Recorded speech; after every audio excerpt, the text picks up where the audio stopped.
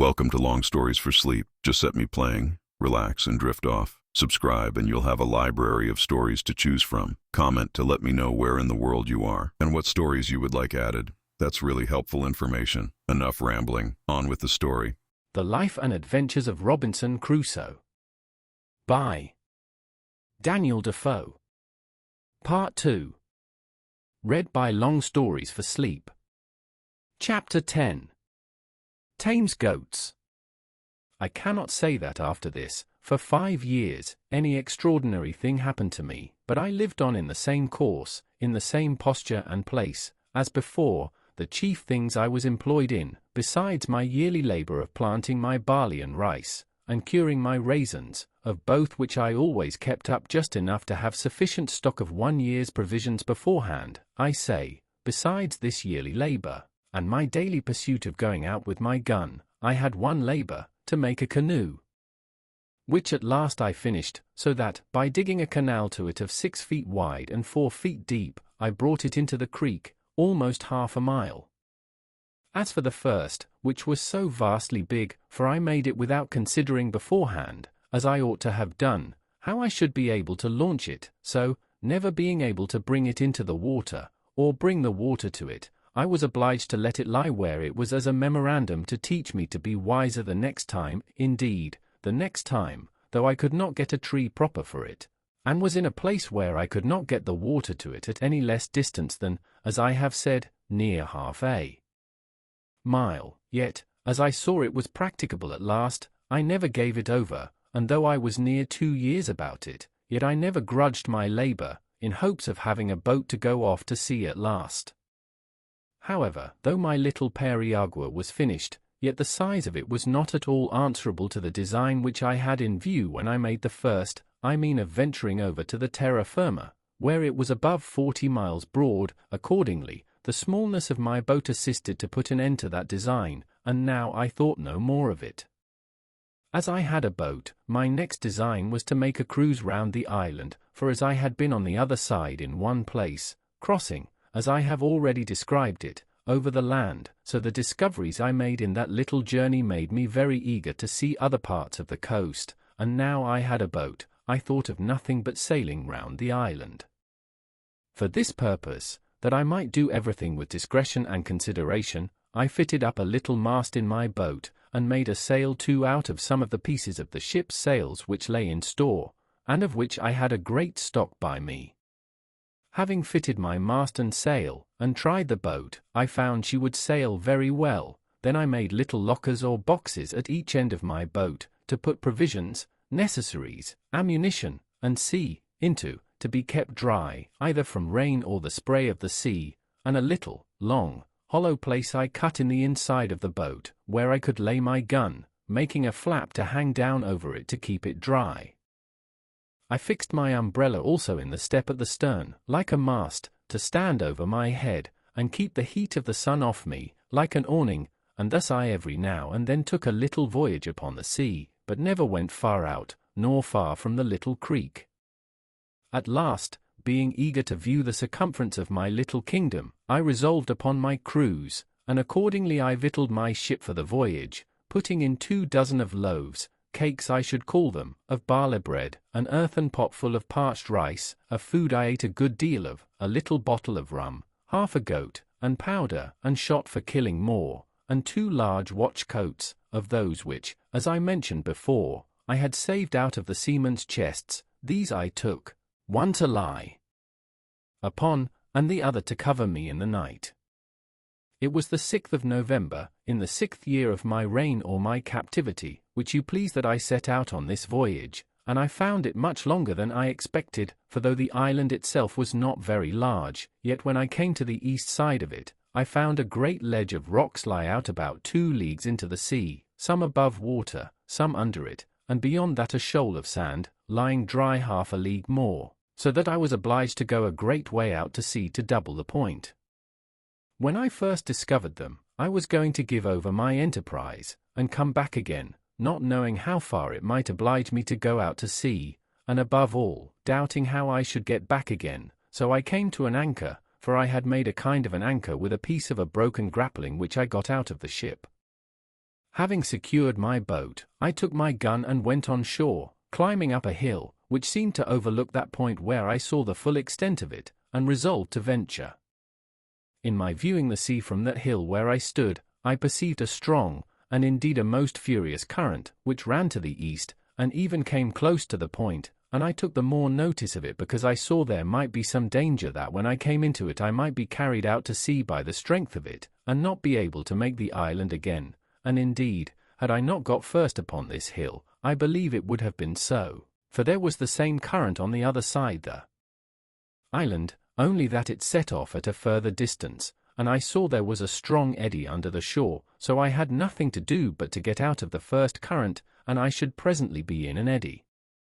I lay here, however, 2 days, because the wind blowing pretty fresh at E&C, and that being just contrary to the current, made a great breach of the sea upon the point, so that it was not safe for me to keep too close to the shore for the breach, nor to go too far off, because of the stream.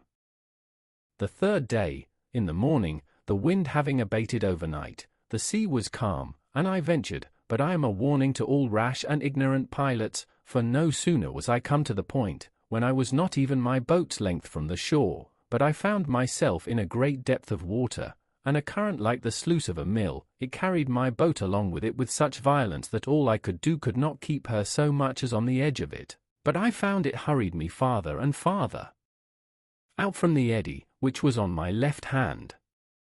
There was no wind stirring to help me, and all I could do with my paddle signified nothing, and now I began to give myself over for lost, for as the current was on both sides of the island, I knew in a few leagues distance they must join again, and then I was irrecoverably gone, nor did I see any possibility of avoiding it, so that I had no prospect before me but of perishing, not by the sea, for that was calm enough, but of starving from hunger.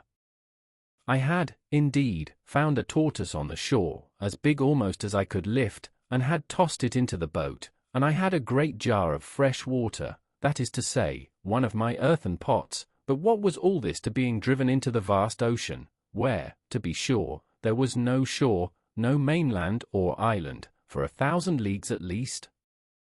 And now I saw how easy it was for the providence of God to make even the most miserable condition of mankind worse. Now I look back upon my desolate, solitary island as the most pleasant place in the world, and all the happiness my heart could wish for was to be but there again. I stretched out my hands to it, with eager wishes. "O happy desert," said I shall never see thee more.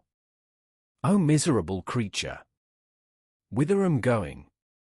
Then I reproached myself with my unthankful temper, and that I had repined at my solitary condition, and now what would I give to be on shore there again? Thus, we never see the true state of our condition till it is illustrated to us by its contraries, nor know how to value what we enjoy, but by the want of it.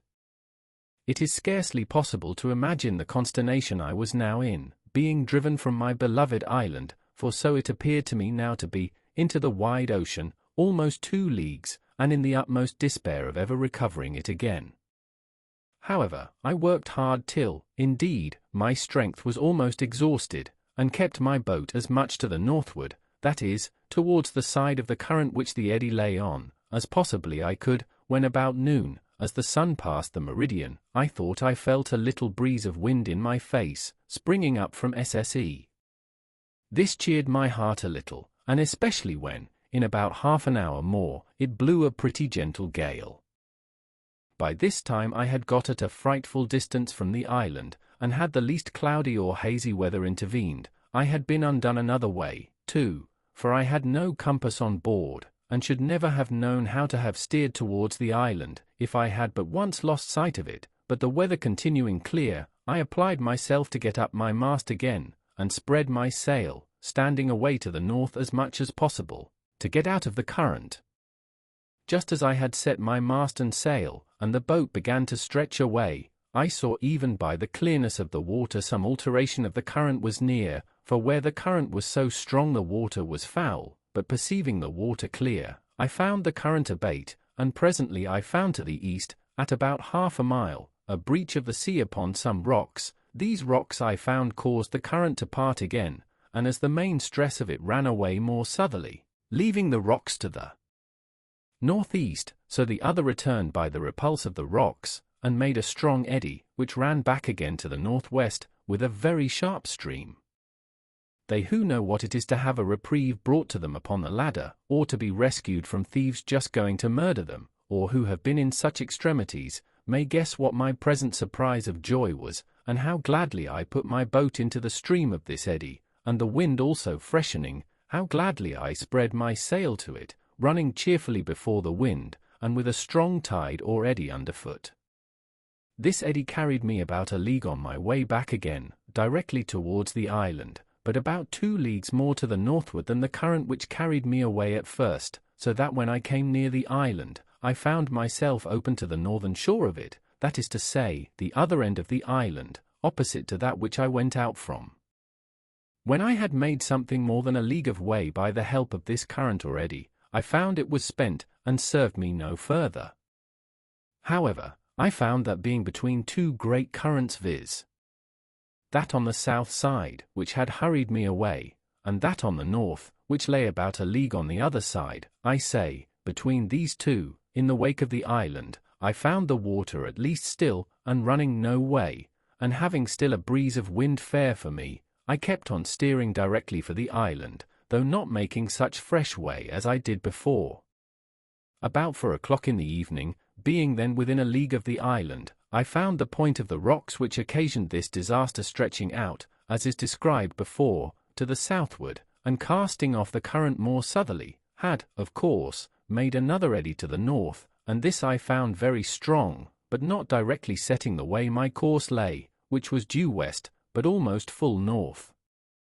However, having a fresh gale, I stretched across this eddy, slanting northwest, and in about an hour came within about a mile of the shore, where, it being smooth water, I soon got to land.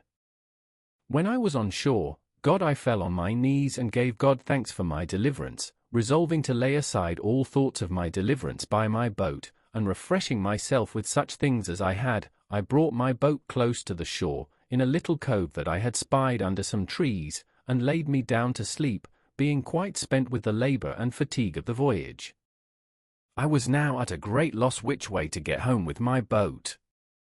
I had run so much hazard, and knew too much of the case, to think of attempting it by the way I went out, and what might be at the other side, I mean the west side, I knew not, nor had I any mind to run any more ventures, so I resolved on the next morning to make my way westward along the shore, and to see if there was no creek where I might lay up my frigate in safety, so as to have her again if I wanted her. In about 3 miles or thereabouts, coasting the shore, I came to a very good inlet or bay, about a mile over, which narrowed till it came to a very little rivulet or brook, where I found a very convenient harbour for my boat, and where she lay as if she had been in a little dock made on purpose for her. Here I put in, and having stowed my boat very safe, I went on shore to look about me, and see where I was. I soon found I had but a little pass by the place where I had been before, when I travelled on foot to that shore, so taking nothing out of my boat but my gun and umbrella, for it was exceedingly hot, I began my march. The way was comfortable enough after such a voyage as I had been upon, and I reached my old bower in the evening, where I found everything standing as I left it, for I always kept it in good order, being, as I said before, my country house. I got over the fence, and laid me down in the shade to rest my limbs, for I was very weary, and fell asleep, but judge you, if you can, that read my story, what a surprise I must be in when I was awoken out of my sleep by a voice calling me by my name several times, Robin, Robin, Robin Crusoe, poor Robin Crusoe. Where are you, Robin Crusoe? Where are you? Where have you been? I was so dead asleep at first, being fatigued with rowing, all part of the day, and with walking the latter part, that I did not wake thoroughly, but dozing thought I dreamed that somebody spoke to me, but as the voice continued to repeat, Robin Crusoe, at last I began to wake more perfectly, and was at first dreadfully frightened, and started up in the utmost consternation, but no sooner were my eyes open, but I saw my Pole sitting on the top of the hedge, and immediately knew that it was he that spoke to me, for just in such bemoaning language I had used to talk to him and teach him, and he had learned it so perfectly that he would sit upon my finger, and lay his bill close to my face and cry, "Poor Robin Crusoe! Where are you? Where have you been? How came you here?" and such things as I had taught him. However, even though I knew it was the parrot, and that indeed it could be nobody else, it was a good while before I could compose myself. First, I was amazed how the creature got thither, and then, how he should just keep about the place, and nowhere else. But as I was well satisfied it could be nobody but honest Poll, I got over it, and holding out my hand, and calling him by his name, Poll, the sociable creature came to me, and sat upon my thumb, as he used to do, and continued talking to me, "Poor Robin Crusoe! And how did I come here? And where had I been?" just as if he had been overjoyed to see me again, and so I carried him home along with me. I had now had enough of rambling to sea for some time, and had enough to do for many days to sit still and reflect upon the danger I had been in. I would have been very glad to have had my boat again on my side of the island, but I knew not how it was practicable to get it about. As to the east side of the island, which I had gone round, I knew well enough there was no venturing that way, my very heart would shrink, and my very blood run chill, but to think of it, and as to the other side of the island, I did not know how it might be there, but supposing the current ran with the same force against the shore at the east as it passed by it on the other, I might run the same risk of being driven down the stream, and carried by the island, as I had been before of being carried away from it. So with these thoughts, I contented myself to be without any boat, though it had been the product of so many months' labor to make it, and of so many more to get it into the sea. In this government of my temper I remained near a year, and lived a very sedate, retired life, as you may well suppose, and my thoughts being very much composed as to my condition, and fully comforted in resigning myself to the dispositions of Providence, I thought I lived really very happily in all things except that of society. I improved myself in this time in all the mechanic exercises which my necessities put me upon applying myself to, and I believe I should, upon occasion, have made a very good carpenter, especially considering how few tools I had. Besides this, I arrived at an unexpected perfection in my earthenware, and contrived well enough to make them with a wheel, which I found infinitely easier and better, because I made things round and shaped, which before were filthy things indeed to look on. But I think I was never more vain of my own performance, or more joyful for anything I found out, than for my being able to make a tobacco pipe, and though it was a very ugly, clumsy thing when it was done, and only burned red, like other earthenware, yet as it was hard and firm, and would draw the smoke, I was exceedingly comforted with it, for I had been always used to smoke, and there were pipes in the ship, but I forgot them at first, not thinking there was tobacco in the island, and afterwards, when I searched the ship again, I could not come at any pipes. In my wickerware also I improved much, and made abundance of necessary baskets, as well as my invention showed me, though not very handsome, yet they were such as were very handy and convenient for laying things up in, or fetching things home. For example, if I killed a goat abroad, I could hang it up in a tree, flay it, dress it, and cut it in pieces, and bring it home in a basket, and the like by a turtle, I could cut it up, take out the eggs and a piece or two of the flesh, which was enough for me, and bring them home in a basket, and leave the rest behind me. Also, large deep baskets were the receivers of my corn, which I always rubbed out as soon as it was dry and cured, and kept it in great baskets. I began now to perceive my powder abated considerably. This was a want which it was impossible for me to supply, and I began seriously to consider what I must do when I should have no more powder, that is to say, how I should kill any goats. I had, as is observed in the 3rd year of my being here, kept a young kid, and bred her up tame, and I was in hopes of getting a he-goat, but I could not by any means bring it to pass, till my kid grew an old goat, and as I could never find in my heart to kill her, she died at last of mere age. But being now in the 11th year of my residence, and, as I have said, my ammunition growing low, I set myself to study some art to trap and snare the goats, to see whether I could not catch some of them alive, and particularly I wanted a she-goat great with young. For this purpose I made snares to hamper them, and I do believe they were more than once taken in them, but my tackle was not good, for I had no wire, and I always found them broken and my bait devoured.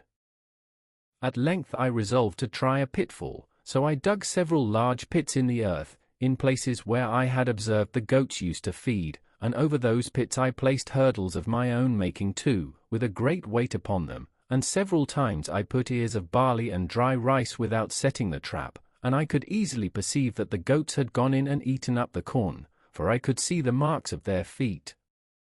At length I set 3 traps in one night, and going the next morning I found them, all standing, and yet the bait eaten and gone. This was very discouraging.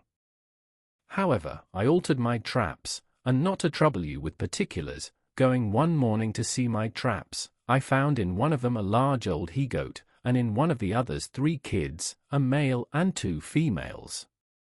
As to the old one, I knew not what to do with him. He was so fierce I durst not go into the pit to him, that is to say, to bring him away alive, which was what I wanted.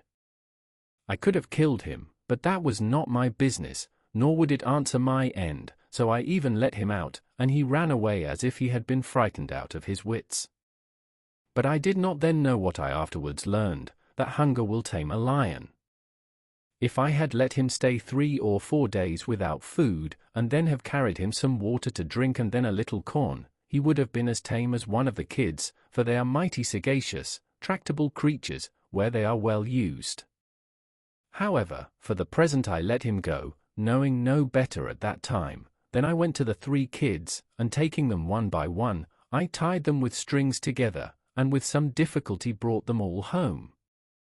It was a good while before they would feed, but throwing them some sweet corn, it tempted them, and they began to be tame. And now I found that if I expected to supply myself with goat's flesh, when I had no powder or shot left, breeding some up tame was my only way, when, perhaps, I might have them about my house like a flock of sheep. But then it occurred to me that I must keep the tame from the wild, or else they would always run wild when they grew up, and the only way for this was to have some enclosed piece of ground, well fenced either with hedge or pale, to keep them in so effectually, that those within might not break out, or those without break in. This was a great undertaking for one pair of hands, yet, as I saw there was an absolute necessity for doing it, my first work was to find out a proper piece of ground, where there was likely to be herbage for them to eat, water for them to drink, and cover to keep them from the sun. Those who understand such enclosures will think I had very little contrivance when I pitched upon a place very proper for all these, being a plain, open piece of meadow land, or savanna, as our people call it in the western colonies, which had 2 or 3 little drills of fresh water in it, and at one end was very woody. I say, they will smile at my forecast, when I shall tell them I began by enclosing this piece of ground in such a manner that my hedge or pale must have been at least 2 miles about.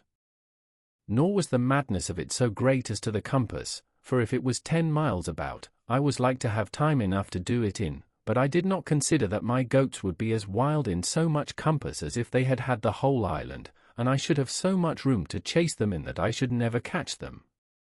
My hedge was begun and carried on, I believe, about 50 yards when this thought occurred to me, so I presently stopped short, and, for the beginning, I resolved to enclose a piece of about 150 yards in length, and 100 yards in breadth, which, as it would maintain as many as I should have in any reasonable time, so, as my stock increased, I could add more ground to my enclosure. This was acting with some prudence, and I went to work with courage. I was about 3 months hedging in the first piece, and, till I had done it, I tethered the 3 kids in the best part of it, and used them to feed as near me as possible, to make them familiar, and very often I would go and carry them some ears of barley, or a handful of rice, and feed them out of my hand, so that after my enclosure was finished and I let them loose, they would follow me up and down, bleating after me for a handful of corn. This answered my end, and in about 1.5 years I had a flock of about 12 goats, kids and all, and in 2 years more I had 43, besides several that I took and killed for my food. After that, I enclosed 5 several pieces of ground to feed them in, with little pens to drive them to take them as I wanted, and gates out of one piece of ground into another. But this was not all, for now I not only had goat's flesh to feed on when I pleased, but milk too, a thing which, indeed, in the beginning, I did not so much as think of, and which, when it came into my thoughts, was really an agreeable surprise, for now I set up my dairy, and had sometimes a gallon or two of milk in a day.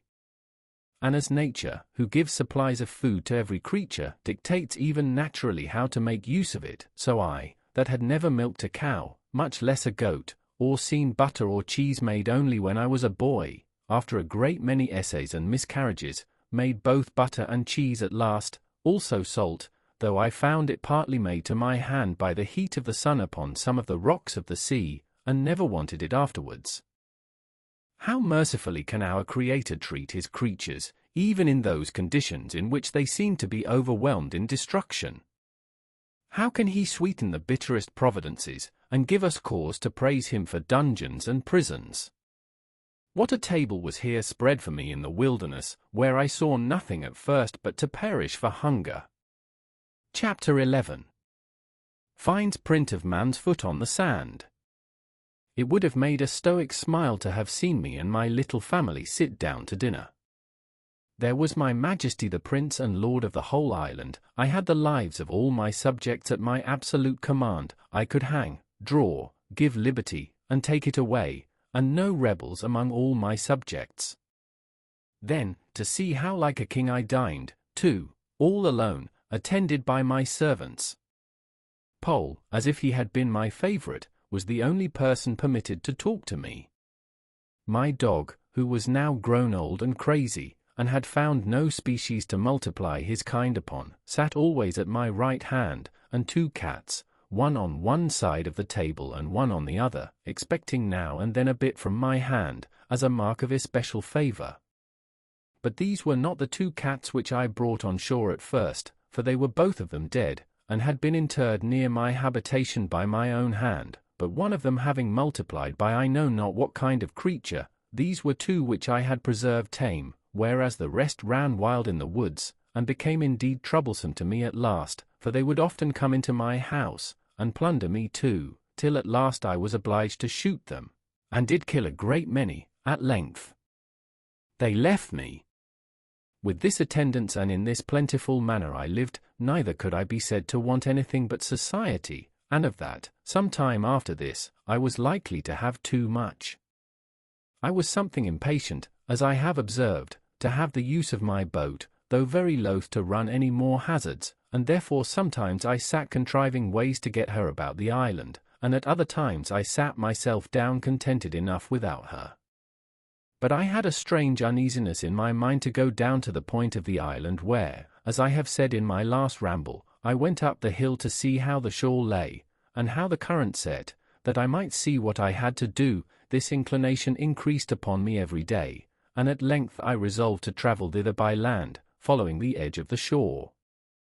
I did so, but had any one in England met such a man as I was, it must either have frightened him, or raised a great deal of laughter, and as I frequently stood still to look at myself, I could not but smile at the notion of my travelling through Yorkshire with such an equipage, and in such a dress.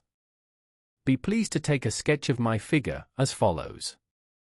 I had a great high shapeless cap, made of a goat's skin, with a flap hanging down behind, as well to keep the sun from me as to shoot the rain off from running into my neck, nothing being so hurtful in these climates as the rain upon the flesh under the clothes.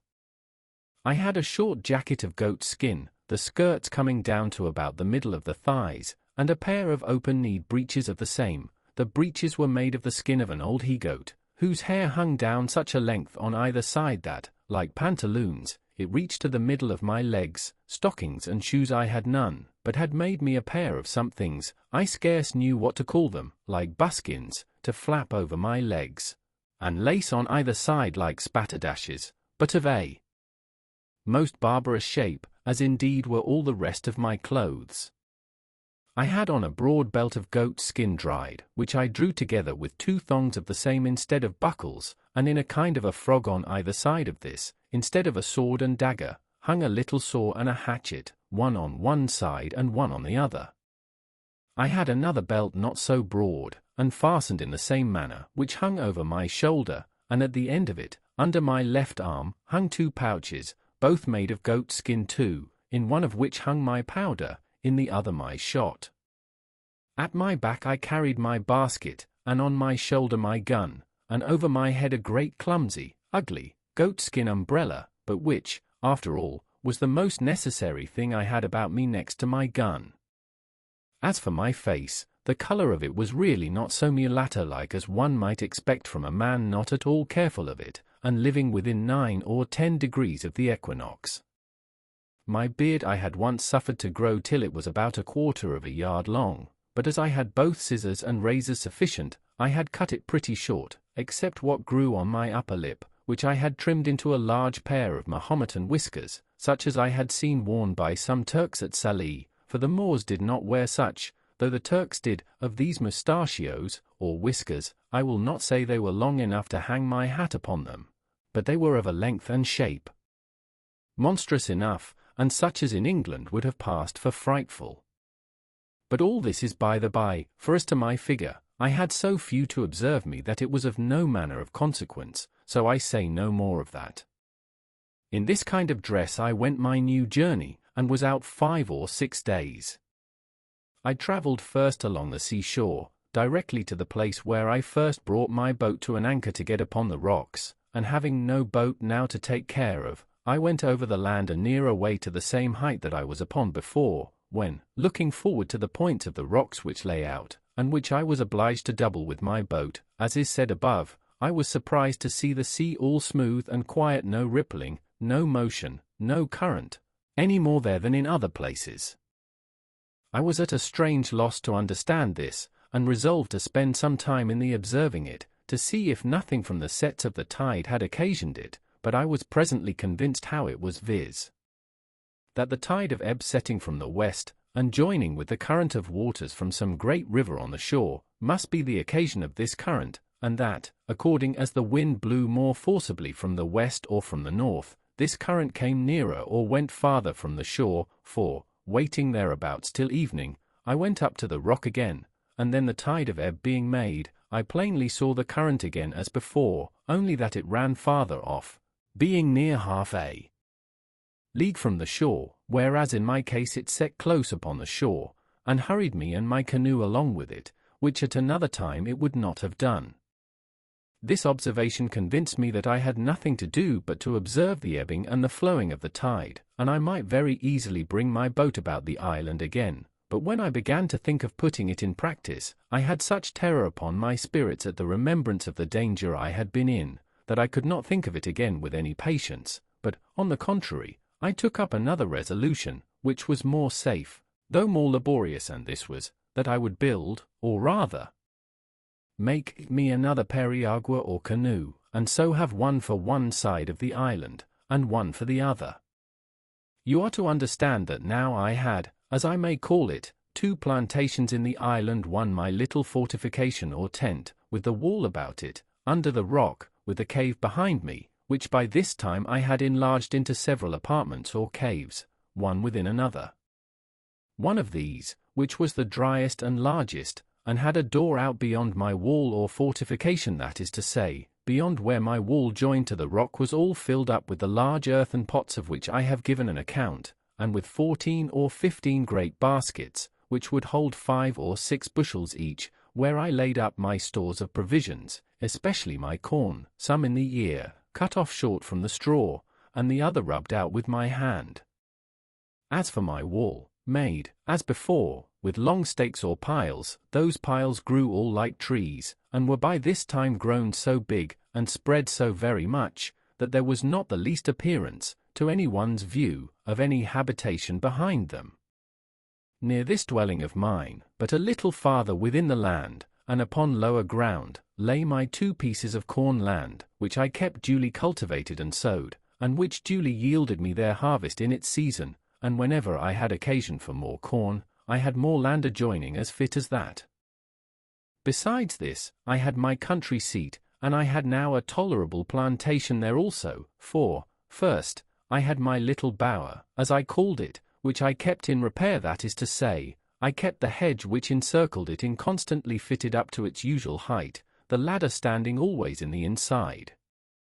I kept the trees, which at first were no more than stakes, but were now grown very firm and tall, always cut so that they might spread and grow thick and wild, and make the more agreeable shade, which they did effectually to my mind.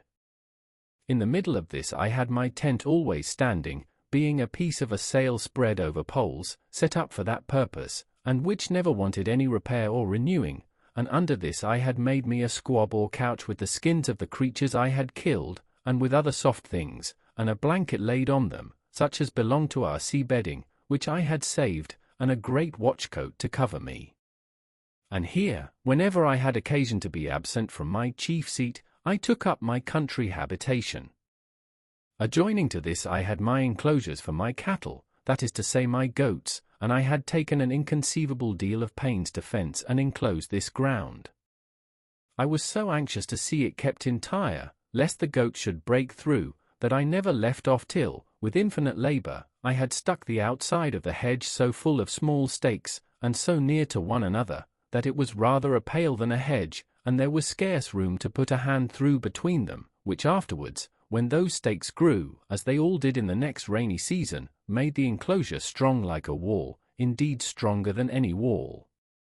This will testify for me that I was not idle, and that I spared no pains to bring to pass whatever appeared necessary for my comfortable support, for I considered the keeping up a breed of tame creatures thus at my hand would be a living magazine of flesh, milk, butter, and cheese for me as long as I lived in the place, if it were to be 40 years, and that keeping them in my reach depended entirely upon my perfecting my enclosures to such a degree that I might be sure of keeping them together. Which by this method, indeed, I so effectually secured, that when these little stakes began to grow, I had planted them so very thick that I was forced to pull some of them up again. In this place also I had my grapes growing, which I principally depended on for my winter store of raisins, and which I never failed to preserve very carefully, as the best and most agreeable dainty of my whole diet, and indeed they were not only agreeable, but medicinal, wholesome, nourishing, and refreshing to the last degree. As this was also about halfway between my other habitation and the place where I had laid up my boat, I generally stayed and lay here in my way thither, for I used frequently to visit my boat, and I kept all things about or belonging to her in very good order. Sometimes I went out in her to divert myself, but no more hazardous voyages would I go, scarcely ever above a stone's cast or two from the shore. I was so apprehensive of being hurried out of my knowledge again by the currents or winds, or any other accident. But now I come to a new scene of my life.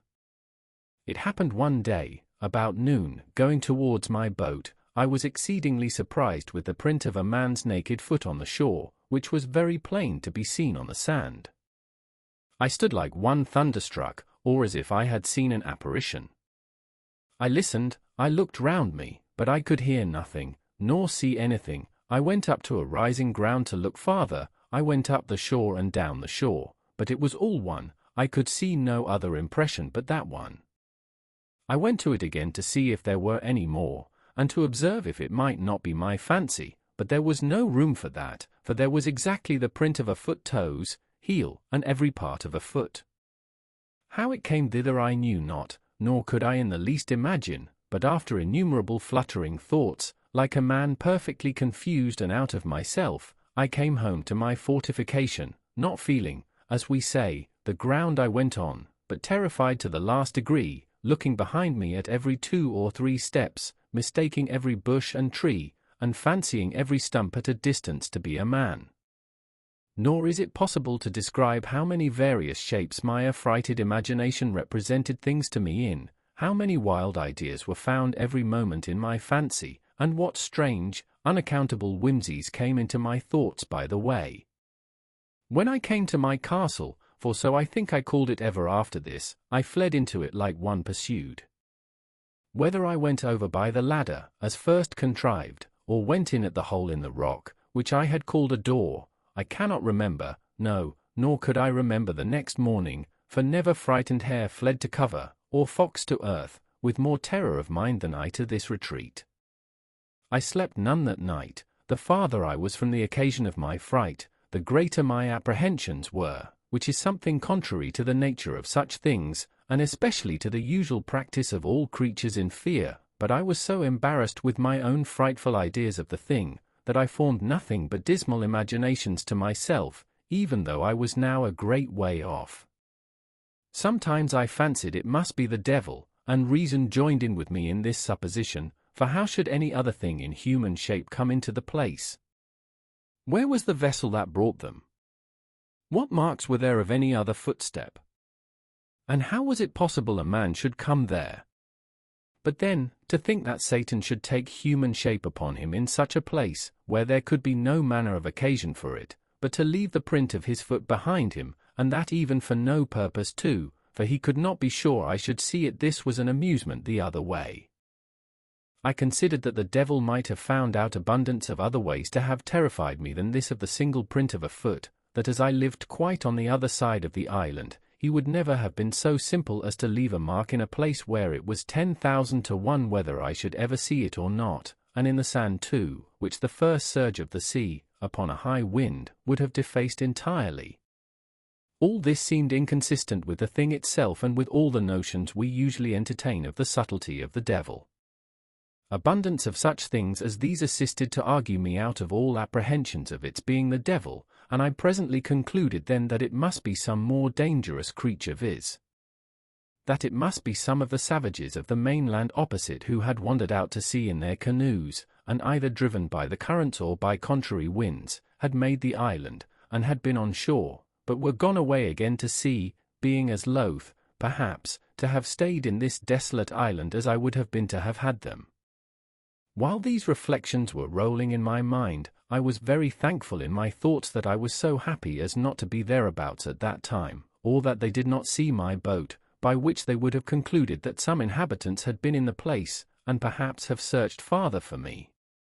Then terrible thoughts racked my imagination about their having found out my boat, and that there were people here, and that, if so, I should certainly have them come again in greater numbers and devour me, that if it should happen that they should not find me, yet they would find my enclosure, destroy all my corn, and carry away all my flock of tame goats, and I should perish at last for mere want. Thus my fear banished all my religious hope, all that former confidence in God, which was founded upon such wonderful experience as I had had of his goodness, as if he that had fed me by miracle hitherto could not preserve, by his power, the provision which he had made for me by his goodness. I reproached myself with my laziness, that would not sow any more corn 1 year than would just serve me till the next season, as if no accident could intervene to prevent my enjoying the crop that was upon the ground, and this I thought so just a reproof, that I resolved for the future to have 2 or 3 years' corn beforehand, so that, whatever might come, I might not perish for want of bread. How strange a chequerwork of Providence is the life of man! And by what secret different springs are the affections hurried about, as different circumstances present? Today we love what tomorrow we hate, today we seek what tomorrow we shun, today we desire what tomorrow we fear, nay, even tremble at the apprehensions of. This was exemplified in me, at this time, in the most lively manner imaginable, for I, whose only affliction was that I seemed banished from human society, that I was alone, circumscribed by the boundless ocean, cut off from mankind, and condemned to what I call silent life, that I was as one whom heaven thought not worthy to be numbered among the living, or to appear among the rest of his creatures, that to have seen one of my own species would have seemed to me a raising me from death to life. And the greatest blessing that heaven itself, next to the supreme blessing of salvation, could bestow, I say, that I should now tremble at the very apprehensions of seeing a man, and was ready to sink into the ground at but the shadow or silent appearance of a man having set his foot in the island. Such is the uneven state of human life, and it afforded me a great many curious speculations afterwards, when I had a little recovered my first surprise. I considered that this was the station of life the infinitely wise and good providence of God had determined for me, that as I could not foresee what the ends of divine wisdom might be in all this, so I was not to dispute his sovereignty, who, as I was his creature, had an undoubted right, by creation, to govern and dispose of me absolutely as he thought fit, and who, as I was a creature that had offended him, had likewise a judicial right to condemn me to what punishment he thought fit, and that it was my part to submit to bear his indignation, because I had sinned against him. I then reflected that as God, who was not only righteous but omnipotent, had thought fit thus to punish and afflict me, so he was able to deliver me, that if he did not think fit to do so, it was my unquestioned duty to resign myself absolutely and entirely to his will, and, on the other hand, it was my duty also to hope in him, pray to him, and quietly to attend to the dictates and directions of his daily providence. These thoughts took me up many hours, days, nay, I may say weeks and months, and one particular effect of my cogitations on this occasion I cannot omit. One morning early, lying in my bed, and filled with thoughts about my danger from the appearances of savages, I found it discomposed me very much, upon which these words of the Scripture came into my thoughts: Call upon me in the day of trouble, and I will deliver thee, and thou shalt glorify me. Upon this, rising cheerfully out of my bed, my heart was not only comforted, but I was guided and encouraged to pray earnestly to God for deliverance. When I had done praying, I took up my Bible, and opening it to read, the first words that presented to me were, Wait on the Lord, and be of good cheer, and he shall strengthen thy heart. Wait, I say, on the Lord. It is impossible to express the comfort this gave me. In answer, I thankfully laid down the book, and was no more sad, at least on that occasion. In the middle of these cogitations, apprehensions, and reflections, it came into my thoughts one day that all this might be a mere chimera of my own, and that this foot might be the print of my own foot. When I came on shore from my boat, this cheered me up a little, too, and I began to persuade myself it was all a delusion, that it was nothing else but my own foot, and why might I not come that way from the boat, as well as I was going that way to the boat? Again, I considered also that I could by no means tell for certain where I had trod, and where I had not, and that if, at last, this was only the print of my own foot, I had played the part of those fools who try to make stories of spectres and apparitions, and then are frightened at them more than anybody. Now I began to take courage, and to peep abroad again, for I had not stirred out of my castle for 3 days and nights, so that I began to starve for provisions, for I had little or nothing within doors but some barley cakes and water. Then I knew that my goats wanted to be milked too, which usually was my evening diversion, and the poor creatures were in great pain and inconvenience for want of it, and, indeed, it almost spoiled some of them, and almost dried up their milk. Encouraging myself, therefore, with the belief that this was nothing but the print of one of my own feet, and that I might be truly said to start at my own shadow, I began to go abroad again, and went to my country house to milk my flock, but to see with what fear I went forward, how often I looked behind me, how I was ready every now and then to lay down my basket and run for my life. It would have made any one have thought I was haunted with an evil conscience, or that I had been lately most terribly frightened, and so, indeed, I had. However, I went down thus 2 or 3 days, and having seen nothing, I began to be a little bolder, and to think there was really nothing in it but my own imagination, but I could not persuade myself fully of this till I should go down to the shore again, and see this print of a foot, and measure it by my own, and see if there was any similitude or fitness, that I might be assured it was my own foot. But when I came to the place, first, it appeared evidently to me that when I laid up my boat, I could not possibly be on shore anywhere thereabouts. Secondly, when I came to measure the mark with my own foot, I found my foot not so large by a great deal. Both these things filled my head with new imaginations, and gave me the vapours again to the highest degree, so that I shook with cold like one in an ague, and I went home again, filled with the belief that some man or men had been on shore there, or, in short, that the island was inhabited, and I might be surprised before I was aware, and what course to take for my security I knew not. Oh, what ridiculous resolutions men take when possessed with fear! It deprives them of the use of those means which reason offers for their relief. The first thing I proposed to myself was, to throw down my enclosures, and turn all my tame cattle wild into the woods, lest the enemy should find them, and then frequent the island in prospect of the same or the like booty. Then the simple thing of digging up my 2 corn fields, lest they should find such a grain there, and still be prompted to frequent the island, then to demolish my bower and tent, that they might not see any vestiges of habitation, and be prompted to look farther, in order to find out the persons inhabiting. These were the subject of the first night's cogitations after I was come home again, while the apprehensions which had so overrun my mind were fresh upon me, and my head was full of vapours. Thus, fear of danger is 10,000 times more terrifying than danger itself, when apparent to the eyes, and we find the burden of anxiety greater, by much, than the evil which we are anxious about. And what was worse than all this, I had not that relief in this trouble that from the resignation I used to practice I hoped to have. I looked, I thought, like Saul, who complained not only that the Philistines were upon him, but that God had forsaken him, for I did not now take due ways to compose my mind, by crying to God in my distress, and resting upon his providence, as I had done before, for my defense and deliverance, which, if I had done, I had at least been more cheerfully supported under this new surprise, and perhaps carried through it with more resolution. This confusion of my thoughts kept me awake all night, but in the morning I fell asleep, and having, by the amusement of my mind, been as it were tired, and my spirits exhausted, I slept very soundly, and waked much better composed than I had ever been before.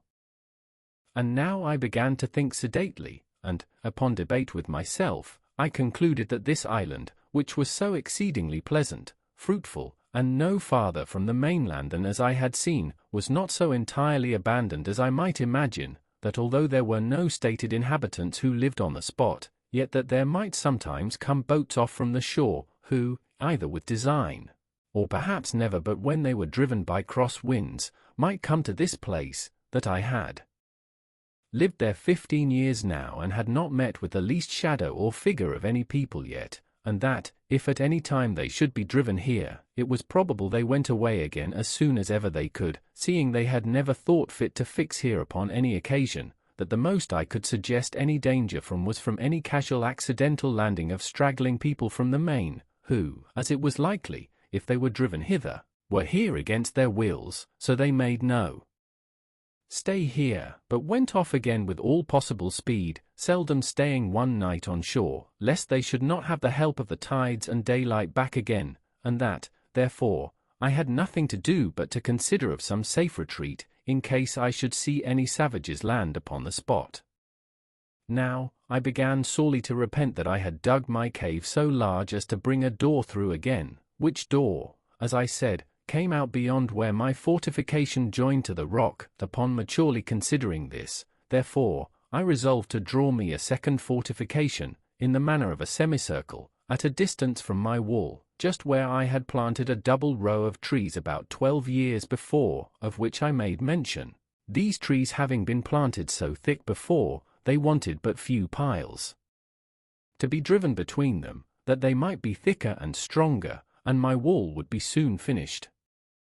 So that I had now a double wall, and my outer wall was thickened with pieces of timber, old cables, and everything I could think of, to make it strong, having in it 7 little holes, about as big as I might put my arm out at. In the inside of this I thickened my wall to about 10 feet thick, with continually bringing earth out of my cave, and laying it at the foot of the wall, and walking upon it, and through the 7 holes I contrived to plant the muskets, of which I took notice that I had got 7 on shore out of the ship. These I planted like my cannon, and fitted them into frames, that held them like a carriage, so that I could fire all the 7 guns in 2 minutes' time. This wall I was many a weary month in finishing, and yet never thought myself safe till it was done. When this was done I stuck all the ground without my wall, for a great length every way, as full with stakes or sticks of the osier-like wood, which I found so apt to grow, as they could well stand, insomuch that I believe I might set in near 20,000 of them, leaving a pretty large space between them and my wall, that I might have room to see an enemy, and they might have no shelter from the young trees, if they attempted to approach my outer wall. Thus in 2 years' time I had a thick grove, and in 5 or 6 years' time I had a wood before my dwelling, growing so monstrously thick and strong that it was indeed perfectly impassable, and no men, of what kind soever, could ever imagine that there was anything beyond it, much less a habitation. As for the way which I proposed to myself to go in and out, for I left no avenue, it was by setting 2 ladders, one to a part of the rock which was low, and then broke in, and left room to place another ladder upon that, so when the 2 ladders were taken down no man living could come down to me without doing himself mischief, and if they had come down, they were still on the outside of my outer wall. Thus I took all the measures human prudence could suggest for my own preservation, and it will be seen at length that they were not altogether without just reason, though I foresaw nothing at that time more than my mere fear suggested to me. Chapter 12. A Cave Retreat. While this was doing, I was not altogether careless of my other affairs, for I had a great concern upon me for my little herd of goats. They were not only a ready supply to me on every occasion, and began to be sufficient for me, without the expense of powder and shot, but also without the fatigue of hunting after the wild ones, and I was loath to lose the advantage of them, and to have them all to nurse up over again. For this purpose, after long consideration, I could think of but 2 ways to preserve them. One was, to find another convenient place to dig a cave underground, and to drive them into it every night, and the other was to enclose 2 or 3 little bits of land, remote from one another, and as much concealed as I could, where I might keep about 6 young goats in each place, so that if any disaster happened to the flock in general, I might be able to raise them again with little trouble and time, and this, though it would require a good deal of time and labor, I thought was the most rational design. Accordingly, I spent some time to find out the most retired parts of the island, and I pitched upon one, which was as private, indeed, as my heart could wish. It was a little damp piece of ground in the middle of the hollow and thick woods, where, as is observed, I almost lost myself once before, endeavoring to come back that way from the eastern part of the island. Here I found a clear piece of land, near 3 acres, so surrounded with woods that it was almost an enclosure by nature. At least, it did not want near so much labor to make it so as the other piece of ground I had worked so hard at.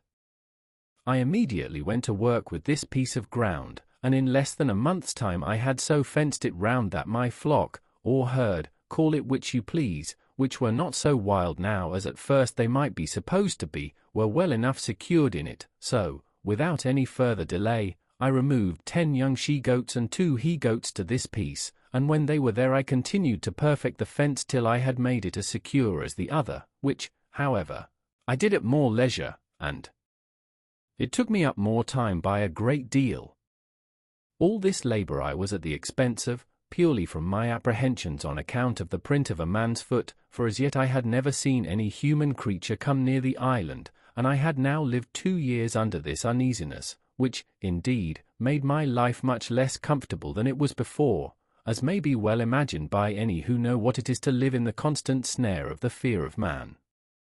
And this I must observe, with grief, too, that the discomposure of my mind had great impression also upon the religious part of my thoughts, for the dread and terror of falling into the hands of savages and cannibals lay so upon my spirits, that I seldom found myself in a due temper for application to my Maker, at least, not with the sedate calmness and resignation of soul which I was wont to do. I rather prayed to God as under great affliction and pressure of mind, surrounded with danger, and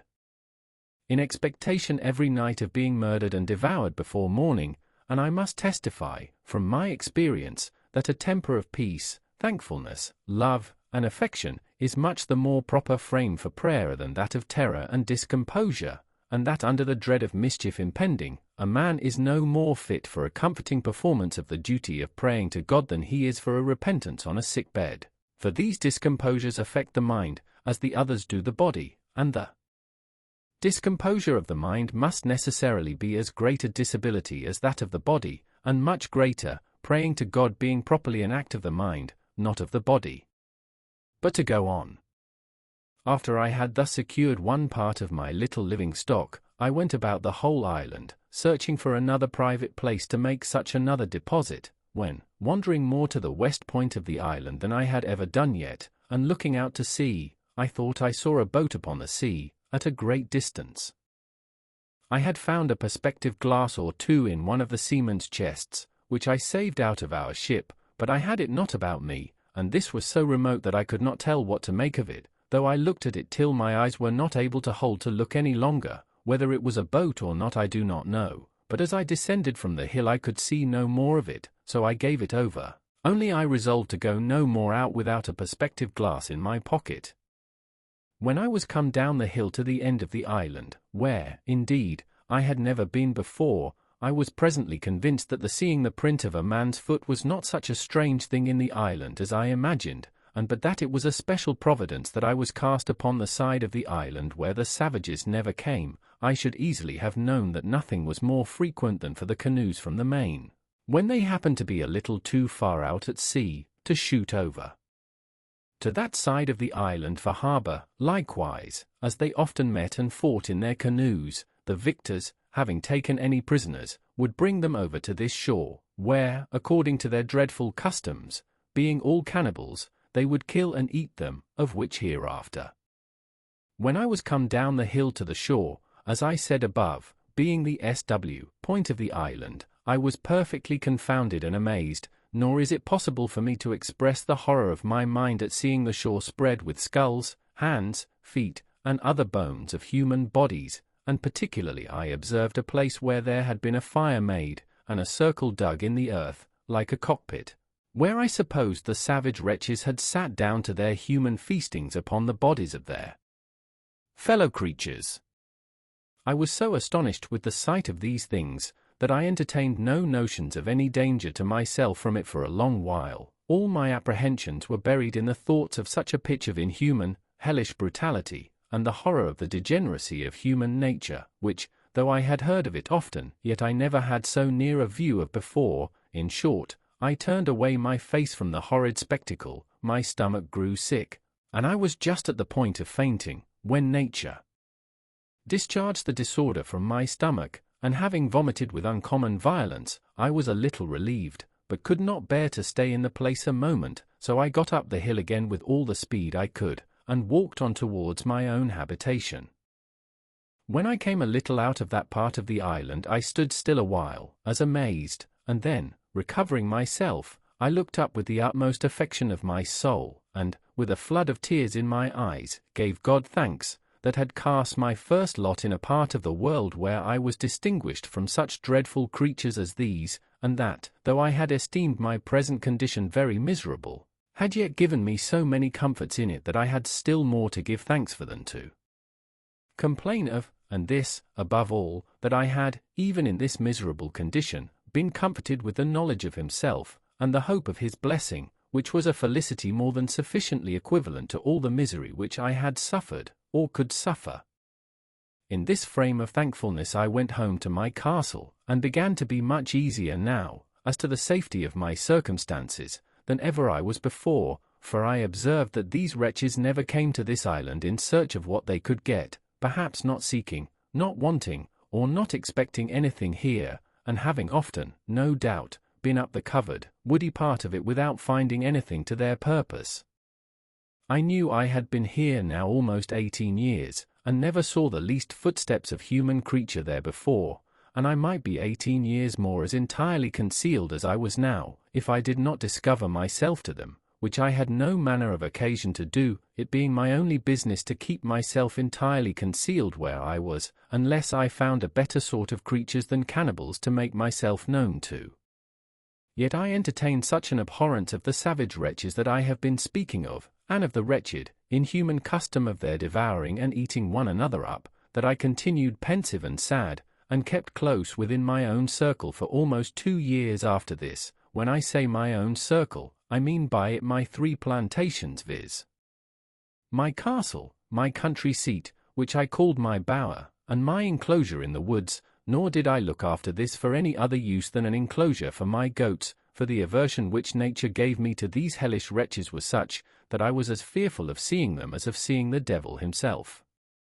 I did not so much as go to look after my boat all this time, but began rather to think of making another, for I could not think of ever making any more attempts to bring the other boat round the island to me, lest I should meet with some of these creatures at sea, in which case, if I had happened to have fallen into their hands, I knew what would have been my lot.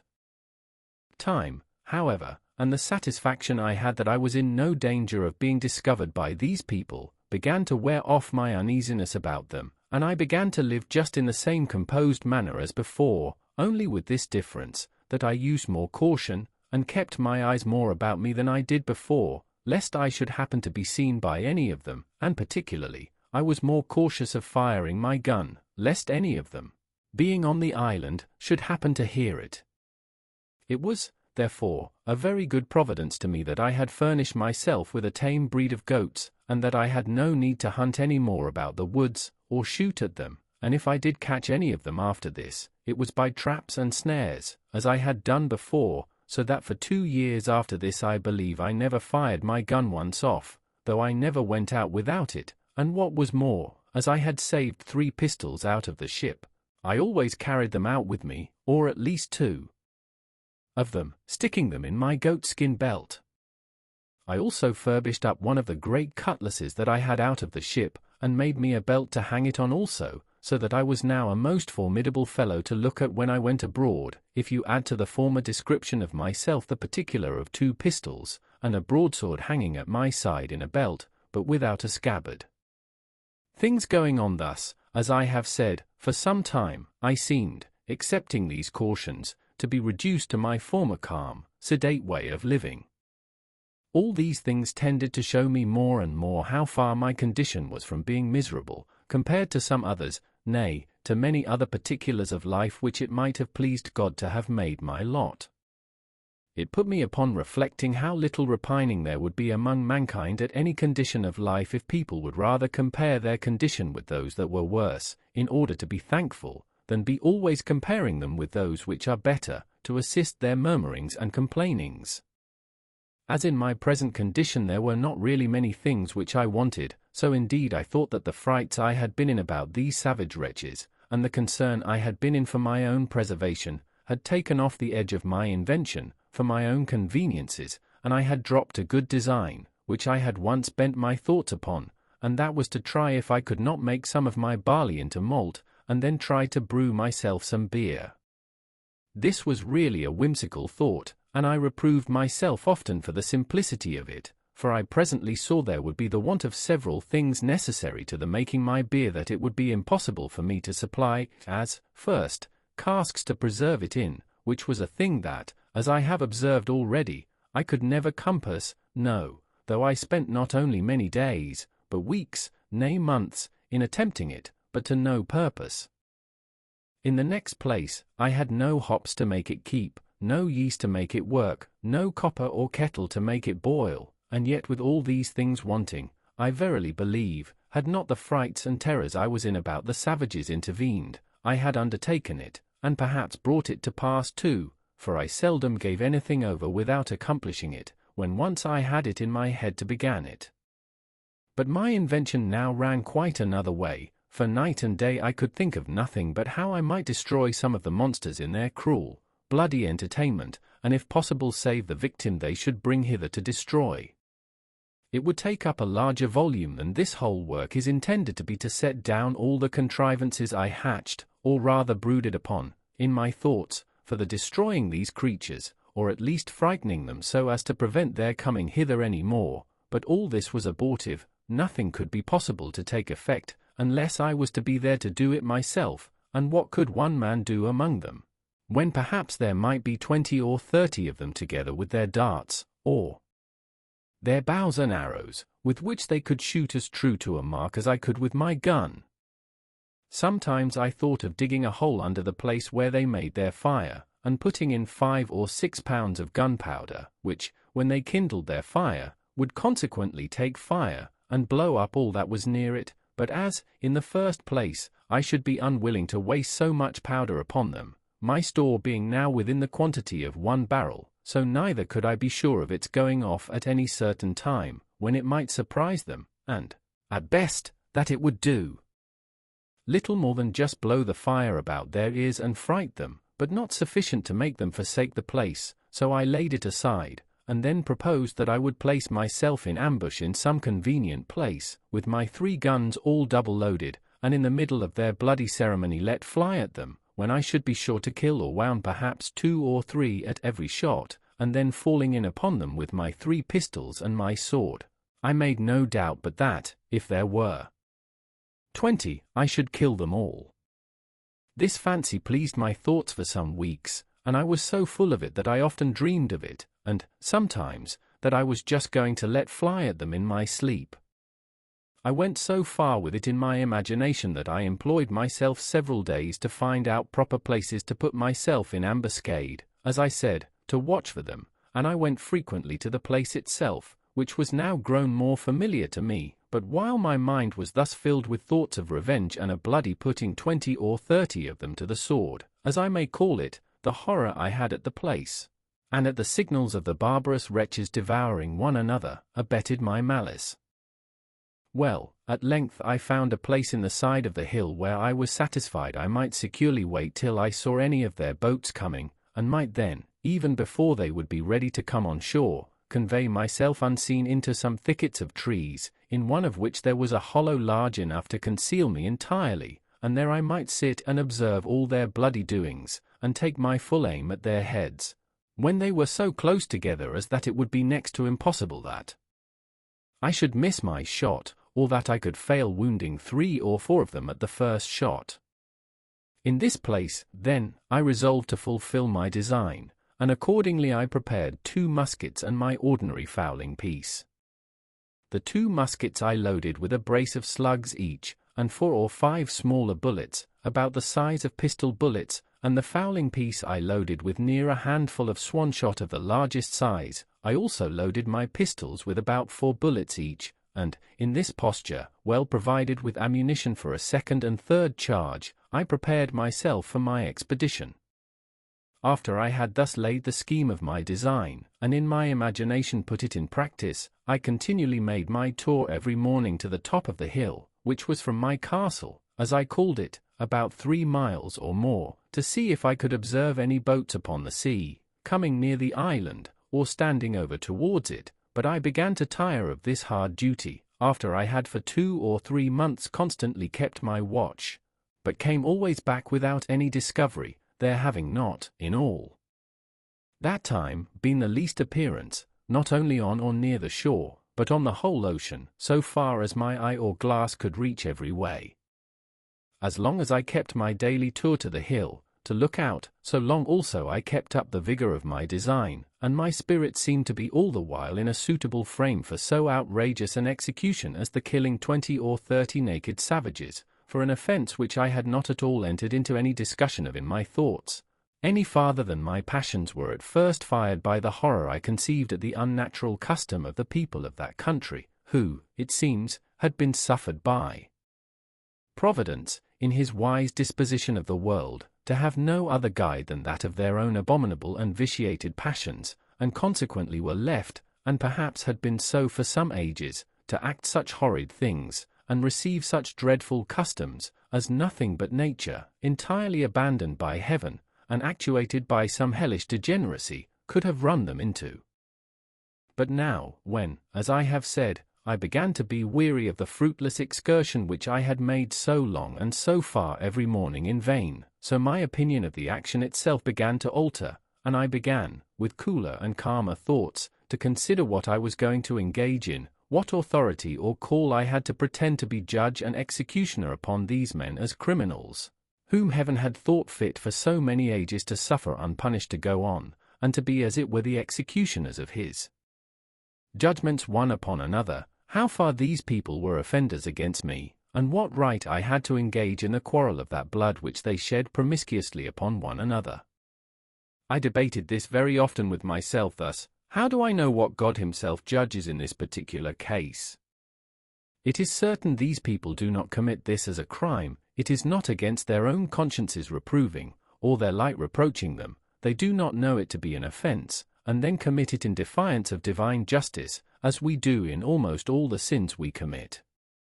They think it no more a crime to kill a captive taken in war than we do to kill an ox, or to eat human flesh than we do to eat mutton.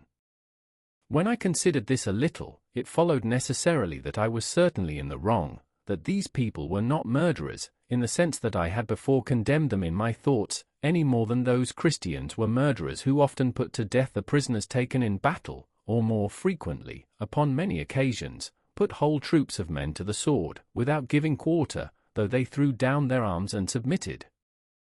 In the next place, it occurred to me that although the usage they gave one another was thus brutish and inhuman, yet it was really nothing to me. These people had done me no injury, that if they attempted, or I saw it necessary, for my immediate preservation, to fall upon them, something might be said for it, but that I was yet out of their power, and they really had no knowledge of me, and consequently no design upon me, and therefore it could not be just for me to fall upon them, that this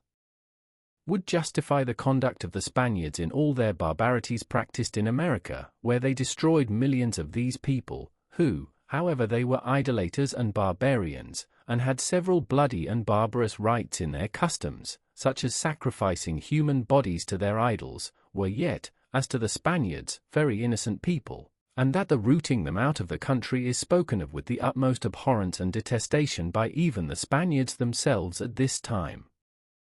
and by all other Christian nations of Europe, as a mere butchery, a bloody and unnatural piece of cruelty, unjustifiable either to God or man, and for which the very name of a Spaniard is reckoned to be frightful and terrible, to all people of humanity or of Christian compassion, as if the kingdom of Spain were particularly eminent for the produce of a race of men who were without principles of tenderness, or the common bowels of pity to the miserable, which is reckoned to be a mark of generous temper in the mind. These considerations really put me to a pause, and to a kind of a full stop, and I began by little and little to be off my design, and to conclude I had taken wrong measures in my resolution to attack the savages, and that it was not my business to meddle with them, unless they first attacked me, and this it was my business, if possible, to prevent, but that, if I were discovered and attacked by them, I knew my duty.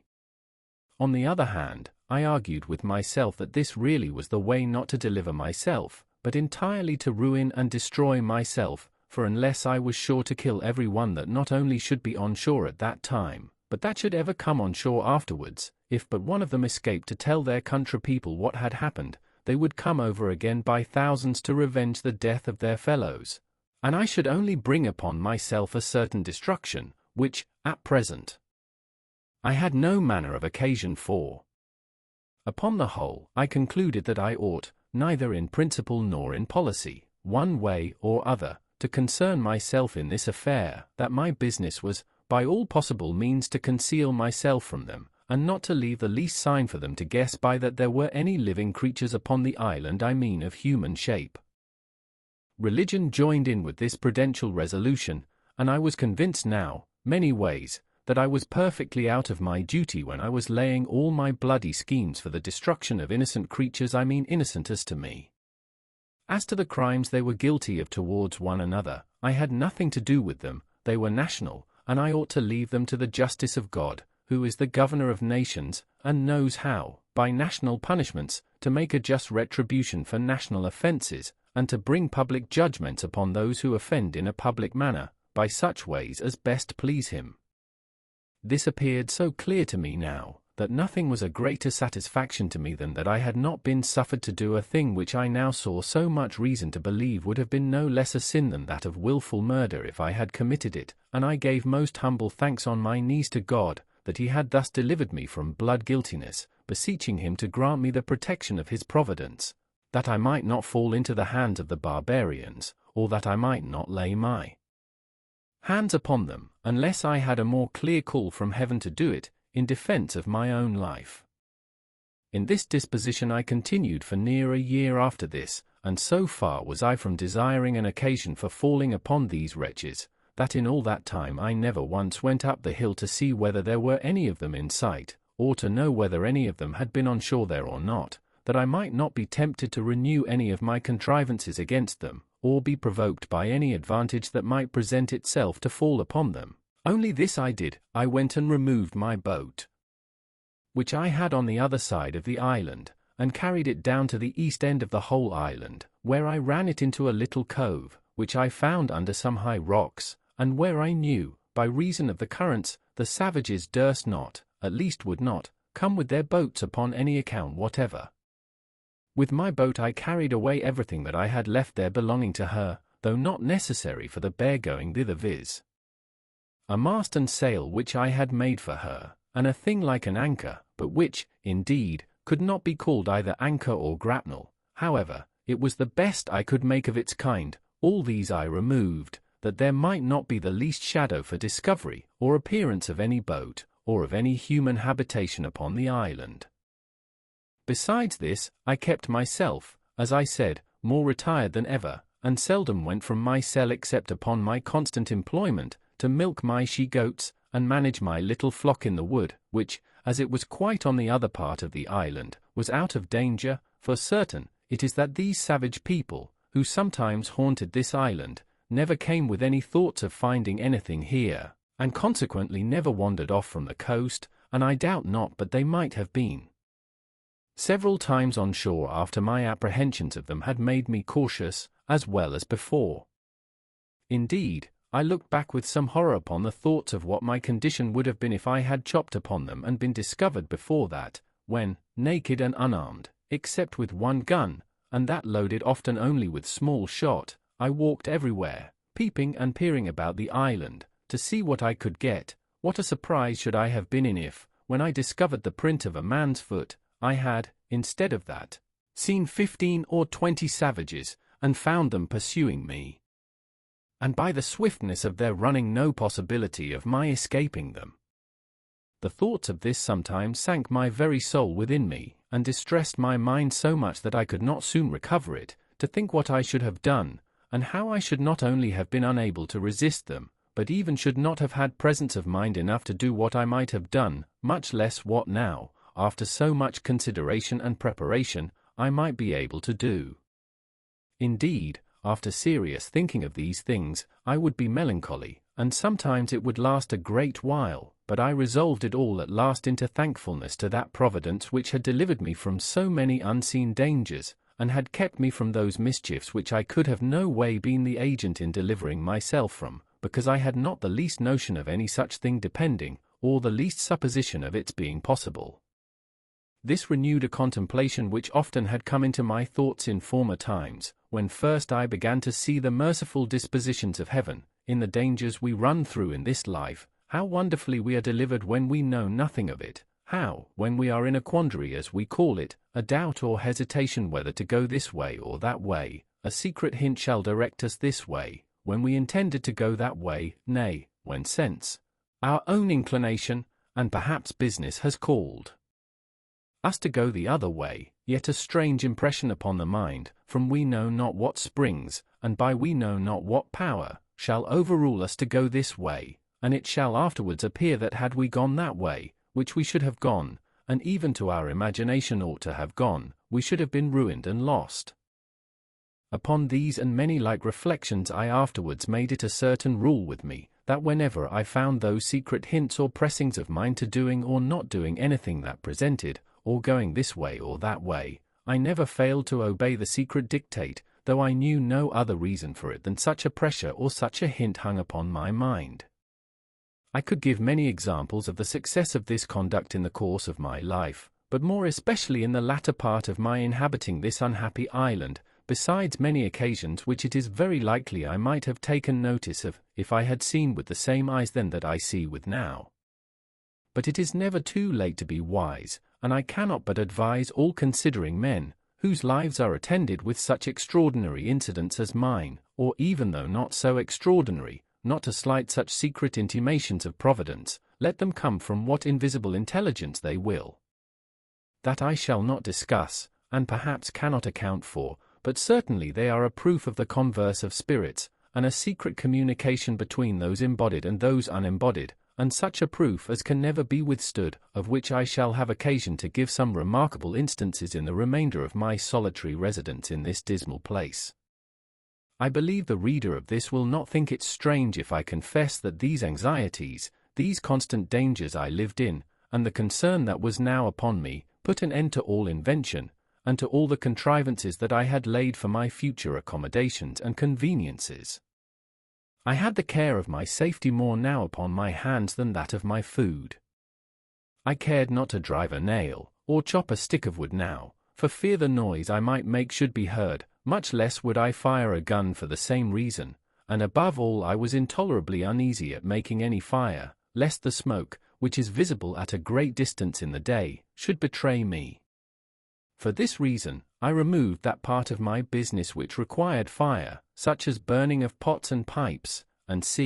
into my new apartment in the woods, where, after I had been some time, I found, to my unspeakable consolation, a mere natural cave in the earth, which went in a vast way, and where, I dare say, no savage, had he been at the mouth of it, would be so hardy as to venture in, nor, indeed, would any man else, but one who, like me, wanted nothing so much as a safe retreat.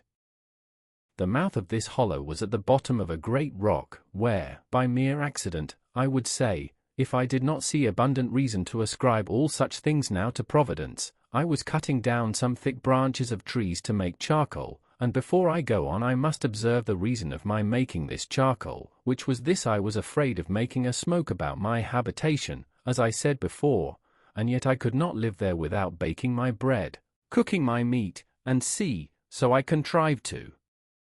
burn some wood here, as I had seen done in England, under turf, till it became chark or dry coal, and then putting the fire out, I preserved the coal to carry home, and perform the other services for which fire was wanting, without danger of smoke. But this is by the by. While I was cutting down some wood here, I perceived that, behind a very thick branch of low brushwood or underwood, there was a kind of hollow place. I was curious to look in it, and getting with difficulty into the mouth of it, I found it was pretty large, that is to say, sufficient for me to stand upright in it, and perhaps another with me, but I must confess to you that I made more haste out than I did in. When looking farther into the place, and which was perfectly dark, I saw two broad, shining eyes of some creature, whether devil or man I knew not, which twinkled like two stars, the dim light from the cave's mouth shining directly in, and making the reflection. However, after some pause I recovered myself, and began to call myself 1,000 fools, and to think that he that was afraid to see the devil was not fit to live 20 years in an island all alone, and that I might well think there was nothing in this cave that was more frightful than myself. Upon this, plucking up my courage, I took up a firebrand, and in I rushed again, with the stick flaming in my hand. I had not gone 3 steps in before I was almost as frightened as before, for I heard a very loud sigh, like that of a man in some pain, and it was followed by a broken noise, as of words half expressed, and then a deep sigh again. I stepped back, and was indeed struck with such a surprise that it put me into a cold sweat, and if I had had a hat on my head, I will not answer for it that my hair might not have lifted it off. But still plucking up my spirits as well as I could, and encouraging myself a little with considering that the power and presence of God was everywhere, and was able to protect me, I stepped forward again, and by the light of the firebrand, holding it up a little over my head, I saw lying on the ground a monstrous, frightful old he-goat, just making his will, as we say, and gasping for life, and dying, indeed, of mere old age. I stirred him a little to see if I could get him out, and he essayed to get up, but was not able to raise himself, and I thought with myself he might even lie there, for if he had frightened me, so he would certainly fright any of the savages, if any of them should be so hardy as to come in there while he had any life in him.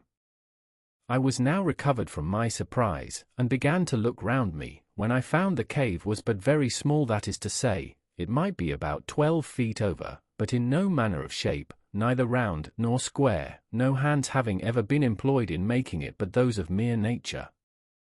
I observed also that there was a place at the farther side of it that went in further, but was so low that it required me to creep upon my hands and knees to go into it, and whither it went I knew not, so, having no candle, I gave it over for that time, but resolved to go again the next day provided with candles and a tinder box, which I had made of the lock of one of the muskets, with some wildfire in the pan.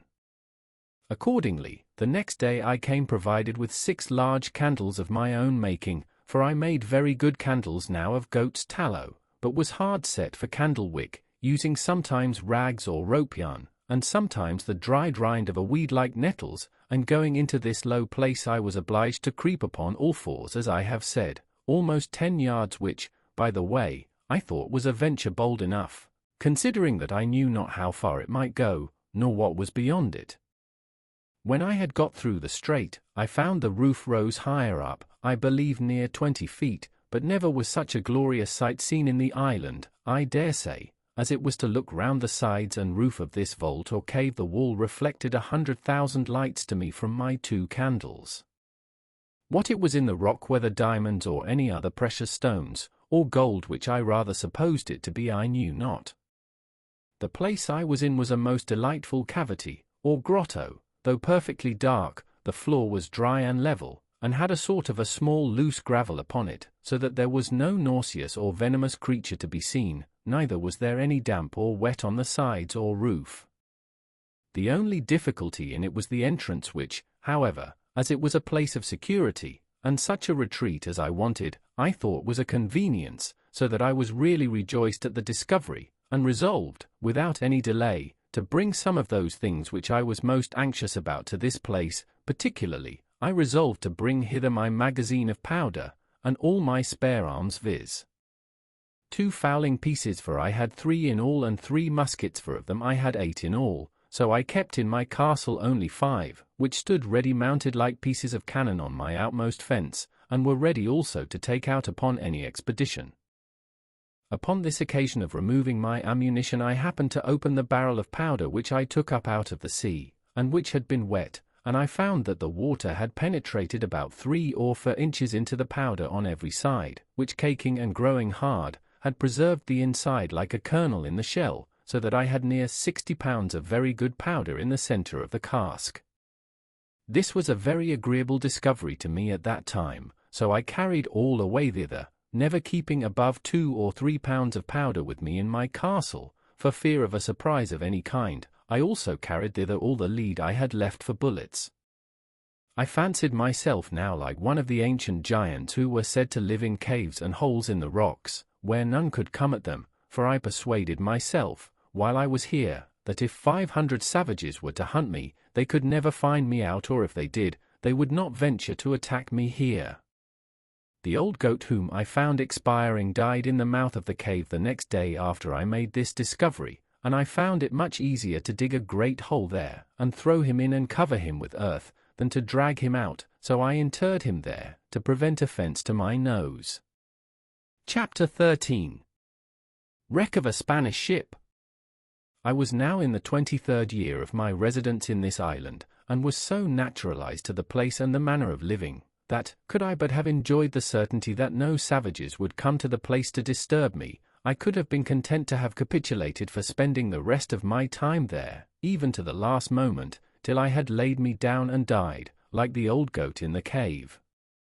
I had also arrived to some little diversions and amusements, which made the time pass a great deal more pleasantly with me than it did before. First, I had taught my Pole, as I noted before, to speak, and he did it so familiarly, and talked so articulately and plain, that it was very pleasant to me, and he lived with me no less than 26 years.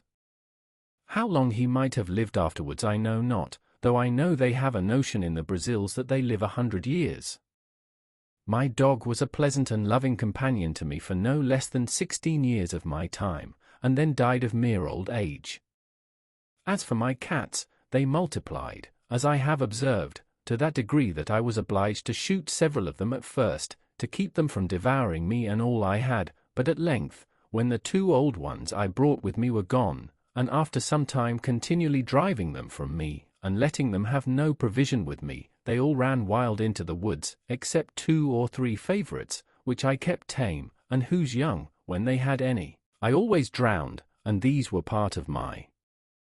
family. Besides these I always kept 2 or 3 household kids about me, whom I taught to feed out of my hand, and I had 2 more parrots, which talked pretty well, and would all call Robin Crusoe, but none like my first, nor, indeed, did I take the pains with any of them that I had done with him. I had also several tame sea fowls, whose name I knew not, that I caught upon the shore, and cut their wings, and the little stakes which I had planted before my castle wall being now grown up to a good thick grove, these fowls all lived among these low trees, and bred there, which was very agreeable to me, so that, as I said above, I began to be very well contented with the life I led, if I could have been secured from the dread of the savages. But it was otherwise directed, and it may not be amiss for all people who shall meet with my story to make this just observation from it, how frequently, in the course of our lives, the evil which in itself we seek most to shun, and which, when we are fallen into, is the most dreadful to us, is oftentimes the very means or door of our deliverance, by which alone we can be raised again from the affliction we are fallen into. I could give many examples of this in the course of my unaccountable life, but in nothing was it more particularly remarkable than in the circumstances of my last years of solitary residence in this island. It was now the month of December, as I said above, in my 23rd year, and this, being the southern solstice, for winter I cannot call it, was the particular time of my harvest, and required me to be pretty much abroad in the fields, when, going out early in the morning, even before it was thorough daylight, I was surprised with seeing a light of some fire upon the shore, at a distance from me of about 2 miles, toward that part of the island where I had observed some savages had been. As before, and not on the other side, but, to my great affliction, it was on my side of the island.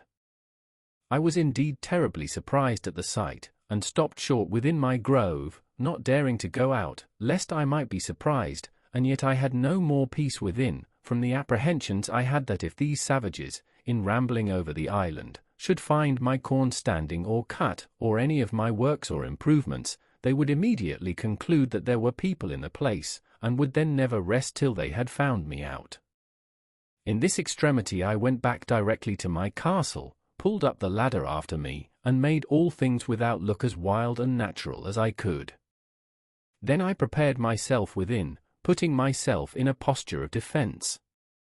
I loaded all my cannon, as I called them, that is to say, my muskets, which were mounted upon my new fortification, and all my pistols, and resolved to defend myself to the last gasp, not forgetting seriously to commend myself to the divine protection, and earnestly to pray to God to deliver me out of the hands of the barbarians. I continued in this posture about 2 hours, and began to be impatient for intelligence abroad, for I had no spies to send out. After sitting a while longer, and musing what I should do in this case, I was not able to bear sitting in ignorance longer, so setting up my ladder to the side of the hill, where there was a flat place, as I observed before, and then pulling the ladder after me, I set it up again and mounted the top of the hill, and pulling out my perspective glass, which I had taken on purpose, I laid me down flat on my belly on the ground, and began to look for the place. I presently found there were no less than 9 naked savages sitting round a small fire they had made, not to warm them, for they had no need of that, the weather being extremely hot, but, as I supposed, to dress some of their barbarous diet of human flesh which they had brought with them, whether alive or dead I could not tell. They had 2 canoes with them, which they had hauled up upon the shore, and as it was then ebb of tide, they seemed to me to wait for the return of the flood to go away again. It is not easy to imagine what confusion this sight put me into, especially seeing them come on my side of the island, and so near to me, but when I considered their coming must be always with the current of the ebb, I began afterwards to be more sedate in my mind, being satisfied that I might go abroad with safety all the time of the flood of tide, if they were not on shore before, and having made this observation, I went abroad about my harvest work with the more composure. As I expected, so it proved, for as soon as the tide made to the westward I saw them all take boat and row, or paddle as we call it, away. I should have observed, that for an hour or more before they went off they were dancing, and I could easily discern their postures and gestures by my glass. I could not perceive, by my nicest observation, but that they were stark naked, and had not the least covering upon them, but whether they were men or women I could not distinguish. As soon as I saw them shipped and gone, I took 2 guns upon my shoulders, and 2 pistols in my girdle, and my great sword by my side without a scabbard, and with all the speed I was able to make went away to the hill where I had discovered the first appearance of all, and as soon as I got thither, which was not in less than 2 hours, for I could not go quickly, being so loaded with arms as I was, I perceived there had been 3 canoes more of the savages at that place, and looking out farther, I saw they were all at sea together, making over for the main. This was a dreadful sight to me, especially as, going down to the shore, I could see the marks of horror which the dismal work they had been about had left behind it, viz. the blood, the bones, and part of the flesh of human bodies eaten and devoured by those wretches with merriment and sport. I was so filled with indignation at the sight, that I now began to premeditate the destruction of the next that I saw there, let them be whom or how many soever. It seemed evident to me that the visits which they made thus to this island were not very frequent, for it was above 15 months before any more of them came on shore there again, that is to say, I neither saw them nor any footsteps or signals of them in all that time, for as to the rainy seasons, then they are sure not to come abroad, at least not so far. Yet all this while I lived uncomfortably, by reason of the constant apprehensions of their coming upon me by surprise, from whence I observe, that the expectation of evil is more bitter than the suffering, especially if there is no room to shake off that expectation or those apprehensions. During all this time I was in a murdering humour, and spent most of my hours, which should have been better employed, in contriving how to circumvent and fall upon them the very next time I should see them, especially if they should be divided, as they were the last time, into two parties, nor did I consider at all that if I killed one party, suppose 10 or a dozen, I was still the next day, or week, or month, to kill another, and so another, even ad infinitum, till I should be, at length, no less a murderer than they were in being man-eaters, and perhaps much more so. I spent my days now in great perplexity and anxiety of mind, expecting that I should one day or other fall into the hands of these merciless creatures, and if I did at any time venture abroad, it was not without looking around me with the greatest care and caution imaginable. And now I found, to my great comfort, how happy it was that I had provided a tame flock or herd of goats, for I durst not upon any account fire my gun, especially near that side of the island where they usually came, lest I should alarm the savages, and if they had fled from me now, I was sure to have them come again with perhaps 200 or 300 canoes with them in a few days, and then I knew what to expect. However, I wore out a year and 3 months more before I ever saw any more of the savages, and then I found them again, as I shall soon observe. It is true they might have been there once or twice, but either they made no stay, or at least I did not see them, but in the month of May, as near as I could calculate, and in my 24th year, I had a very strange encounter with them, of which in its place. The perturbation of my mind during this 15 or 16 months interval was very great. I slept unquietly, dreamed always frightful dreams, and often started out of my sleep in the night. In the day great troubles overwhelmed my mind, and in the night I dreamed often of killing the savages and of the reasons why I might justify doing it. But to waive all this for a while. It was in the middle of May, on the 16th day, I think, as well as my poor wooden calendar would reckon, for I marked all upon the post still, I say, it was on the 16th of May that it blew a very great storm of wind all day, with a great deal of lightning and thunder, and a very foul night it was after it. I knew not what was the particular occasion of it, but as I was reading in the Bible, and taken up with very serious thoughts about my present condition, I was surprised with the noise of a gun, as I thought, fired at sea. This was, to be sure, a surprise quite of a different nature from any I had met with before, for the notions this put into my thoughts were quite of another kind. I started up in the greatest haste imaginable, and, in a trice, clapped my ladder to the middle place of the rock, and pulled it after me, and mounting it the second time, got to the top of the hill the very moment that a flash of fire bid me listen for a second gun, which, accordingly, in about half a minute I heard, and by the sound, knew that it was from that part of the sea where I was driven down the current in my boat.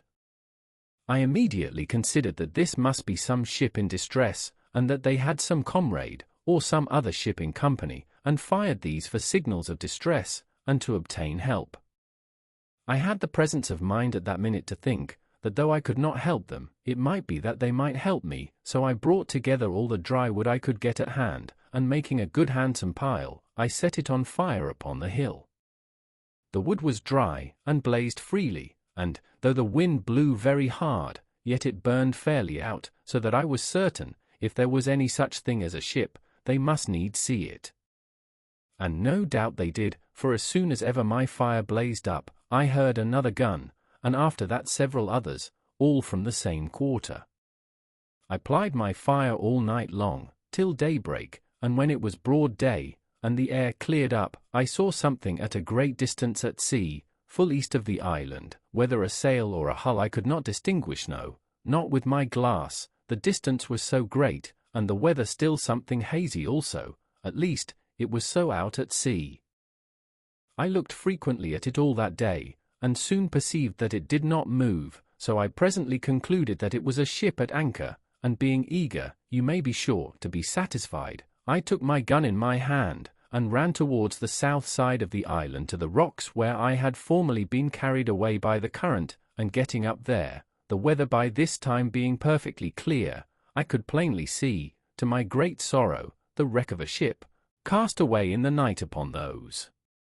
concealed rocks which I found when I was out in my boat, and which rocks, as they checked the violence of the stream, and made a kind of counter-stream, or eddy, were the occasion of my recovering from the most desperate, hopeless condition that ever I had been in all my life. Thus, what is one man's safety is another man's destruction, for it seems these men, whoever they were, being out of their knowledge, and the rocks being wholly under water, had been driven upon them in the night, the wind blowing hard at ENE. Had they seen the island, as I must necessarily suppose they did not, they must, as I thought, have endeavored to have saved themselves on shore by the help of their boat, but their firing off guns for help, especially when they saw, as I imagined, my fire, filled me with many thoughts. First, I imagined that upon seeing my light they might have put themselves into their boat, and endeavored to make the shore, but that the sea running very high, they might have been cast away. Other times I imagined that they might have lost their boat before, as might be the case many ways, particularly by the breaking of the sea upon their ship, which many times obliged men to stave, or take in pieces, their boat, and sometimes to throw it overboard with their own hands. Other times I imagined they had some other ship or ships in company, who, upon the signals of distress they made, had taken them up, and carried them off. Other times I fancied they were all gone off to sea in their boat, and being hurried away by the current that I had been formerly in, were carried out into the great ocean, where there was nothing but misery and perishing, and that, perhaps, they might by this time think of starving, and of being in a condition to eat one another. As all these were but conjectures at best, so, in the condition I was in, I could do no more than look on upon the misery of the poor men, and pity them, which had still this good effect upon my side, that it gave me more and more cause to give thanks to God, who had so happily and comfortably provided for me in my desolate condition, and that of 2 ships' companies, who were now cast away upon this part of the world. Not one life should be spared but mine. I learned here again to observe, that it is very rare that the providence of God casts us into any condition so low, or any misery so great, but we may see something or other to be thankful for, and may see others in worse circumstances than our own. Such certainly was the case of these men, of whom I could not so much as see room to suppose any were saved. Nothing could make it rational so much as to wish or expect that they did not all perish there, except the possibility only of their being taken up by another ship in company, and this was but mere possibility indeed, for I saw not the least sign or appearance of any such thing. I cannot explain, by any possible energy of words, what a strange longing I felt in my soul upon this sight, breaking out sometimes thus, oh that there had been but 1 or 2, nay, or but 1 soul saved out of this ship, to have escaped to me, that I might but have had 1 companion, 1 fellow creature, to have spoken to me and to have conversed with. In all the time of my solitary life I never felt so earnest, so strong a desire after the society of my fellow creatures, or so deep a regret at the want of it. There are some secret springs in the affections which, when they are set a-going by some object in view, or, though not in view, yet rendered present to the mind by the power of imagination, that motion carries out the soul, by its impetuosity, to such violent, eager embracings of the object, that the absence of it is insupportable. Such were these earnest wishings that but 1 man had been saved. I believe I repeated the words, oh that it had been but 1, 1,000 times, and my desires were so moved by it, that when I spoke the words my hands would clinch together, and my fingers would press the palms of my hands, so that if I had had any soft thing in my hand I should have crushed it involuntarily, and the teeth in my head would strike together, and set against one another so strong, that for some time I could not part them again. Let the naturalists explain these things, and the reason and manner of them. All I can do is to describe the fact, which was even surprising to me when I found it, though I knew not from whence it proceeded. It was doubtless the effect of ardent wishes, and of strong ideas formed in my mind, realizing the comfort which the conversation of one of my fellow Christians would have been to me. But it was not to be either their fate or mine, or both, forbade it, for, till the last year of my being on this island, I never knew whether any were saved out of that ship or no, and had only the affliction, some days after, to see the corpse of a drowned boy come on shore at the end of the island which was next the shipwreck. He had no clothes on but a seaman's waistcoat, a pair of open-kneed linen drawers, and a blue linen shirt, but nothing to direct me so much as to guess what nation he was of. He had nothing in his pockets but 2 pieces of 8 and a tobacco pipe. The last was to me of 10 times more value than the first.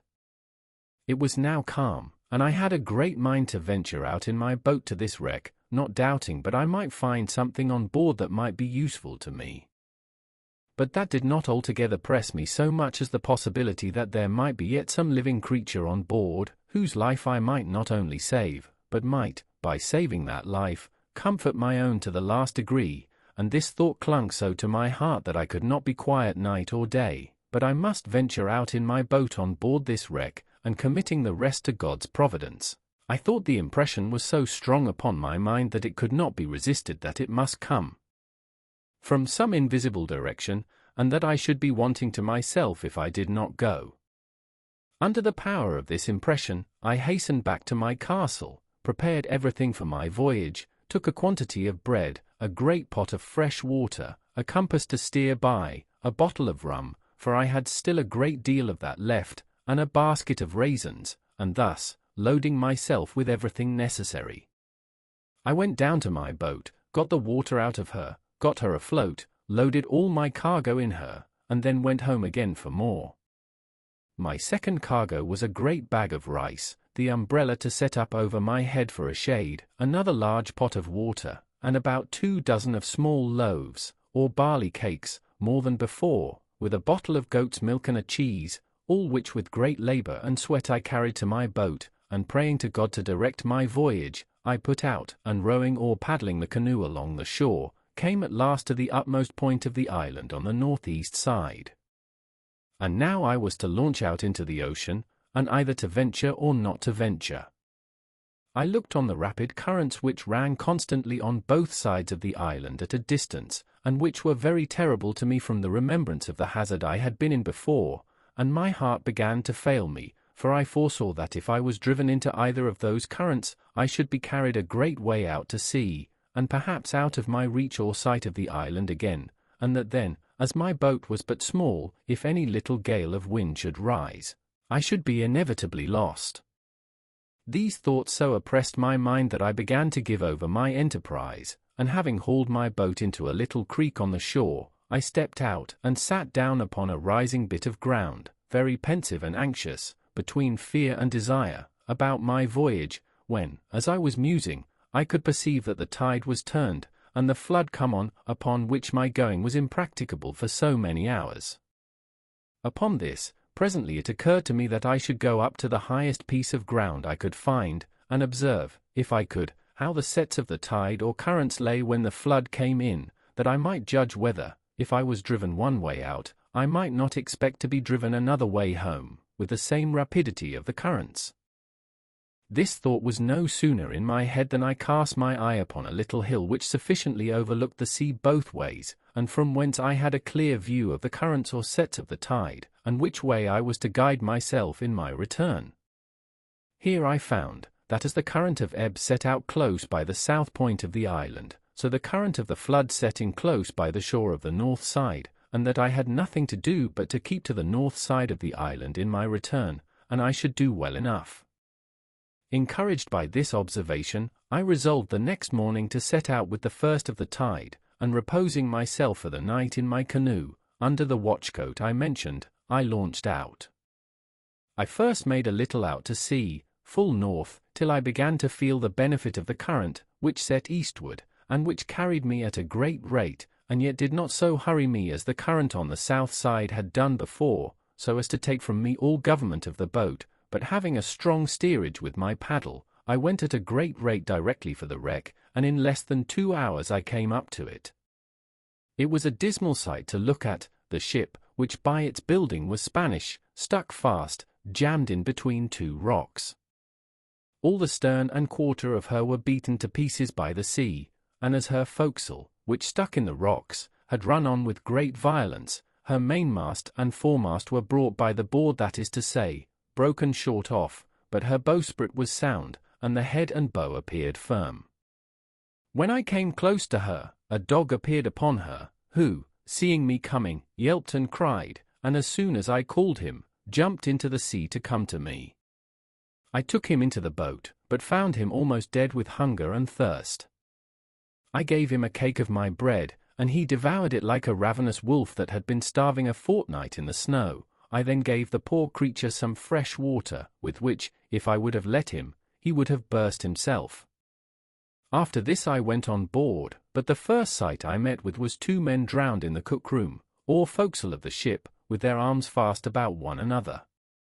I concluded, as is indeed probable, that when the ship struck, it being in a storm, the sea broke so high and so continually over her, that the men were not able to bear it, and were strangled with the constant rushing in of the water, as much as if they had been under water. Besides the dog, there was nothing left in the ship that had life, nor any goods, that I could see, but what was spoiled by the water. There were some casks of liquor, whether wine or brandy I knew not, which lay lower in the hold, and which, the water being ebbed out, I could see, but they were too big to meddle with. I saw several chests, which I believe belonged to some of the seamen, and I got 2 of them into the boat, without examining what was in them. Had the stern of the ship been fixed, and the forepart broken off, I am persuaded I might have made a good voyage, for by what I found in those 2 chests I had room to suppose the ship had a great deal of wealth on board, and, if I may guess from the course she steered, she must have been bound from Buenos Aires, or the Rio de la Plata, in the south part of America, beyond the Brazils to the Havana, in the Gulf of Mexico, and so perhaps to Spain. She had, no doubt, a great treasure in her, but of no use, at that time, to anybody, and what became of the crew I then knew not. I found, besides these chests, a little cask full of liquor, of about 20 gallons, which I got into my boat with much difficulty. There were several muskets in the cabin, and a great powder horn, with about 4 pounds of powder in it. As for the muskets, I had no occasion for them, so I left them, but took the powder horn. I took a fire shovel and tongs, which I wanted extremely, as also 2 little brass kettles, a copper pot to make chocolate, and a gridiron, and with this cargo, and the dog, I came away, the tide beginning to make home again, and the same evening, about an hour within night, I reached the island again, weary and fatigued to the last degree. I reposed that night in the boat, and in the morning I resolved to harbour what I had got in my new cave, and not carry it home to my castle. After refreshing myself, I got all my cargo on shore, and began to examine the particulars. The cask of liquor I found to be a kind of rum, but not such as we had at the Brazils, and, in a word, not at all good. But when I came to open the chests, I found several things of great use to me. For example, I found in one a fine case of bottles, of an extraordinary kind, and filled with cordial waters, fine and very good. The bottles held about 3 pints each, and were tipped with silver. I found 2 pots of very good saccades, or sweetmeats, so fastened also on the top that the salt water had not hurt them, and 2 more of the same, which the water had spoiled. I found some very good shirts, which were very welcome to me, and about 1.5 dozens of white linen handkerchiefs and coloured neckcloths. The former were also very welcome, being exceedingly refreshing to wipe my face in a hot day.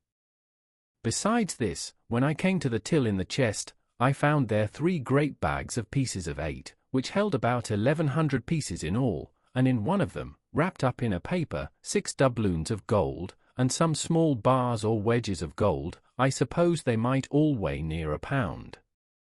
In the other chest were some clothes, but of little value, but, by the circumstances, it must have belonged to the gunner's mate, though there was no powder in it, except 2 pounds of fine glazed powder, in 3 flasks, kept, I suppose, for charging their fowling pieces on occasion. Upon the whole, I got very little by this voyage that was of any use to me, for, as to the money, I had no manner of occasion for it. It was to me as the dirt under my feet, and I would have given it all for 3 or 4 pair of English shoes and stockings, which were things I greatly wanted, but had had none on my feet for many years. I had, indeed, got 2 pair of shoes now, which I took off the feet of 2 drowned men whom I saw in the wreck, and I found 2 pair more in one of the chests, which were very welcome to me, but they were not like our English shoes, either for ease or service, being rather what we call pumps than shoes. I found in this seaman's chest about 50 pieces of 8, in reals, but no gold. I supposed this belonged to a poorer man than the other, which seemed to belong to some officer. Well, however, I lugged this money home to my cave, and laid it up, as I had done that before which I had brought from our own ship, but it was a great pity, as I said, that the other part of this ship had not come to my share, for I am satisfied I might have loaded my canoe several times over with money, and, thought I, if I ever escaped to England, it might lie here safe enough till I come again and fetch it. Chapter 14. A Dream Realized.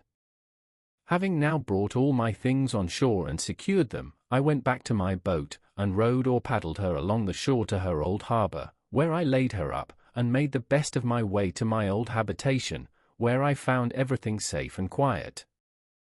I began now to repose myself, live after my old fashion, and take care of my family affairs, and for a while I lived easy enough, only that I was more vigilant than I used to be, looked out oftener, and did not go abroad so much, and if at any time I did stir with any freedom, it was always to the east part of the island, where I was pretty well satisfied the savages never came, and where I could go without so many precautions, and such a load of arms and ammunition as I always carried with me.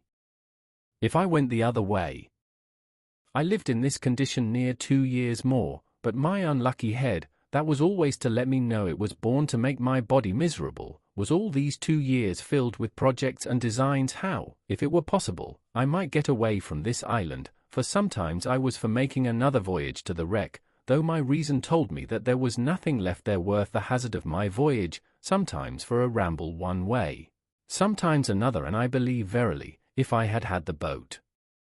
that I went from Sully in, I should have ventured to sea, bound anywhere, I knew not whither.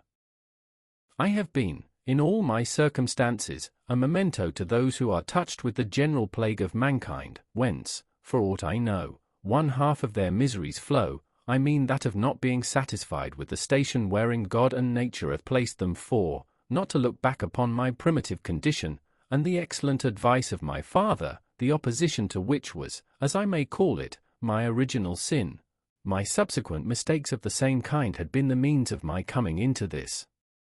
miserable condition, for had that Providence which so happily seated me at the Brazils as a planter blessed me with confined desires, and I could have been contented to have gone on gradually, I might have been by this time, I mean in the time of my being in this island, one of the most considerable planters in the Brazils. Nay, I am persuaded, that by the improvements I had made in that little time I lived there, and the increase I should probably have made if I had remained, I might have been worth 100,000 moidores. And what business had I to leave a settled fortune, a well-stocked plantation, improving and increasing, to turn supercargo to Guinea to fetch native s, when patience and time would have so increased our stock at home, that we could have bought them at our own door from those whose business it was to fetch them? And though it had cost us something more, yet the difference of that price was by no means worth saving at so great a hazard. But as this is usually the fate of young heads, so reflection upon the folly of it is as commonly the exercise of more years, or of the dear-bought experience of time. So it was with me now, and yet so deep had the mistake taken root in my temper, that I could not satisfy myself in my station, but was continually poring upon the means and possibility of my escape from this place, and that I may, with greater pleasure to the reader, bring on the remaining part of my story, it may not be improper to give some account of my first conceptions on the subject of this foolish scheme for my escape, and how, and upon what foundation, I acted. I am now to be supposed retired into my castle, after my late voyage to the wreck, my frigate laid up and secured under water, as usual, and my condition restored to what it was before. I had more wealth, indeed, than I had before, but was not at all the richer, for I had no more use for it than the Indians of Peru had before the Spaniards came there.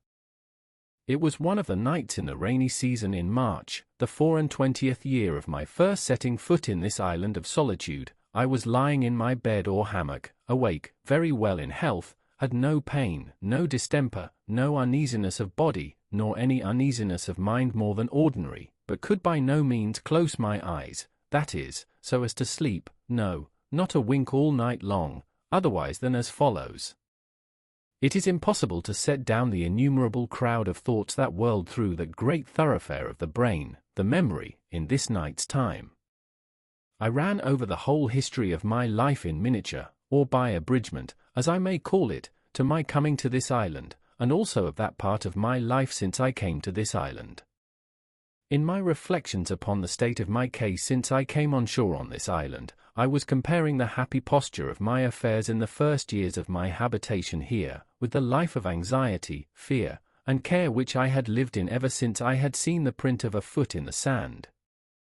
Not that I did not believe the savages had frequented the island even all the while, and might have been several hundreds of them at times on shore there, but I had never known it, and was incapable of any apprehensions about it. My satisfaction was perfect, though my danger was the same, and I was as happy in not knowing my danger as if I had never really been exposed to it.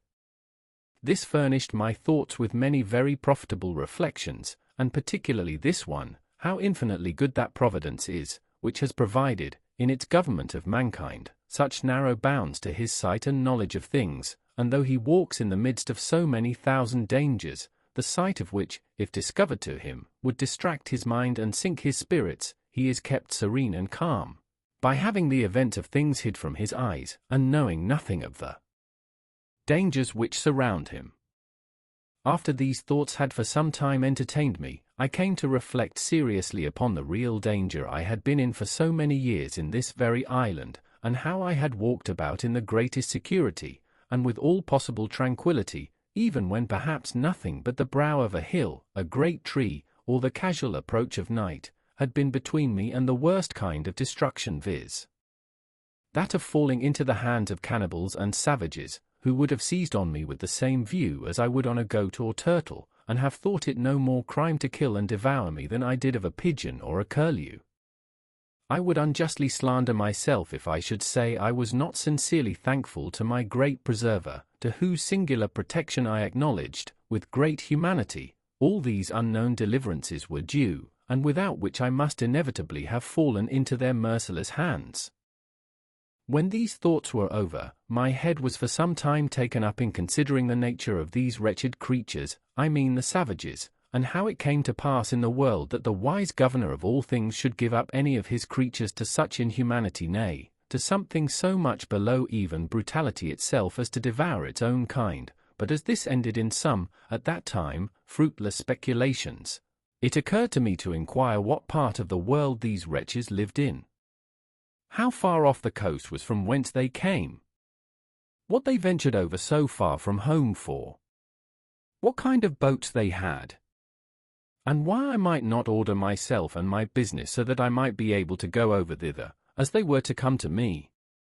I never so much as troubled myself to consider what I should do with myself when I went thither, what would become of me if I fell into the hands of these savages, or how I should escape them if they attacked me, no, nor so much as how it was possible for me to reach the coast, and not to be attacked by some or other of them, without any possibility of delivering myself, and if I should not fall into their hands, what I should do for provision, or whither I should bend my course, none of these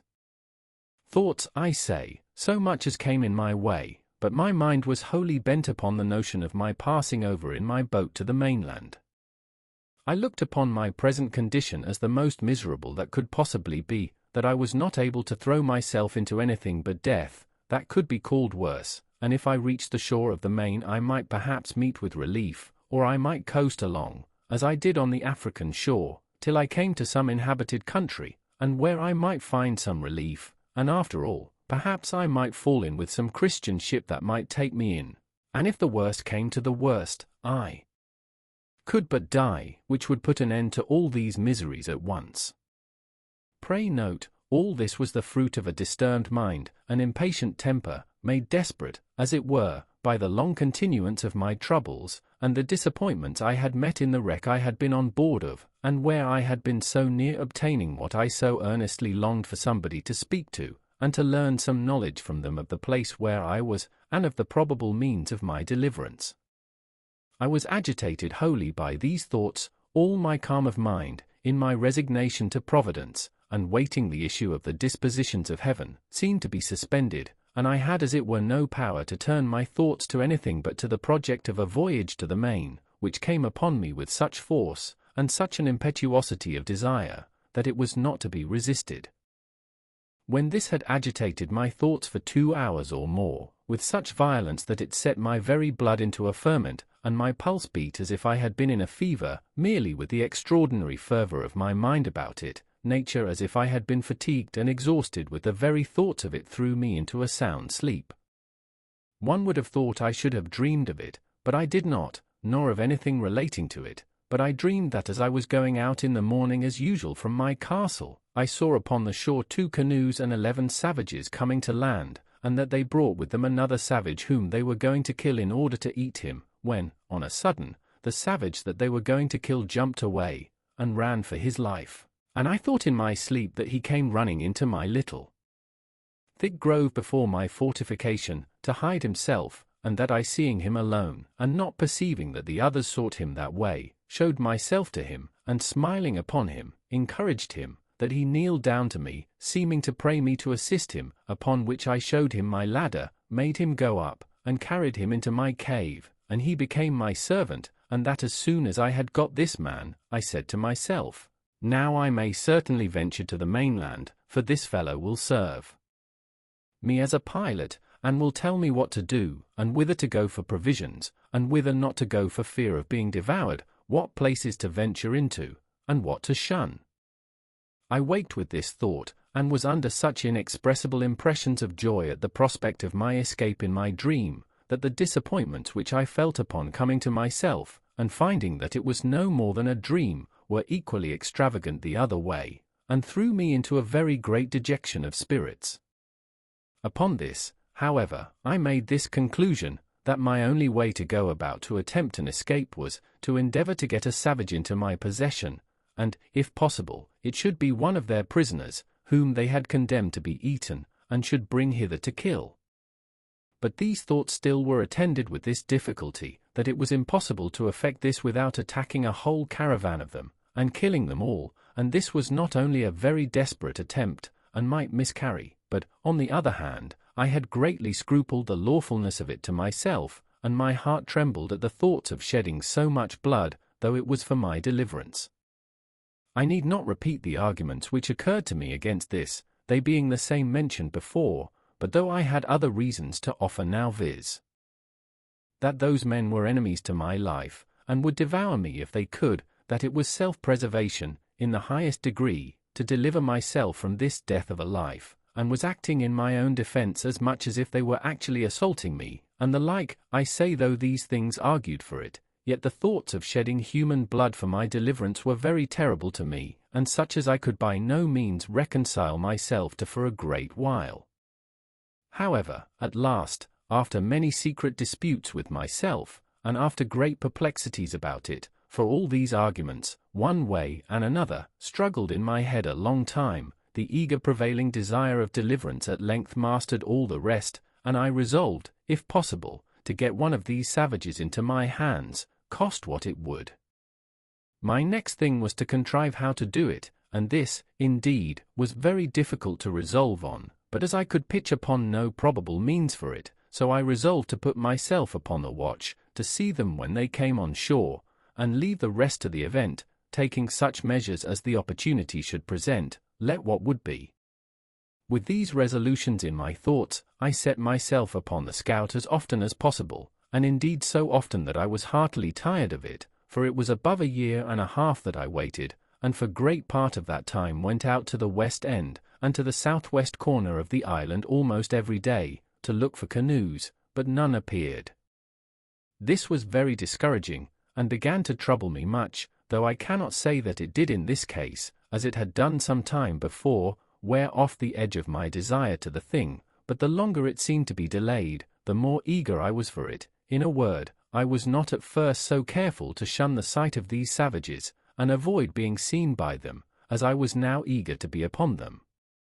Besides, I fancied myself able to manage one, nay, 2 or 3 savages, if I had them, so as to make them entirely enslaved persons to me, to do whatever I should direct them, and to prevent their being able at any time to do me any hurt. It was a great while that I pleased myself with this affair, but nothing still presented itself. All my fancies and schemes came to nothing, for no savages came near me for a great while. About a year and a half after I entertained these notions, and by long musing had, as it were, resolved them all into nothing, for want of an occasion to put them into execution, I was surprised one morning by seeing no less than 5 canoes all on shore together on my side the island, and the people who belonged to them all landed and out of my sight. The number of them broke all my measures, for seeing so many, and knowing that they always came 4 or 6, or sometimes more in a boat, I could not tell what to think of it, or how to take my measures to attack 20 or 30 men single-handed, so lay still in my castle, perplexed and discomfited. However, I put myself into the same position for an attack that I had formerly provided, and was just ready for action, if anything had presented. Having waited a good while, listening to hear if they made any noise, at length, being very impatient, I set my guns at the foot of my ladder, and clambered up to the top of the hill, by my 2 stages, as usual, standing so, however, that my head did not appear above the hill, so that they could not perceive me by any means. Here I observed, by the help of my perspective glass, that they were no less than 30 in number, that they had a fire kindled, and that they had meat dressed. How they had cooked it I knew not, or what it was, but they were all dancing, in I know not how many barbarous gestures and figures, their own way, round the fire. While I was thus looking on them, I perceived, by my perspective, 2 miserable wretches dragged from the boats, where, it seems, they were laid by, and were now brought out for the slaughter. I perceived one of them immediately fall, being knocked down, I suppose, with a club or wooden sword, for that was their way, and 2 or 3 others were at work immediately, cutting him open for their cookery, while the other victim was left standing by himself, till they should be ready for him. In that very moment this poor wretch, seeing himself a little at liberty and unbound, nature inspired him with hopes of life, and he started away from them, and ran with incredible swiftness along the sands, directly towards me, I mean towards that part of the coast where my habitation was. I was dreadfully frightened, I must acknowledge, when I perceived him run my way, and especially when, as I thought, I saw him pursued by the whole body, and now I expected that part of my dream was coming to pass, and that he would certainly take shelter in my grove, but I could not depend, by any means, upon my dream, that the other savages would not pursue him thither and find him there. However, I kept my station, and my spirits began to recover when I found that there was not above 3 men that followed him, and still more was I encouraged, when I found that he outstripped them exceedingly in running, and gained ground on them, so that, if he could but hold out for half an hour, I saw easily he would fairly get away from them all. There was between them and my castle the creek, which I mentioned often in the first part of my story, where I landed my cargoes out of the ship, and this I saw plainly he must necessarily swim over, or the poor wretch would be taken there. But when the savage escaping came thither, he made nothing of it, though the tide was then up, but plunging in, swam through in about 30 strokes, or thereabouts, landed, and ran with exceeding strength and swiftness. When the 3 persons came to the creek, I found that 2 of them could swim, but the 3rd could not, and that, standing on the other side, he looked at the others, but went no farther, and soon after went softly back again, which, as it happened, was very well for him in the end. I observed that the two who swam were yet more than twice as strong swimming over the creek as the fellow was that fled from them. It came very warmly upon my thoughts, and indeed irresistibly, that now was the time to get me a servant and, perhaps, a companion or assistant, and that I was plainly called by Providence to save this poor creature's life. I immediately ran down the ladders with all possible expedition, fetched my 2 guns, for they were both at the foot of the ladders, as I observed before, and getting up again with the same haste to the top of the hill, I crossed towards the sea, and having a very short cut, and all downhill, placed myself in the way between the pursuers and the pursued, hallooing aloud to him that fled, who, looking back, was at first perhaps as much frightened at me as at them, but I beckoned with my hand to him to come back, and, in the meantime, I slowly advanced towards the 2 that followed, then rushing at once upon the foremost, I knocked him down with the stock of my piece. I was loath to fire, because I would not have the rest hear, though, at that distance, it would not have been easily heard, and being out of sight of the smoke, too, they would not have known what to make of it. Having knocked this fellow down, the other who pursued him stopped, as if he had been frightened, and I advanced towards him, but as I came nearer, I perceived presently he had a bow and arrow, and was fitting it to shoot at me, so I was then obliged to shoot at him first, which I did, and killed him at the first shot. The poor savage who fled, but had stopped, though he saw both his enemies fallen and killed, as he thought, yet was so frightened with the fire and noise of my piece that he stood stock still, and neither came forward nor went backward, though he seemed rather inclined still to fly than to come on. I hallooed again to him, and made signs to come forward, which he easily understood, and came a little way, then stopped again, and then a little farther, and stopped again, and I could then perceive that he stood trembling, as if he had been taken prisoner, and had just been to be killed, as his 2 enemies were. I beckoned to him again to come to me, and gave him all the signs of encouragement that I could think of, and he came nearer and nearer, kneeling down every 10 or 12 steps, in token of acknowledgment for saving his life. I smiled at him, and looked pleasantly, and beckoned to him to come still nearer. At length he came close to me, and then he kneeled down again, kissed the ground, and laid his head upon the ground, and taking me by the foot, set my foot upon his head. This, it seems, was in token of swearing to be my enslaved person forever. I took him up and made much of him, and encouraged him all I could. But there was more work to do yet, for I perceived the savage whom I had knocked down was not killed, but stunned with the blow, and began to come to himself, so I pointed to him, and showed him the savage, that he was not dead. Upon this he spoke some words to me, and though I could not understand them, yet I thought they were pleasant to hear, for they were the first sound of a man's voice that I had heard, my own excepted, for above 25 years. But there was no time for such reflections now. The savage who was knocked down recovered himself so far as to sit up upon the ground, and I perceived that my savage began to be afraid, but when I saw that, I presented my other piece at the man, as if I would shoot him. Upon this my savage, for so I call him now, made a motion to me to lend him my sword, which hung naked in a belt by my side, which I did. He no sooner had it, but he runs to his enemy, and at one blow cut off his head so cleverly, no executioner in Germany could have done it sooner or better, which I thought very strange for one who, I had reason to believe, never saw a sword in his life before, except their own wooden swords. However, it seems, as I learned afterwards, they make their wooden swords so sharp, so heavy, and the wood is so hard, that they will even cut off heads with them, and arms, and that at one blow, too. When he had done this, he comes laughing to me in sign of triumph, and brought me the sword again, and with abundance of gestures which I did not understand, laid it down, with the head of the savage that he had killed, just before me. But that which astonished him most was to know how I killed the other Indian so far off, so, pointing to him, he made signs to me to let him go to him, and I bade him go, as well as I could.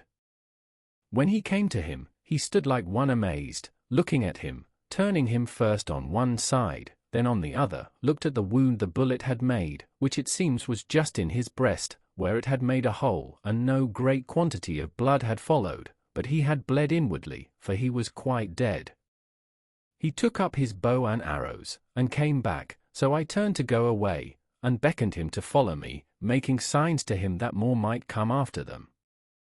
Upon this he made signs to me that he should bury them with sand, that they might not be seen by the rest, if they followed, and so I made signs to him again to do so. He fell to work, and in an instant he had scraped a hole in the sand with his hands big enough to bury the first in, and then dragged him into it, and covered him, and did so by the other also. I believe he had him buried them both in 1/4 of an hour. Then, calling away, I carried him, not to my castle, but quite away to my cave, on the farther part of the island, so I did not let my dream come to pass in that part, that he came into my grove for shelter. Here I gave him bread and a bunch of raisins to eat, and a draught of water, which I found he was indeed in great distress for, from his running, and having refreshed him, I made signs for him to go and lie down to sleep, showing him a place where I had laid some rice straw, and a blanket upon it, which I used to sleep upon myself sometimes, so the poor creature lay down, and went to sleep. He was a comely, handsome fellow, perfectly well made, with straight, strong limbs, not too large, tall, and well-shaped, and, as I reckon, about 26 years of age. He had a very good countenance, not a fierce and surly aspect, but seemed to have something very manly in his face, and yet he had all the sweetness and softness of a European in his countenance, too, especially when he smiled. His hair was long and black, not curled like wool, his forehead very high and large, and a great vivacity and sparkling sharpness in his eyes. The color of his skin was not quite black, but very tawny, and yet not an ugly, yellow, nauseous tawny, as the Brazilians and Virginians, and other natives of America are, but of a bright kind of a dun olive color, that had in it something very agreeable, though not very easy to describe. His face was round and plump, his nose small, not flat, like the native S, a very good mouth, thin lips, and his fine teeth well set, and as white as ivory. After he had slumbered, rather than slept, about half an hour, he awoke again, and came out of the cave to me, for I had been milking my goats which I had in the enclosure just by. When he espied me he came running to me, laying himself down again upon the ground, with all the possible signs of an humble, thankful disposition, making a great many antic gestures to show it. At last he lays his head flat upon the ground, close to my foot, and sets my other foot upon his head, as he had done before, and after this made all the signs to me of subjection, servitude, and submission imaginable, to let me know how he would serve me so long as he lived. I understood him in many things, and let him know I was very well pleased with him. In a little time I began to speak to him, and teach him to speak to me, and first, I let him know his name should be Friday, which was the day I saved his life. I called him so for the memory of the time. I likewise taught him to say master, and then let him know that was to be my name. I likewise taught him to say yes and no, and to know the meaning of them. I gave him some milk in an earthen pot, and let him see me drink it before him, and sop my bread in it, and gave him a cake of bread to do the like, which he quickly complied with, and made signs that it was very good for him. I kept there with him all that night, but as soon as it was day I beckoned to him to come with me, and let him know I would give him some clothes, at which he seemed very glad, for he was stark naked. As we went by the place where he had buried the 2 men, he pointed exactly to the place, and showed me the marks that he had made to find them again, making signs to me that we should dig them up again and eat them. At this I appeared very angry, expressed my abhorrence of it, made as if I would vomit at the thoughts of it, and beckoned with my hand to him to come away, which he did immediately, with great submission. I then led him up to the top of the hill, to see if his enemies were gone, and pulling out my glass I looked, and saw plainly the place where they had been, but no appearance of them or their canoes, so that it was plain they were gone, and had left their 2 comrades behind them, without any search after them. But I was not content with this discovery, but having now more courage, and consequently more curiosity, I took my man Friday with me, giving him the sword in his hand, with the bow and arrows at his back, which I found he could use very dexterously, making him carry 1 gun for me, and I 2 for myself, and away we marched to the place where these creatures had been, for I had a mind now to get some further intelligence of them. When I came to the place my very blood ran chill in my veins, and my heart sunk within me, at the horror of the spectacle. Indeed, it was a dreadful sight, at least it was so to me, though Friday made nothing of it. The place was covered with human bones, the ground dyed with their blood, and great pieces of flesh left here and there, half-eaten, mangled, and scorched, and, in short, all the tokens of the triumphant feast they had been making there, after a victory over their enemies. I saw 3 skulls, 5 hands, and the bones of 3 or 4 legs and feet, an abundance of other parts of the bodies, and Friday, by his signs, made me understand that they brought over 4 prisoners to feast upon, that 3 of them were eaten up, and that he, pointing to himself, was the 4th, that there had been a great battle between them and their next king, of whose subjects, it seems, he had been one, and that they had taken a great number of prisoners, all which were carried to several places by those who had taken them in the fight, in order to feast upon them, as was done here by these wretches upon those they brought hither. I caused Friday to gather all the skulls, bones, flesh, and whatever remained, and lay them together in a heap, and make a great fire upon it, and burn them all to ashes.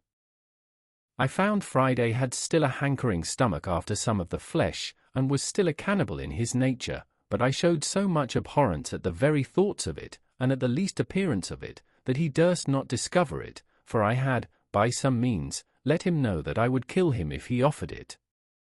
When he had done this, we came back to our castle, and there I fell to work for my man Friday, and first of all, I gave him a pair of linen drawers, which I had out of the poor gunner's chest I mentioned, which I found in the wreck, and which, with a little alteration, fitted him very well, and then I made him a jerkin of goat skin, as well as my skill would allow, for I was now grown a tolerably good tailor, and I gave him a cap which I made of hare's skin, very convenient, and fashionable enough, and thus he was clothed, for the present, tolerably well, and was mighty well pleased to see himself almost as well clothed as his master. It is true he went awkwardly in these clothes at first, wearing the drawers was very awkward to him, and the sleeves of the waistcoat galled his shoulders and the inside of his arms, but a little easing them where he complained they hurt him, and using himself to them, he took to them at length very well. The next day, after I came home to my hutch with him, I began to consider where I should lodge him, and that I might do well for him and yet be perfectly easy myself. I made a little tent for him in the vacant place between my 2 fortifications, in the inside of the last, and in the outside of the first.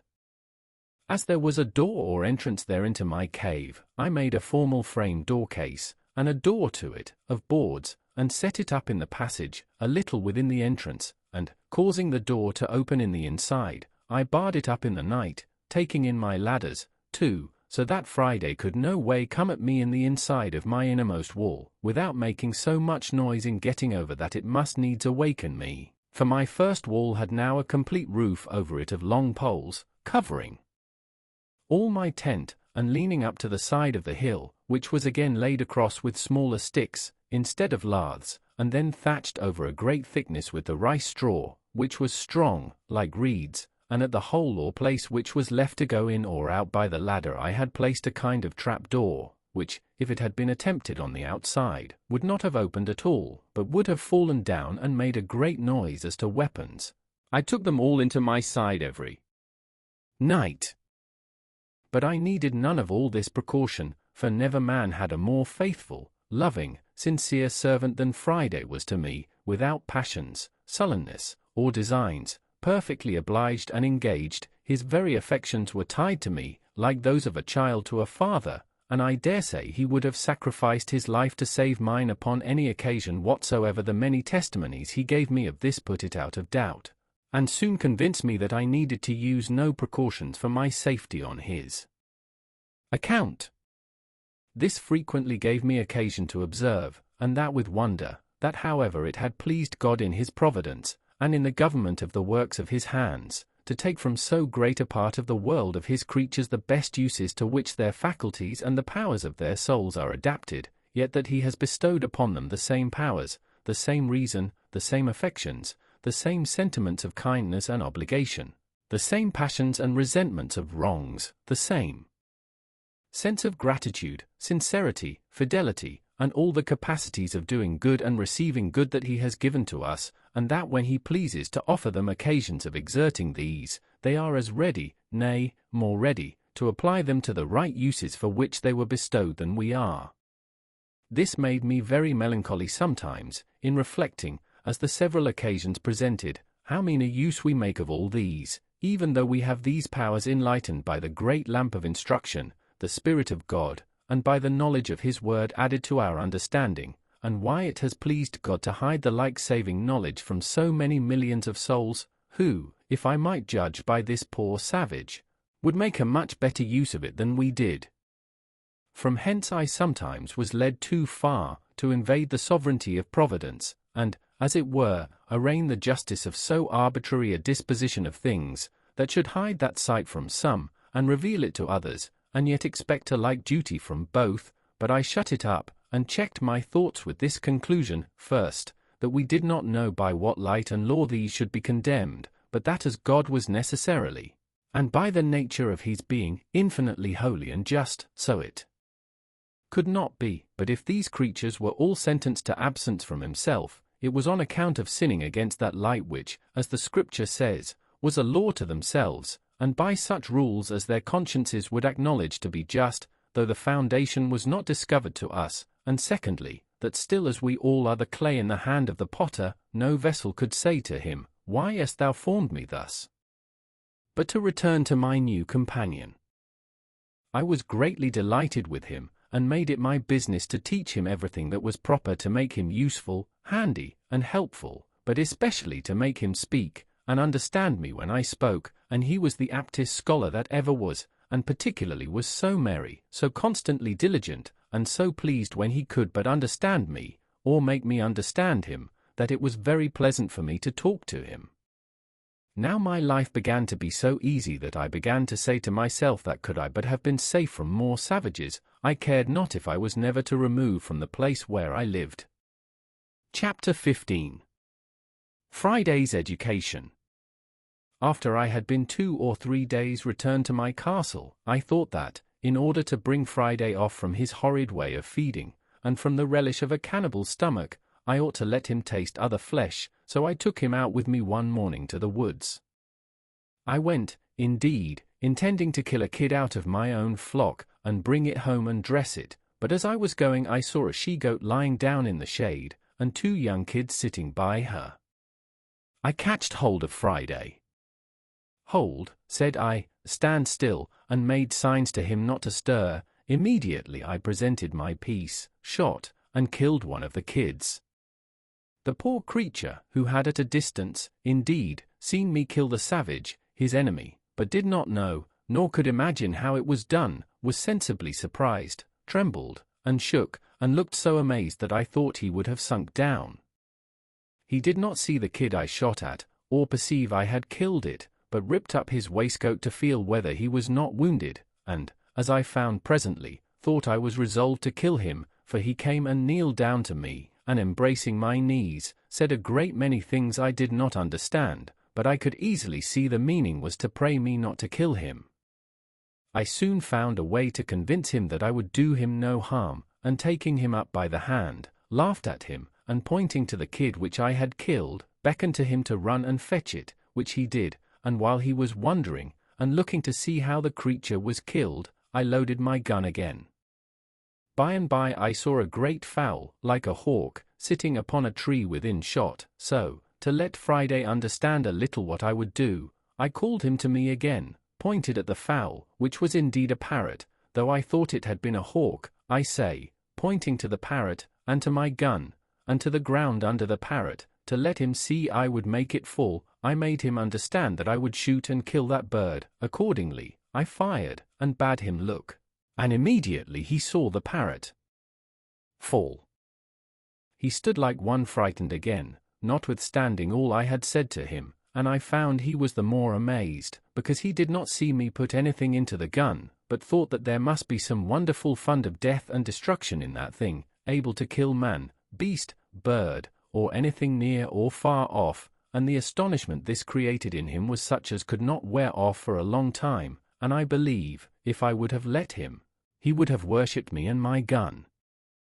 As for the gun itself, he would not so much as touch it for several days after, but he would speak to it and talk to it, as if it had answered him, when he was by himself, which, as I afterwards learned of him, was to desire it not to kill him.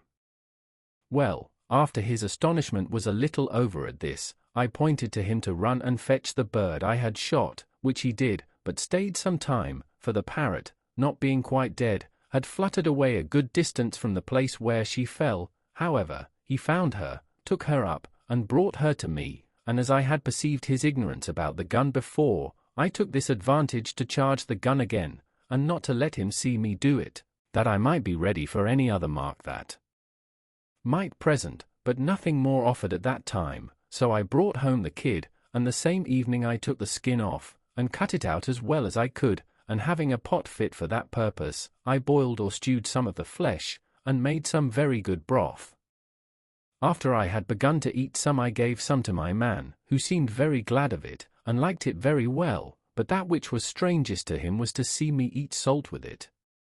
He made a sign to me that the salt was not good to eat, and putting a little into his own mouth, he seemed to nauseate it, and would spit and sputter at it, washing his mouth with fresh water after it. On the other hand, I took some meat into my mouth without salt, and I pretended to spit and sputter for want of salt, as much as he had done at the salt, but it would not do. He would never care for salt with meat or in his broth, at least, not for a great while, and then but a very little. Having thus fed him with boiled meat and broth, I was resolved to feast him the next day by roasting a piece of the kid. This I did by hanging it before the fire on a string, as I had seen many people do in England, setting 2 poles up, one on each side of the fire, and one across the top, and tying the string to the cross stick, letting the meat turn continually. This Friday admired very much, but when he came to taste the flesh, he took so many ways to tell me how well he liked it, that I could not but understand him, and at last he told me, as well as he could, he would never eat man's flesh any more, which I was very glad to hear.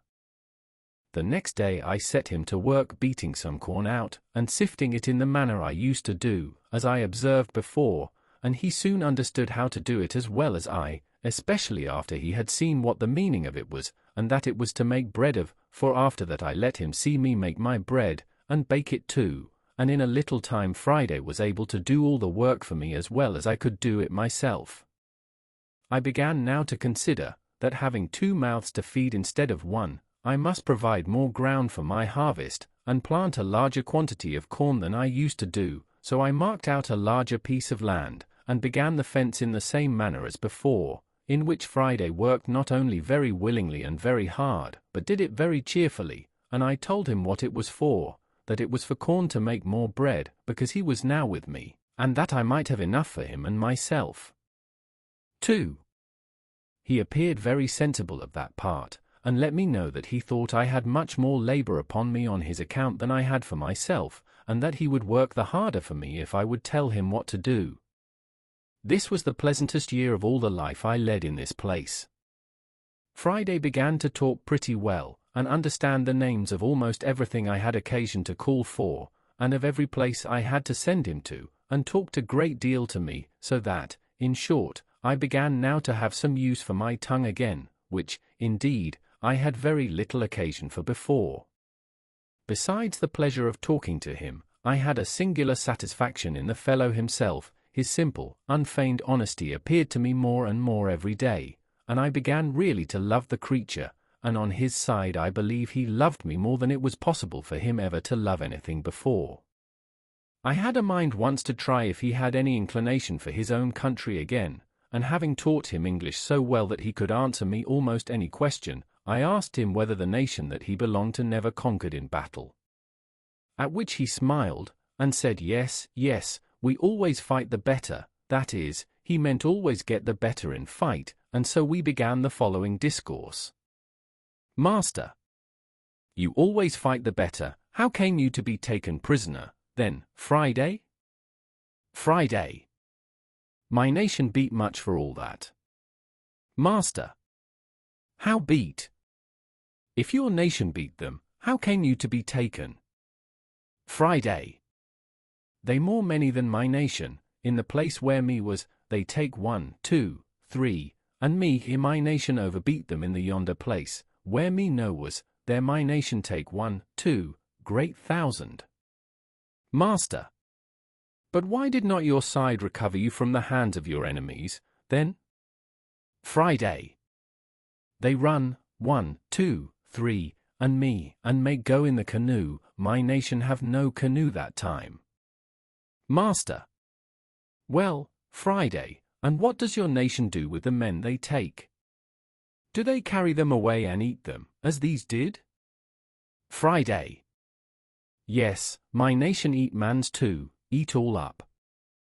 Master. Where do they carry them? Friday. Go to other place, where they think. Master. Do they come hither? Friday. Yes, yes, they come hither, come other else place.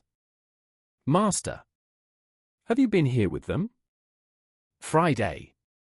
Yes, I have been here, points to the northwest side of the island, which, it seems, was their side. By this I understood that my man Friday had formerly been among the savages who used to come on shore on the farther part of the island, on the same man-eating occasions he was now brought for, and some time after, when I took the courage to carry him to that side, being the same I formerly mentioned, he presently knew the place, and told me he was there once, when they ate up 20 men, 2 women, and 1 child. He could not tell 20 in English, but he numbered them by laying so many stones in a row, and pointing to me to tell them over. I have told this passage, because it introduces what follows, that after this discourse I had with him, I asked him how far it was from our island to the shore, and whether the canoes were not often lost. He told me there was no danger, no canoes ever lost, but that after a little way out to sea, there was a current and wind, always one way in the morning, the other in the afternoon. This I understood to be no more than the sets of the tide, as going out or coming in, but I afterwards understood it was occasioned by the great draught and reflux of the mighty river Orinoco, in the mouth or gulf of which river, as I found afterwards, our island lay, and that this land, which I perceived to be W and northwest, was the great island Trinidad, on the north point of the mouth of the river. I asked Friday 1,000 questions about the country, the inhabitants, the sea, the coast, and what nations were near. He told me all he knew with the greatest openness imaginable. I asked him the names of the several nations of his sort of people, but could get no other name than Caribs, from whence I easily understood that these were the Caribbees, which our maps place on the part of America which reaches from the mouth of the river Orinoco to Guyana, and onwards to St. Martha. He told me that up a great way beyond the moon, that was beyond the setting of the moon, which must be west from their country, there dwelt white-bearded men, like me, and pointed to my great whiskers, which I mentioned before, and that they had killed much mans, that was his word, by all which I understood he meant the Spaniards, whose cruelties in America had been spread over the whole country, and were remembered by all the nations from father to son. I inquired if he could tell me how I might go from this island, and get among those white men. He told me, yes, yes, you may go in 2 canoe. I could not understand what he meant, or make him describe to me what he meant by 2 canoe, till at last, with great difficulty, I found he meant it must be in a large boat, as big as 2 canoes. This part of Friday's discourse I began to relish very well, and from this time I entertained some hopes that, one time or other, I might find an opportunity to make my escape from this place, and that this poor savage might be a means to help me. During the long time that Friday had now been with me, and that he began to speak to me, and understand me, I was not wanting to lay a foundation of religious knowledge in his mind. Particularly I asked him one time, who made him? The creature did not understand me at all, but thought I had asked who was his father, but I took it up by another handle, and asked him who made the sea, the ground we walked on, and the hills and woods.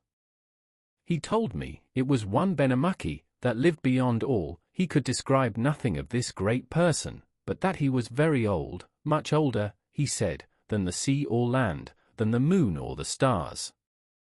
I asked him then, if this old person had made all things, why did not all things worship him? He looked very grave, and, with a perfect look of innocence, said, all things say oh to him. I asked him if the people who die in his country went away anywhere. He said, yes, they all went to Benamaki. Then I asked him whether those they eat up went thither too. He said, yes. From these things, I began to instruct him in the knowledge of the true God. I told him that the great Maker of all things lived up there, pointing up towards heaven, that he governed the world by the same power and providence by which he made it, that he was omnipotent, and could do everything for us, give everything to us, take everything from us, and thus, by degrees, I opened his eyes. He listened with great attention, and received with pleasure the notion of Jesus Christ being sent to redeem us, and of the manner of making our prayers to God, and his being able to hear us, even in heaven.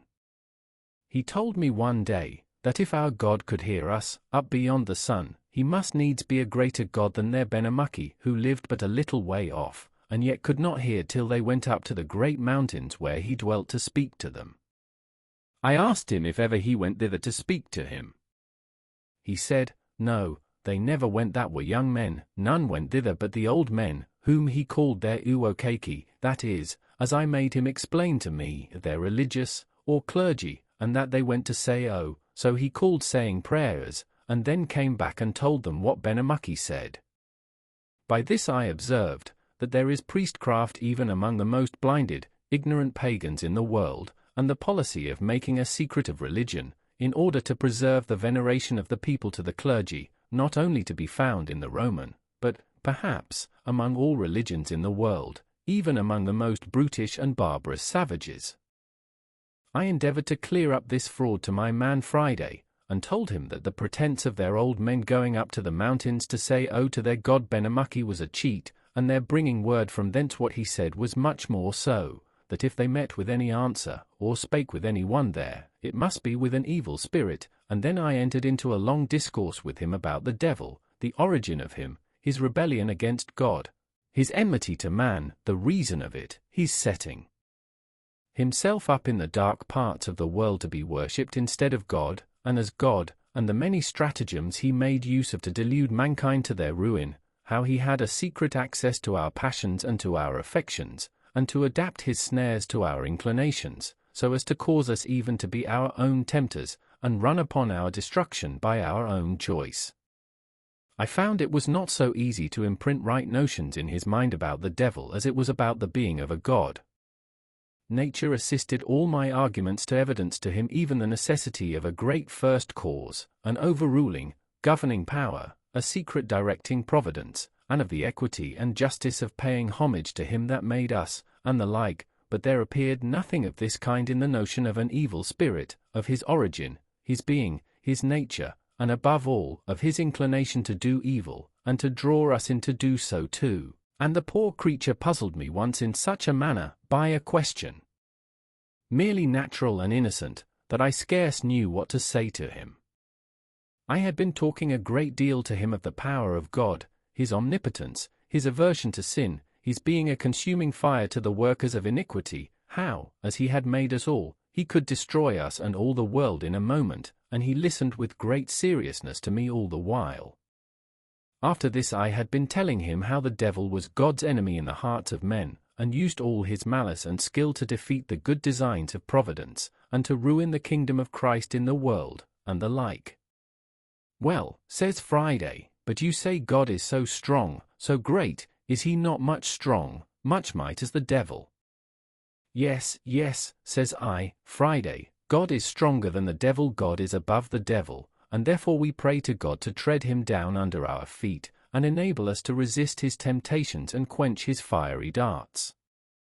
But, says he again, if God much stronger, much might as the wicked devil, why God no kill the devil, so make him no more do wicked? I was strangely surprised at this question, and, after all, though I was now an old man, yet I was but a young doctor, and ill qualified for a casuist or a solver of difficulties, and at first I could not tell what to say, so I pretended not to hear him, and asked him what he said, but he was too earnest for an answer to forget his question, so that he repeated it in the very same broken words as above. By this time I had recovered myself a little, and I said, God will at last punish him severely, he is reserved for the judgment, and is to be cast into the bottomless pit, to dwell with everlasting fire. This did not satisfy Friday, but he returns upon me, repeating my words, reserve at last, me no understand, but why not kill the devil now, not kill greater go? You may as well ask me, said I, why God does not kill you or me, when we do wicked things here that offend him we are preserved to repent and be pardoned. He mused some time on this. Well, well, says he, mighty affectionately, that well so you, I, devil, all wicked, all preserve, repent, God pardon all. Here I was run down again by him to the last degree, and it was a testimony to me, how the mere notions of nature, though they will guide reasonable creatures to the knowledge of a God, and of a worship or homage due to the supreme being of God, as the consequence of our nature, yet nothing but divine revelation can form the knowledge of Jesus Christ, and of redemption purchased for us, of a mediator of the new covenant, and of an intercessor at the footstool of God's throne, I say, nothing but a revelation from heaven can form these in the soul, and that, therefore, the gospel of our Lord and Saviour Jesus Christ, I mean the Word of God, and the Spirit of God, promised for the guide and sanctifier of his people, are the absolutely necessary instructors of the souls of men in the saving knowledge of God and the means of salvation. I therefore diverted the present discourse between me and my man, rising up hastily, as upon some sudden occasion of going out, then sending him for something a good way off, I seriously prayed to God that he would enable me to instruct savingly this poor savage, assisting, by his Spirit, the heart of the poor ignorant creature to receive the light of the knowledge of God in Christ, reconciling him to himself, and would guide me so to speak to him from the word of God that his conscience might be convinced, his eyes opened, and his soul saved.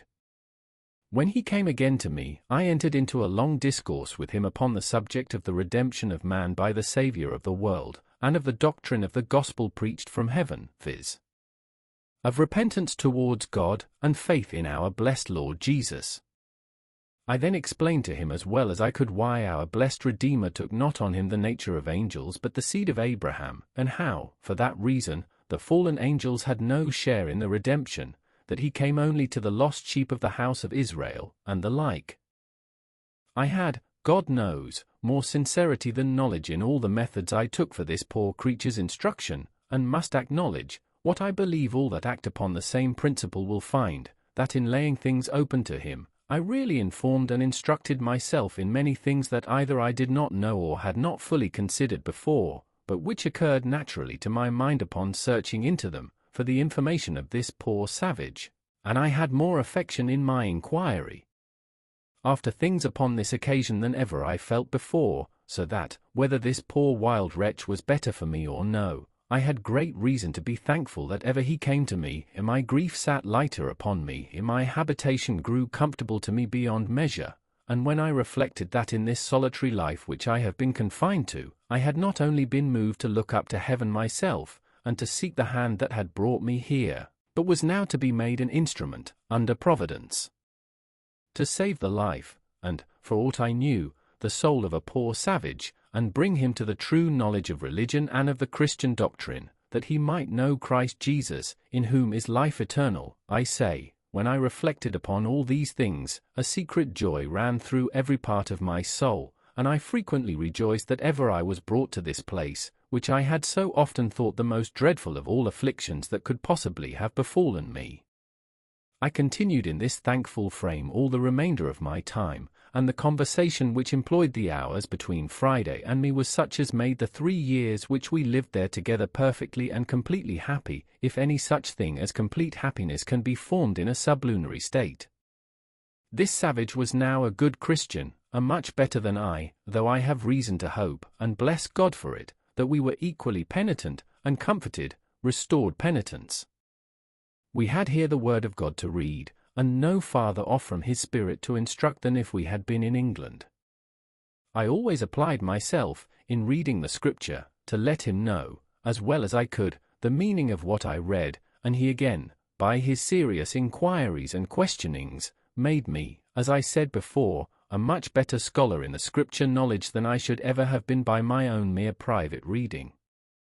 Another thing I cannot refrain from observing here also, from experience in this retired part of my life, viz. how infinite and inexpressible a blessing it is that the knowledge of God, and of the doctrine of salvation by Christ Jesus, is so plainly laid down in the Word of God, so easy to be received and understood, that, as the bare reading the Scripture made me capable of understanding enough of my duty to carry me directly on to the great work of sincere repentance for my sins, and laying hold of a Saviour for life and salvation, to a stated reformation in practice, and obedience to all God's commands, and this without any teacher or instructor, I mean human, so the same plain instruction sufficiently served to the enlightening this savage creature, and bringing him to be such a Christian as I have known few equal to him in my life. As to all the disputes, wrangling, strife, and contention which have happened in the world about religion, whether niceties in doctrines or schemes of church government, they were all perfectly useless to us, and, for aught I can yet see, they have been so to the rest of the world. We had the sure guide to heaven, viz.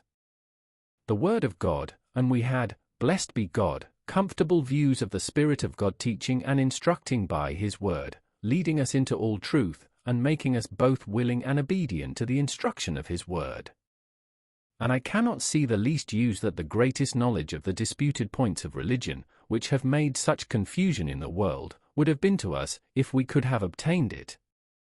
But I must go on with the historical part of things, and take every part in its order. After Friday and I became more intimately acquainted, and that he could understand almost all I said to him, and speak pretty fluently, though in broken English, to me, I acquainted him with my own history, or at least so much of it as related to my coming to this place, how I had lived there, and how long. I let him into the mystery, for such it was to him, of gunpowder and bullet, and taught him how to shoot. I gave him a knife, which he was wonderfully delighted with, and I made him a belt, with a frog hanging to it, such as in England we wear hangers in, and in the frog, instead of a hanger, I gave him a hatchet, which was not only as good a weapon in some cases, but much more useful upon other occasions. I described to him the country of Europe, particularly England, which I came from, how we lived, how we worshipped God, how we behaved to one another, and how we traded in ships to all parts of the world. I gave him an account of the wreck which I had been on board of, and showed him, as near as I could, the place where she lay, but she was all beaten in pieces before, and gone. I showed him the ruins of our boat, which we lost when we escaped, and which I could not stir with my whole strength then, but was now fallen almost all to pieces. Upon seeing this boat, Friday stood, musing a great while, and said nothing.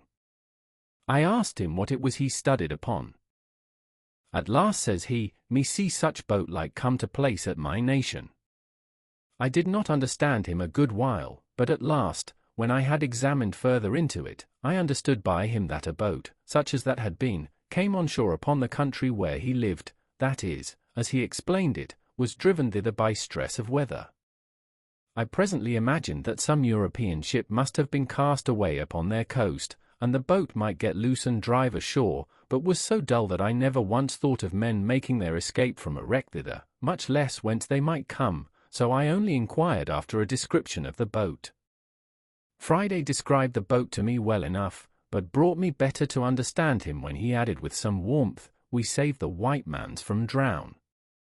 Then I presently asked if there were any white mans, as he called them, in the boat. Yes, he said, the boat full of white mans. I asked him how many. He told upon his fingers 17. I asked him then what became of them. He told me, they live, they dwell at my nation.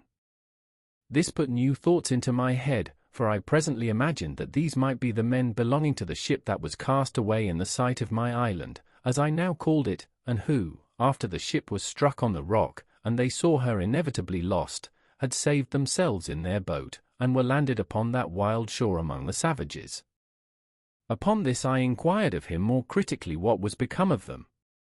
He assured me they lived still there, that they had been there about 4 years, that the savages left them alone, and gave them victuals to live on. I asked him how it came to pass they did not kill them and eat them. He said, no, they make brother with them, that is, as I understood him, a truce, and then he added, they no eat mans but when make the war fight, that is to say, they never eat any men but such as come to fight with them and are taken in battle.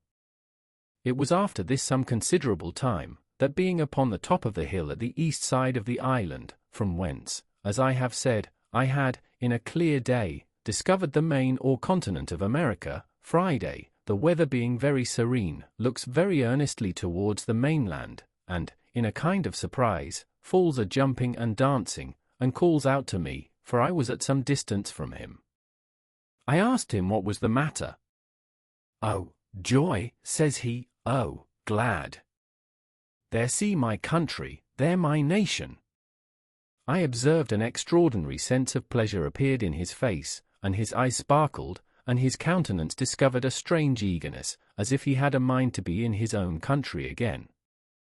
This observation of mine put a great many thoughts into me, which made me at first not so easy about my new man Friday as I was before, and I made no doubt but that, if Friday could get back to his own nation again, he would not only forget all his religion but all his obligation to me, and would be forward enough to give his countrymen an account of me, and come back, perhaps with 100 or 2 of them, and make a feast upon me, at which he might be as merry as he used to be with those of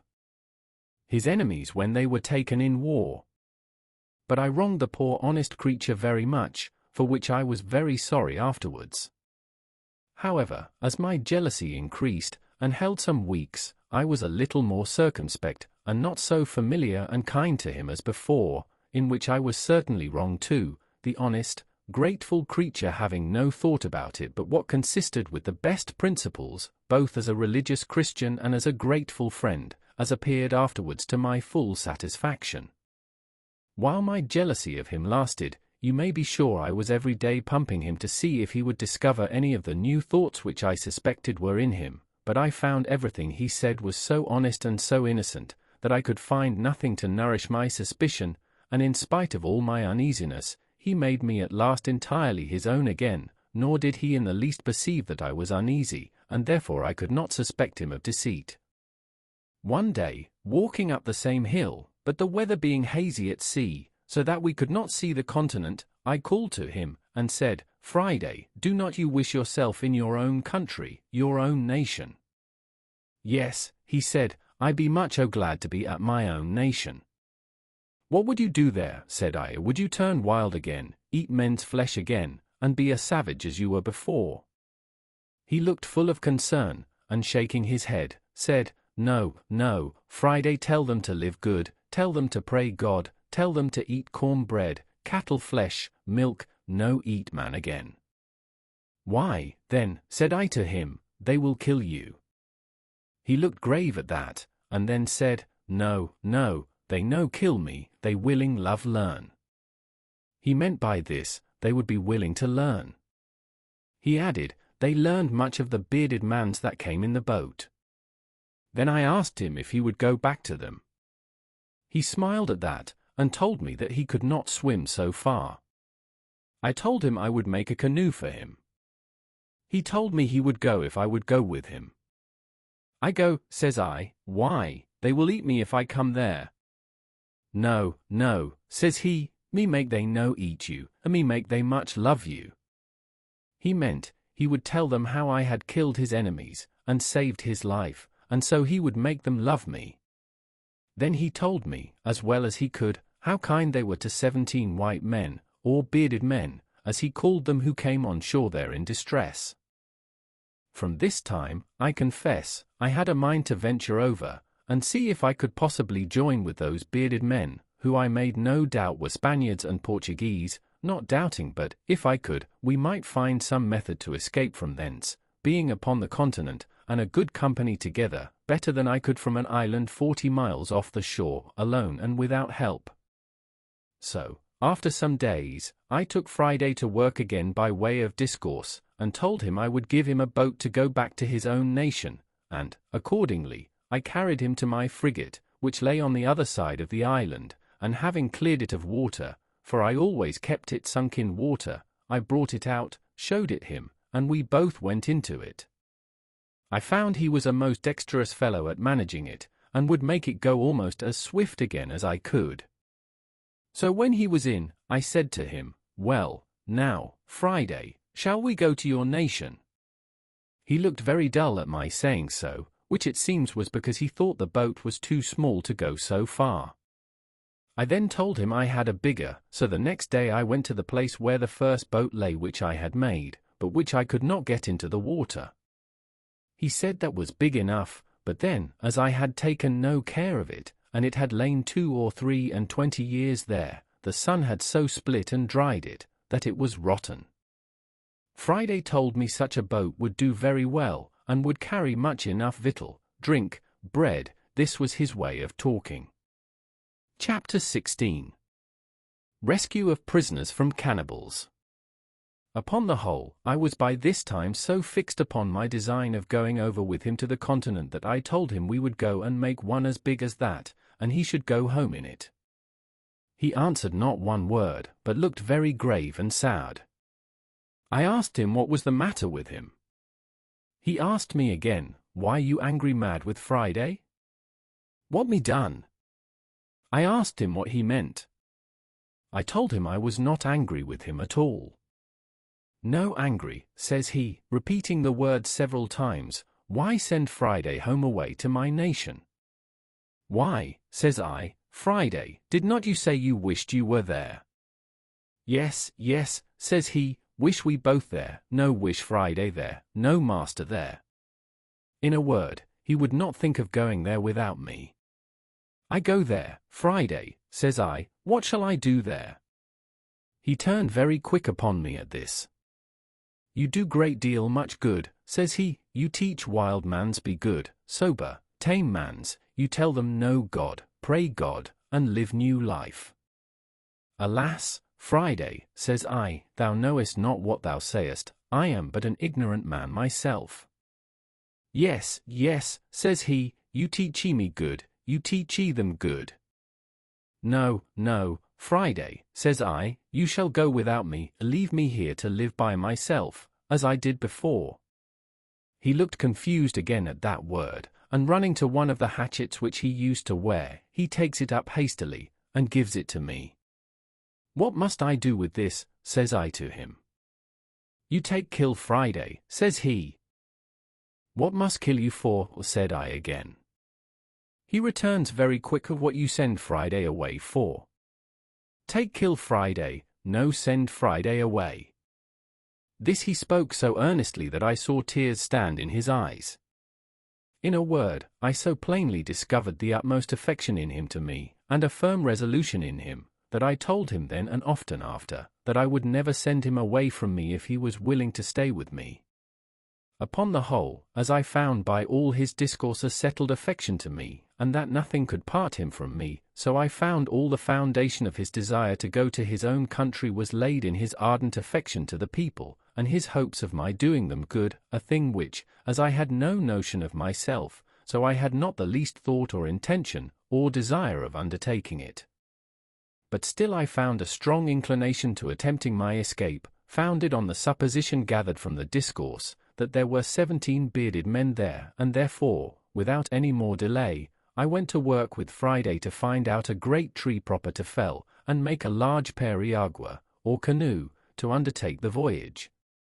There were trees enough in the island to have built a little fleet, not of periaguas or canoes, but even of good, large vessels, but the main thing I looked at was, to get one so near the water that we might launch it when it was made, to avoid the mistake I committed at first.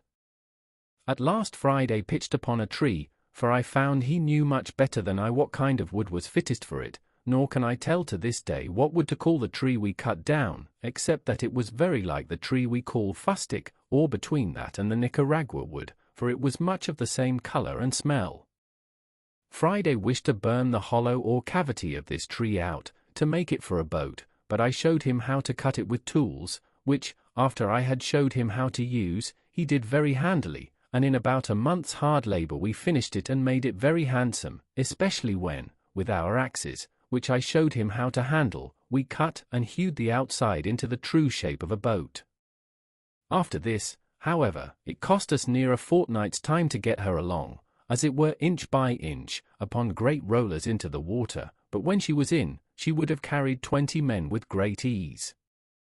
When she was in the water, though she was so big, it amazed me to see with what dexterity and how swift my man Friday could manage her, turn her, and paddle her along. So I asked him if he would, and if we might venture over in her. Yes, he said, we venture over in her very well, though great blow wind. However, I had a further design that he knew nothing of, and that was, to make a mast and a sail, and to fit her with an anchor and cable. As to a mast, that was easy enough to get, so I pitched upon a straight young cedar tree, which I found near the place, and which there were great plenty of in the island, and I set Friday to work to cut it down, and gave him directions how to shape and order it. But as to the sail, that was my particular care. I knew I had old sails, or rather pieces of old sails, enough, but as I had had them now 26 years by me, and had not been very careful to preserve them, not imagining that I should ever have this kind of use for them, I did not doubt but they were all rotten, and, indeed, most of them were so. However, I found 2 pieces which appeared pretty good, and with these I went to work, and with a great deal of pains, and awkward stitching, you may be sure, for want of needles, I at length made a 3-cornered ugly thing, like what we call in England a shoulder of mutton sail, to go with a boom at bottom, and a little short sprit at the top, such as usually our ship's long-boats sail with, and such as I best knew how to manage, as it was such a one as I had to the boat in which I made my escape from Barbary, as related in the first part of my story. I was near 2 months performing this last work, viz. rigging and fitting my masts and sails, for I finished them very complete, making a small stay, and a sail, or foresail, to it, to assist if we should turn to windward, and, what was more than all, I fixed a rudder to the stern of her to steer with.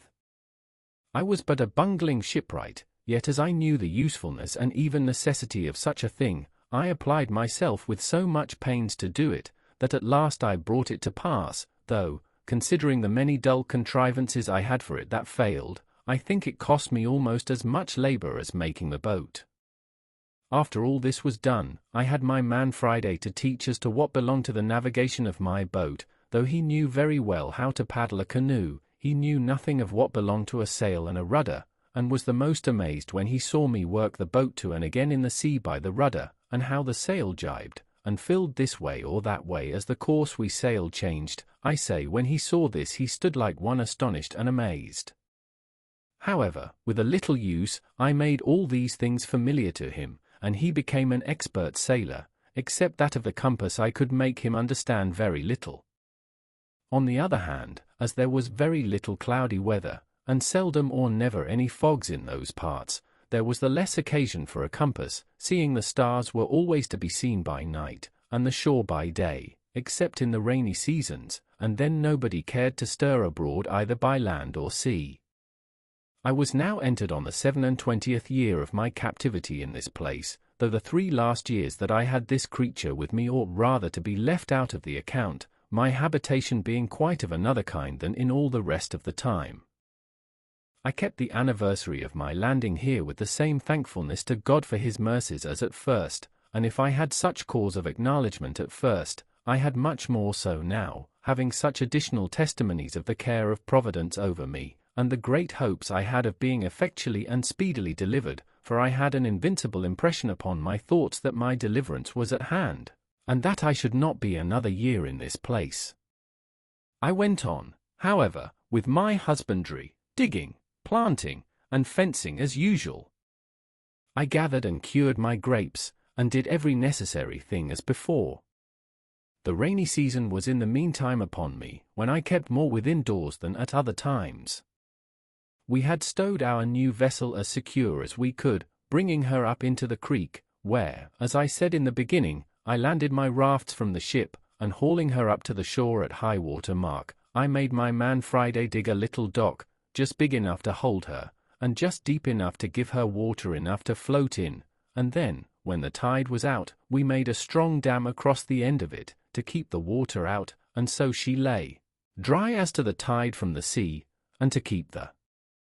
rain off we laid a great many boughs of trees, so thick that she was as well thatched as a house, and thus we waited for the months of November and December, in which I designed to make my adventure. When the settled season began to come in, as the thought of my design returned with the fair weather, I was preparing daily for the voyage. And the first thing I did was to lay by a certain quantity of provisions, being the stores for our voyage, and intended in a week or a fortnight's time to open the dock, and launch out our boat. I was busy one morning upon something of this kind, when I called to Friday, and bid him to go to the seashore and see if he could find a turtle or a tortoise, a thing which we generally got once a week, for the sake of the eggs as well as the flesh. Friday had not been long gone when he came running back, and flew over my outer wall or fence, like one that felt not the ground or the steps he set his foot on, and before I had time to speak to him he cries out to me, "O master! O master! O sorrow! O bad! What's the matter, Friday?" says I. "Oh, yonder there," says he, 1, 2, 3 canoes, 1, 2, 3. By this way of speaking I concluded there were 6, but on inquiry I found there were but 3. "Well, Friday," says I, "do not be frightened." So I heartened him up as well as I could. However, I saw the poor fellow was most terribly scared, for nothing ran in his head but that they were come to look for him, and would cut him in pieces and eat him, and the poor fellow trembled so that I scarcely knew what to do with him. I comforted him as well as I could, and told him I was in as much danger as he, and that they would eat me as well as him. "But," says I, "Friday, we must resolve to fight them." "Can you fight, Friday?" "Me shoot," says he, "but there come many great number." "No matter for that," said I again, "our guns will fright them that we do not kill." So I asked him whether, if I resolved to defend him, he would defend me, and stand by me, and do just as I bid him. He said, "Me die when you bid die, master." So I went and fetched a good dram of rum and gave him, for I had been so good a husband of my rum that I had a great deal left. When we had drunk it, I made him take the 2 fowling pieces, which we always carried, and loaded them with large swan shot, as big as small pistol bullets. Then I took for muskets, and loaded them with 2 slugs and 5 small bullets each, and my 2 pistols I loaded with a brace of bullets each. I hung my great sword, as usual, naked by my side, and gave Friday his hatchet. When I had thus prepared myself, I took my perspective glass, and went up to the side of the hill, to see what I could discover, and I found quickly by my glass that there were 21 savages, 3 prisoners, and 3 canoes, and that their whole business seemed to be the triumphant banquet upon these 3 human bodies, a barbarous feast, indeed. But nothing more than, as I had observed, was usual with them. I observed also that they had landed, not where they had done when Friday made his escape, but nearer to my creek, where the shore was low, and where a thick wood came almost close down to the sea. This, with the abhorrence of the inhuman errand these wretches came about, filled me with such indignation that I came down again to Friday, and told him I was resolved to go down to them and kill them all, and asked him if he would stand by me. He had now got over his fright, and his spirits being a little raised with the dram I had given him, he was very cheerful, and told me, as before, he would die when I bid die. In this fit of fury I divided the arms which I had charged, as before, between us. I gave Friday 1 pistol to stick in his girdle, and 3 guns upon his shoulder, and I took 1 pistol and the other 3 guns myself, and in this posture we marched out. I took a small bottle of rum in my pocket, and gave Friday a large bag with more powder and bullets, and as to orders, I charged him to keep close behind me, and not to stir, or shoot, or do anything till I bid him, and in the meantime not to speak a word. In this posture I fetched a compass to my right hand of near a mile, as well to get over the creek as to get into the wood, so that I could come within shot of them before I should be discovered, which I had seen by my glass it was easy to do. While I was making this march, my former thoughts returning, I began to abate my resolution. I do not mean that I entertained any fear of their number, for as they were naked, unarmed wretches, it is certain I was superior to them, nay, though I had been alone. But it occurred to my thoughts, what call, what occasion, much less what necessity I was in to go and dip my hands in blood, to attack people who had neither done or intended me any wrong. Who, as to me, were innocent, and whose barbarous customs were their own disaster, being in them a token, indeed, of God's having left them, with the other nations of that part of the world, to such stupidity, and to such inhuman courses, but did not call me to take upon me to be a judge of their actions, much less an executioner of his justice, that whenever he thought fit he would take the cause into his own hands, and by national vengeance punish them as a people for national crimes, but that, in the meantime, it was none of my business that it was true Friday might justify it, because he was a declared enemy and in a state of war with those very particular people, and it was lawful for him to attack them, but I could not say the same with regard to myself. These things were so warmly pressed upon my thoughts all the way as I went, that I resolved I would only go and place myself near them that I might observe their barbarous feast, and that I would act then as God should direct, but that unless something offered that was more a call to me than yet I knew of, I would not meddle with them. With this resolution I entered the wood, and, with all possible wariness and silence, Friday following close at my heels, I marched till I came to the skirts of the wood on the side which was next to them, only that one corner of the wood lay between me and them. Here I called softly to Friday, and showing him a great tree which was just at the corner of the wood, I bade him go to the tree, and bring me word if he could see there plainly what they were doing. He did so, and came immediately back to me, and told me they might be plainly viewed there that they were all about their fire, eating the flesh of one of their prisoners, and that another lay bound upon the sand a little from them, whom he said they would kill next, and this fired the very soul within me. He told me it was not one of their nation, but one of the bearded men he had told me of, that came to their country in the boat.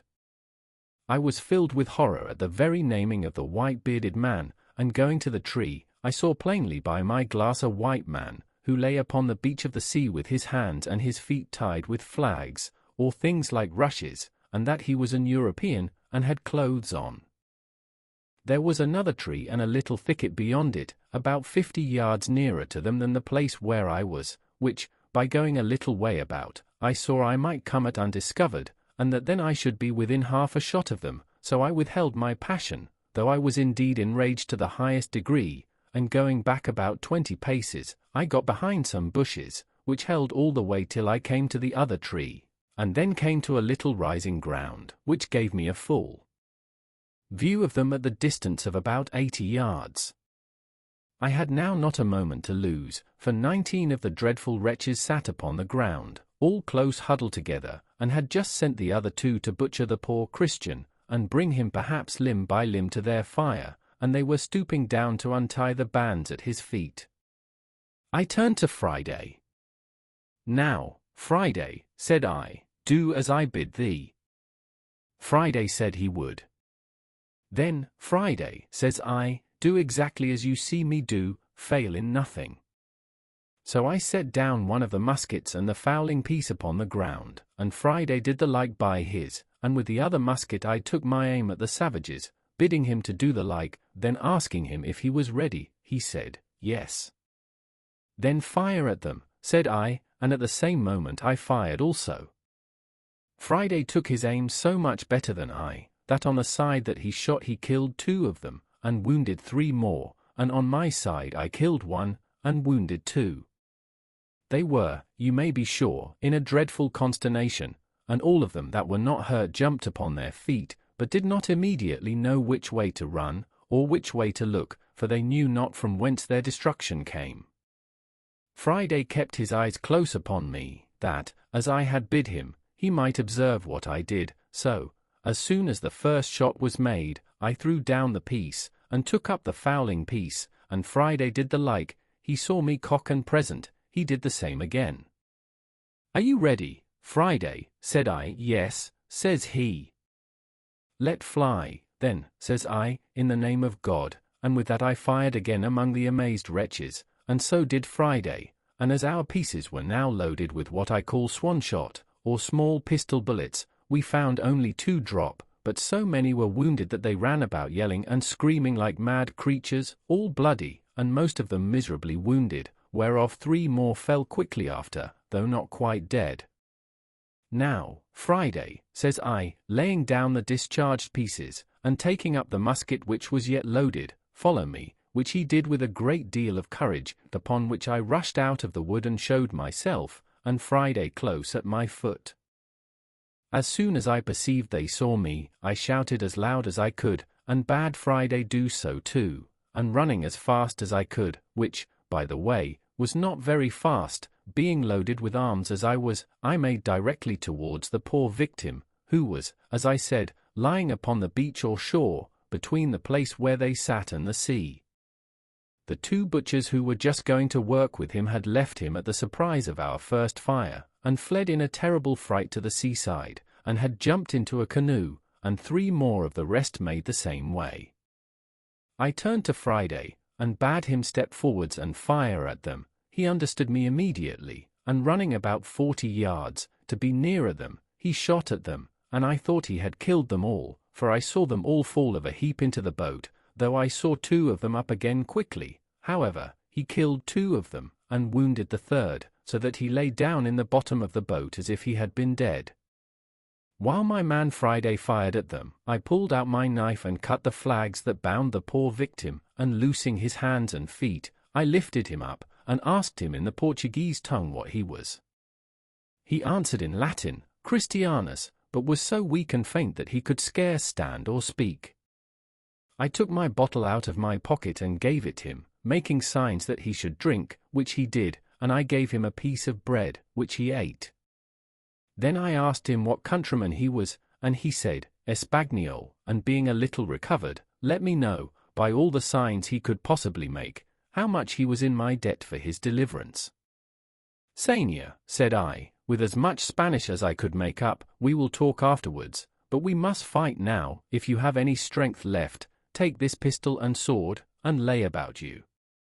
He took them very thankfully, and no sooner had he the arms in his hands, but, as if they had put new vigor into him, he flew upon his murderers like a fury, and had cut 2 of them in pieces in an instant, for the truth is, as the whole was a surprise to them, so the poor creatures were so much frightened with the noise of our pieces that they fell down for mere amazement and fear, and had no more power to attempt their own escape than their flesh had to resist our shot, and that was the case. Of those 5 that Friday shot at in the boat, for as 3 of them fell with the hurt they received, so the other 2 fell with the fright.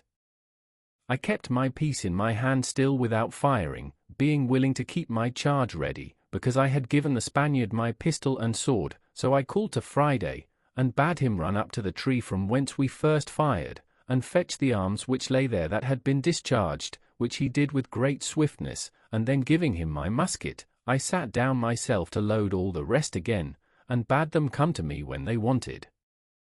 While I was loading these pieces, there happened a fierce engagement between the Spaniard and one of the savages, who made at him with one of their great wooden swords, the weapon that was to have killed him before, if I had not prevented it.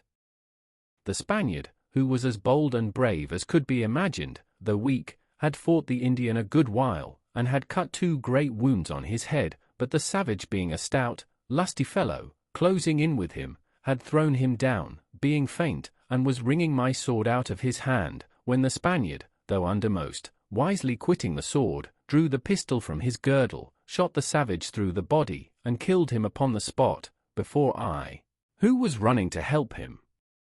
could come near him. Friday, being now left to his liberty, pursued the flying wretches, with no weapon in his hand but his hatchet, and with that he despatched those 3 who, as I said before, were wounded at first, and fallen, and all the rest he could come up with, and the Spaniard coming to me for a gun, I gave him one of the fowling pieces, with which he pursued 2 of the savages, and wounded them both, but as he was not able to run, they both got from him into the wood, where Friday pursued them, and killed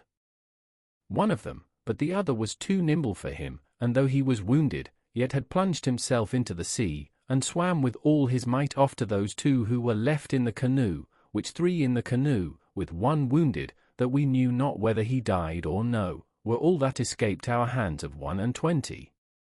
The account of the whole is as follows: 3 killed at our first shot from the tree, 2 killed at the next shot, 2 killed by Friday in the boat, 2 killed by Friday of those at first wounded, 1 killed by Friday in the wood, 3 killed by the Spaniard, for killed, being found dropped here and there of the wounds, or killed by Friday in his chase of them, for escaped in the boat, whereof 1 wounded, if not dead 21 in all. Those that were in the canoe worked hard to get out of gunshot, and though Friday made 2 or 3 shots at them, I did not find that he hit any of them. Friday would fain have had me take one of their canoes, and pursue them, and indeed I was very anxious about their escape, lest, carrying the news home to their people, they should come back perhaps with 200 or 300 of the canoes and devour us by mere multitude, so I consented to pursue them by sea, and running to one of their canoes, I jumped in and bade Friday follow me, but when I was in the canoe I was surprised to find another poor creature lie there, bound hand and foot, as the Spaniard was, for the slaughter, and almost dead with fear, not knowing what was the matter, for he had not been able to look up over the side of the boat. He was tied so hard neck and heels, and had been tied so long that he had really but little life in him. I immediately cut the twisted flags or rushes which they had bound him with, and would have helped him up, but he could not stand or speak, but groaned most piteously, believing, it seems, still, that he was only unbound in order to be killed. When Friday came to him I bade him speak to him, and tell him of his deliverance, and pulling out my bottle, made him give the poor wretch a dram, which, with the news of his being delivered, revived him, and he sat up in the boat. But when Friday came to hear him speak, and look in his face, it would have moved any one to tears to have seen how Friday kissed him, embraced him, hugged him, cried, laughed, hallooed, jumped about, danced, sang, then cried again, wrung his hands, beat his own face and head, and then sang and jumped about again like a distracted creature. It was a good while before I could make him speak to me or tell me what was the matter, but when he came a little to himself he told me that it was his father. It is not easy for me to express how it moved me to see what ecstasy and filial affection had worked in this poor savage at the sight of his father, and of his being delivered from death, nor indeed can I describe half the extravagances of his affection after this, for he went into the boat and out of the boat a great many times. When he went into him he would sit down by him, open his breast, and hold his father's head close to his bosom for many minutes together, to nourish it. Then he took his arms and ankles, which were numbed and stiff with the binding, and chafed and rubbed them with his hands, and I, perceiving what the case was, gave him some rum out of my bottle to rub them with, which did them a great deal of good. This affair put an end to our pursuit of the canoe with the other savages, who were now almost out of sight, and it was happy for us that we did not, for it blew so hard within 2 hours after, and before they could be got a quarter of their way, and continued blowing so hard all night, and that from the northwest, which was against them, that I could not suppose their boat could live, or that they ever reached their own coast. But to return to Friday, he was so busy about his father that I could not find in my heart to take him off for some time, but after I thought he could leave him a little, I called him to me, and he came jumping and laughing, and pleased to the highest extreme. Then I asked him if he had given his father any bread. He shook his head, and said, "None, ugly dog eat all up self." I then gave him a cake of bread out of a little pouch I carried on purpose. I also gave him a dram for himself, but he would not taste it, but carried it to his father. I had in my pocket 2 or 3 bunches of raisins, so I gave him a handful of them for his father. He had no sooner given his father these raisins but I saw him come out of the boat, and run away as if he had been bewitched, for he was the swiftest fellow on his feet that ever I saw. I say, he ran at such a rate that he was out of sight, as it were, in an instant, and though I called, and hallooed out 2 after him, it was all one away he went, and in a quarter of an hour I saw him come back again, though not so fast as he went, and as he came nearer I found his pace slacker, because he had something in his hand. When he came up to me I found he had been quite home for an earthen jug or pot, to bring his father some fresh water, and that he had got 2 more cakes or loaves of bread, the bread he gave me, but the water he carried to his father. However, as I was very thirsty too, I took a little of it.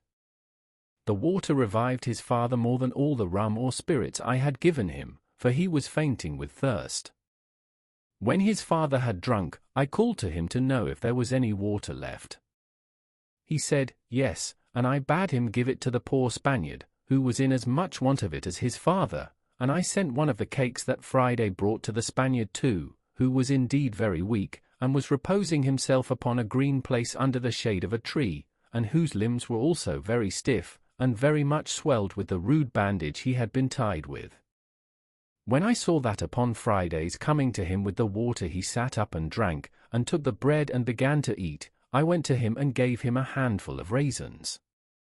He looked up in my face with all the tokens of gratitude and thankfulness that could appear in any countenance, but was so weak, notwithstanding he had so exerted himself in the fight, that he could not stand up upon his feet. He tried to do it 2 or 3 times, but was really not able. His ankles were so swelled and so painful to him, so I bade him sit still, and caused Friday to rub his ankles, and bathe them with rum, as he had done his father's. I observed the poor affectionate creature, every 2 minutes, or perhaps less, all the while he was here, turn his head about to see if his father was in the same place and posture as he left him sitting, and at last he found he was not to be seen, at which he started up, and, without speaking a word, flew with that swiftness to him that one could scarce perceive his feet to touch the ground as he went, but when he came, he only found he had laid himself down to ease his limbs. So Friday came back to me presently, and then I spoke to the Spaniard to let Friday help him up if he could, and lead him to the boat, and then he should carry him to our dwelling, where I would take care of him. But Friday, a lusty, strong fellow, took the Spaniard upon his back, and carried him away to the boat, and set him down softly upon the side or gunwale of the canoe, with his feet in the inside of it, and then lifting him quite in, he set him close to his father, and presently stepping out again, launched the boat off, and paddled it along the shore faster than I could walk, though the wind blew pretty hard too, so he brought them both safe into our creek, and leaving them in the boat, ran away to fetch the other canoe. As he passed me I spoke to him, and asked him whither he went. He told me, go fetch more boat, so away he went like the wind, for sure never man or horse ran like him, and he had the other canoe in the creek almost as soon as I got to it by land, so he wafted me over, and then went to help our new guests out of the boat, which he did, but they were neither of them able to walk, so that poor Friday knew not what to do. Read by Long Stories for Sleep. To remedy this, I went to work in my thought, and calling to Friday to bid them sit down on the bank while he came to me, I soon made a kind of handbarrow to lay them on, and Friday and I carried them both up together upon it between us. But when we got them to the outside of our wall, or fortification, we were at a worse loss than before, for it was impossible to get them over, and I was resolved not to break it down, so I set to work again, and Friday and I, in about 2 hours' time, made a very handsome tent, covered with old sails, and above that with boughs of trees, being in the space without our outward fence and between that and the grove of young wood which I had planted, and here we made them 2 beds of such things as I had, viz. of good rice straw, with blankets laid upon it to lie on, and another to cover them, on each bed. My island was now peopled, and I thought myself very rich in subjects, and it was a merry reflection, which I frequently made, how like a king I looked. First of all, the whole country was my own property, so that I had an undoubted right of dominion. Secondly, my people were perfectly subjected. I was absolutely lord and lawgiver. They all owed their lives to me, and were ready to lay down their lives, if there had been occasion for it, for me. It was remarkable, too, I had but 3 subjects, and they were of 3 different religions. My man Friday was a Protestant, his father was a pagan and a cannibal, and the Spaniard was a papist. However, I allowed liberty of conscience throughout my dominions. But this is by the way. As soon as I had secured my 2 weak, rescued prisoners, and given them shelter, and a place to rest them upon, I began to think of making some provision for them, and the first thing I did, I ordered Friday to take a yearling goat, betwixt a kid and a goat, out of my particular flock, to be killed, when I cut off the hinder quarter, and chopping it into small pieces, I set Friday to work to boiling and stewing, and made them a very good dish, I assure you, of flesh and broth, and as I cooked it without doors, for I made no fire within my inner wall, so I carried it all into the new tent, and having set a table there for them, I sat down, and ate my own dinner also with them, and, as well as I could, cheered them and encouraged them. Friday was my interpreter, especially to his father, and, indeed, to the Spaniard too, for the Spaniard spoke the language of the savages pretty well. After we had dined, or rather supped, I ordered Friday to take one of the canoes, and go and fetch our muskets and other firearms, which, for want of time, we had left upon the place of battle, and the next day I ordered him to go and bury the dead bodies of the savages, which lay open to the sun, and would presently be offensive. I also ordered him to bury the horrid remains of their barbarous feast, which I could not think of doing myself, nay, I could not bear to see them if I went that way, all which he punctually performed, and effaced the very appearance of the savages being there, so that when I went again, I could scarce know where it was, otherwise than by the corner of the wood pointing to the place. I then began to enter into a little conversation with my two new subjects, and, first, I set Friday to inquire of his father what he thought of the escape of the savages in the canoe, and whether we might expect a return of them, with a power too great for us to resist.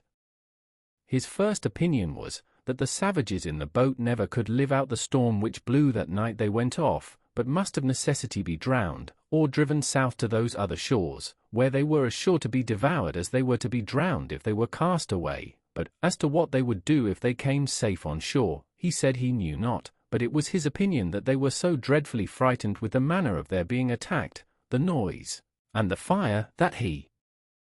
believed they would tell the people they were all killed by thunder and lightning, not by the hand of man, and that the two which appeared, viz. Friday and I, were two heavenly spirits, or furies, come down to destroy them, and not men with weapons.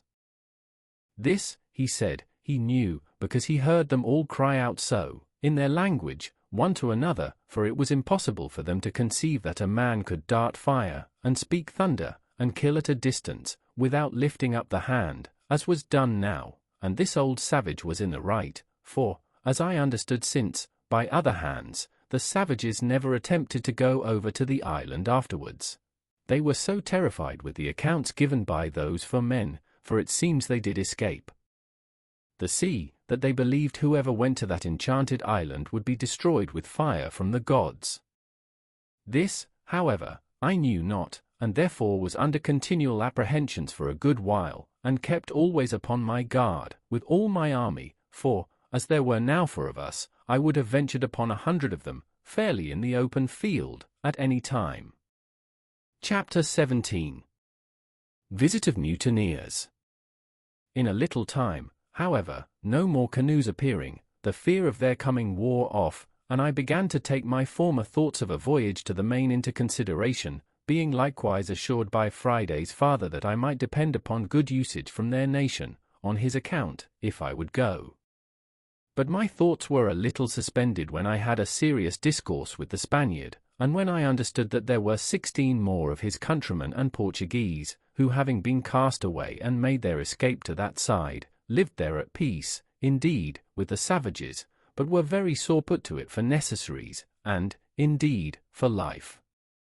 I asked him all the particulars of their voyage, and found they were a Spanish ship, bound from the Rio de la Plata to the Havana, being directed to leave their loading there, which was chiefly hides and silver, and to bring back what European goods they could meet with there, that they had 5 Portuguese seamen on board, whom they took out of another wreck, that 5 of their own men were drowned when first the ship was lost, and that these escaped through infinite dangers and hazards, and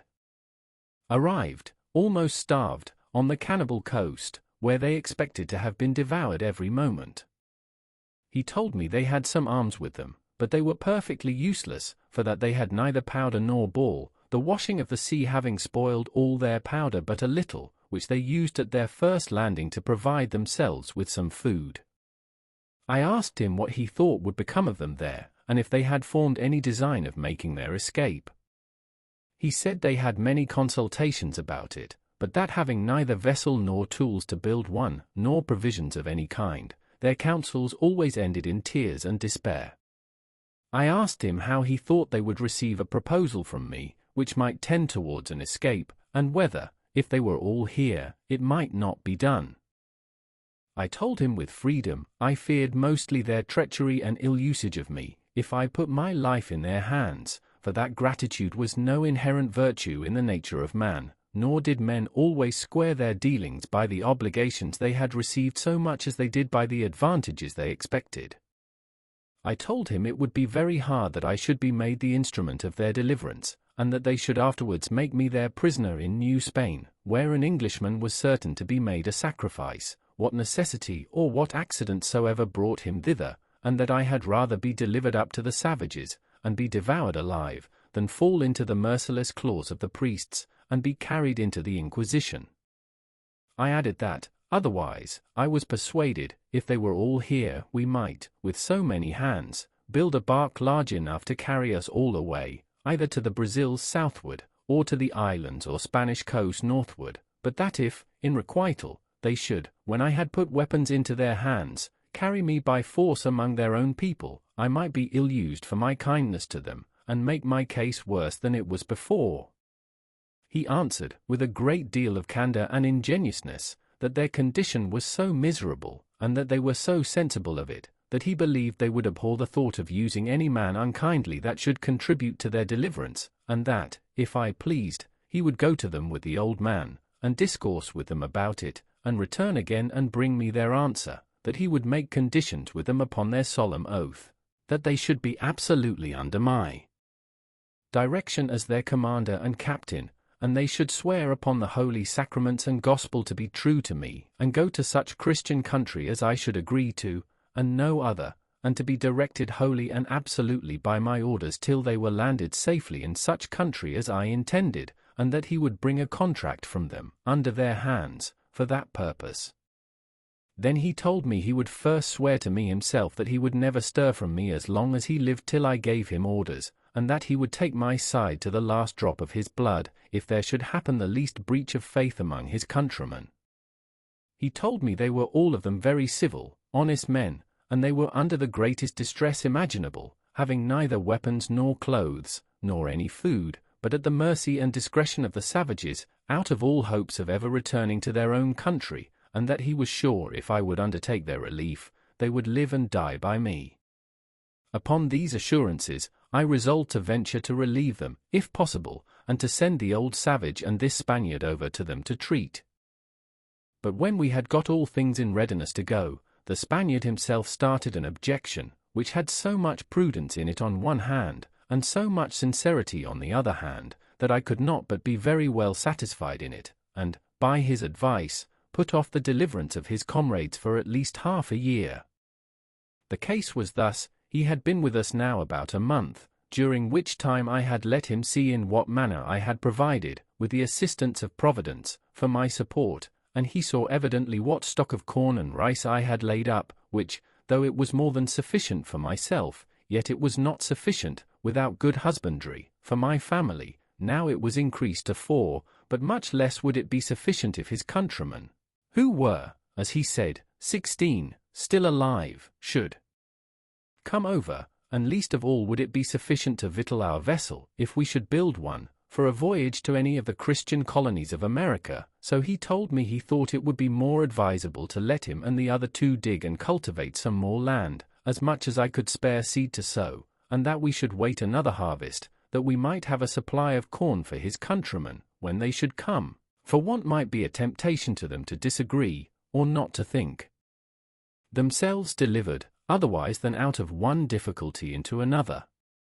You know, says he, the children of Israel, though they rejoiced at first for their being delivered out of Egypt, yet rebelled even against God himself, that delivered them, when they came to want bread in the wilderness. His caution was so seasonable, and his advice so good, that I could not but be very well pleased with his proposal, as well as I was satisfied with his fidelity. So we fell to digging, all 4 of us, as well as the wooden tools we were furnished with permitted, and in about a month's time, by the end of which it was seed time, we had got as much land cured and trimmed up as we sowed 22 bushels of barley on, and 16 jars of rice, which was, in short, all the seed we had to spare. Indeed, we left ourselves barely sufficient for our own food for the 6 months that we had to expect our crop, that is to say, reckoning from the time we set our seed aside for sowing, for it is not to be supposed it is 6 months in the ground in that country. Having now society enough, and our numbers being sufficient to put us out of fear of the savages, if they had come, unless their number had been very great, we went freely all over the island, whenever we found occasion, and as we had our escape or deliverance upon our thoughts, it was impossible, at least for me, to have the means of it out of mine. For this purpose I marked out several trees, which I thought fit for our work, and I set Friday and his father to cut them down, and then I caused the Spaniard, to whom I imparted my thoughts on that affair, to oversee and direct their work. I showed them with what indefatigable pains I had hewed a large tree into single planks, and I caused them to do the like, till they made about a dozen large planks, of good oak, near 2 feet broad, 35 feet long, and from 2 inches to 4 inches thick. What prodigious labor it took up any one may imagine. At the same time I contrived to increase my little flock of tame goats as much as I could, and for this purpose I made Friday and the Spaniard go out one day, and myself with Friday the next day, for we took our turns, and by this means we got about 20 young kids to breed up with the rest, for whenever we shot the dam, we saved the kids, and added them to our flock. But above all, the season for curing the grapes coming on, I caused such a prodigious quantity to be hung up in the sun, that, I believe, had we been at Alicant, where the raisins of the sun are cured, we could have filled 60 or 80 barrels, and these, with our bread, formed a great part of our food, very good living too, I assure you, for they are exceedingly nourishing. It was now harvest, and our crop in good order. It was not the most plentiful increase I had seen in the island, but, however, it was enough to answer our end, for from 22 bushels of barley we brought in and thrashed out above 220 bushels, and the like in proportion of the rice, which was store enough for our food to the next harvest, though all the 16 Spaniards had been on shore with me, or, if we had been ready for a voyage, it would very plentifully have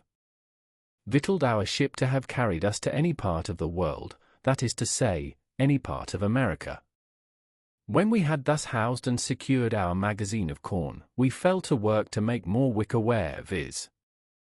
great baskets, in which we kept it, and the Spaniard was very handy and dexterous at this part, and often blamed me that I did not make some things for defense of this kind of work, but I saw no need of it.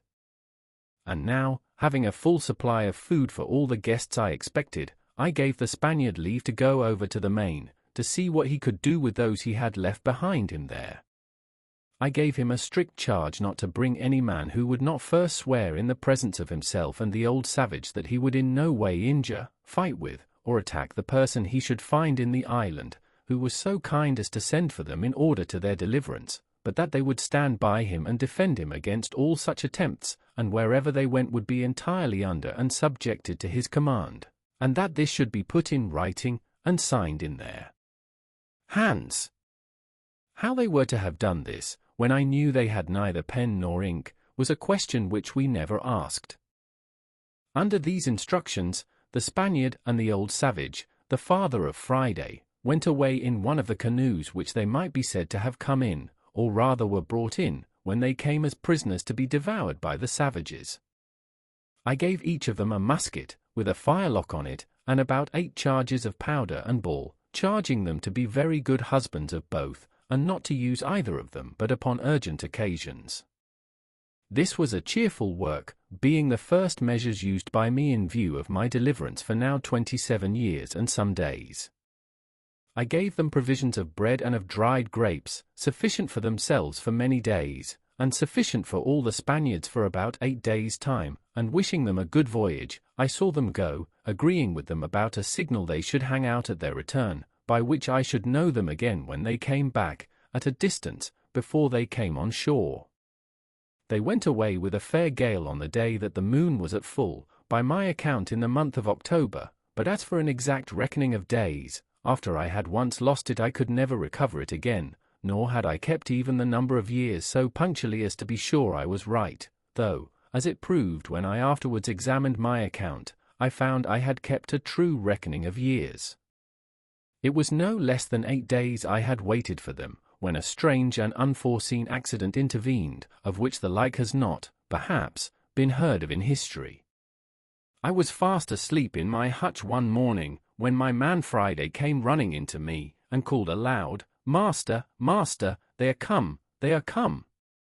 I jumped up, and regardless of danger I went, as soon as I could get my clothes on, through my little grove, which, by the way, was by this time grown to be a very thick wood. I say, regardless of danger I went without my arms, which was not my custom to do, but I was surprised when, turning my eyes to the sea, I presently saw a boat at about 1.5 leagues distance, standing in for the shore, with a shoulder of mutton sail, as they call it, and the wind blowing pretty fair to bring them in. Also I observed, presently, that they did not come from that side which the shore lay on, but from the southernmost end of the island. Upon this I called Friday in, and bade him lie close, for these were not the people we looked for, and that we might not know yet whether they were friends or enemies. In the next place I went in to fetch my perspective glass to see what I could make of them, and having taken the ladder out, I climbed up to the top of the hill, as I used to do when I was apprehensive of anything, and to take my view the plainer without being discovered. I had scarce set my foot upon the hill when my eye plainly discovered a ship lying at anchor, at about 2.5 leagues distance from me, SSE, but not above 1.5 leagues from the shore. By my observation it appeared plainly to be an English ship, and the boat appeared to be an English longboat. I cannot express the confusion I was in, though the joy of seeing a ship, and one that I had reason to believe was manned by my own countrymen, and consequently friends, was such as I cannot describe, but yet I had some secret doubts hung about me I cannot tell from whence they came, bidding me keep upon my guard. In the first place, it occurred to me to consider what business an English ship could have in that part of the world, since it was not the way to or from any part of the world where the English had any traffic, and I knew there had been no storms to drive them in there in distress, and that if they were really English it was most probable that they were here upon no good design, and that I had better continue as I was than fall into the hands of thieves and murderers. Let no man despise the secret hints and notices of danger which sometimes are given him when he may think there is no possibility of its being real. That such hints and notices are given us I believe few that have made any observation of things can deny, that they are certain discoveries of an invisible world, and a converse of spirits, we cannot doubt, and if the tendency of them seems to be to warn us of danger, why should we not suppose they are from some friendly agent, whether supreme, or inferior and subordinate, is not the question, and that they are given for our good? The present question abundantly confirms me in the justice of this reasoning, for had I not been made cautious by this secret admonition, come it from whence it will, I had been done inevitably, and in a far worse condition than before, as you will see presently. I had not kept myself long in this posture till I saw the boat draw near the shore, as if they looked for a creek to thrust in at, for the convenience of landing. However, as they did not come quite far enough, they did not see the little inlet where I formerly landed my rafts, but ran their boat on shore upon the beach, at about 1/2 mile from me, which was very happy for me, for otherwise they would have landed just at my door, as I may say, and would soon have beaten me out of my castle, and perhaps have plundered me of all I had. When they were on shore I was fully satisfied they were Englishmen, at least most of them. 1 or 2 I thought were Dutch, but it did not prove so. There were in all 11 men, whereof 3 of them I found were unarmed and, as I thought, bound, and when the first 4 or 5 of them were jumped on shore, they took those 3 out of the boat as prisoners. One of the 3 I could perceive using the most passionate gestures of entreaty, affliction, and despair, even to a kind of extravagance. The other 2, I could perceive, lifted up their hands sometimes, and appeared concerned indeed, but not to such a degree as the first. I was perfectly confounded at the sight, and knew not what the meaning of it should be. Friday called out to me in English, as well as he could, "O master!" You see English mans eat prisoner as well as savage mans. Why, Friday, says I, do you think they're going to eat them, then? Yes, says Friday, they will eat them. No, no, says I, Friday, I am afraid they will murder them, indeed, but you may be sure they will not eat them. All this while I had no thought of what the matter really was, but stood trembling with the horror of the sight, expecting every moment when the 3 prisoners should be killed. Nay, once I saw one of the villains lift up his arm with a great cutlass, as the seamen call it, or sword, to strike one of the poor men, and I expected to see him fall every moment, at which all the blood in my body seemed to run chill in my veins.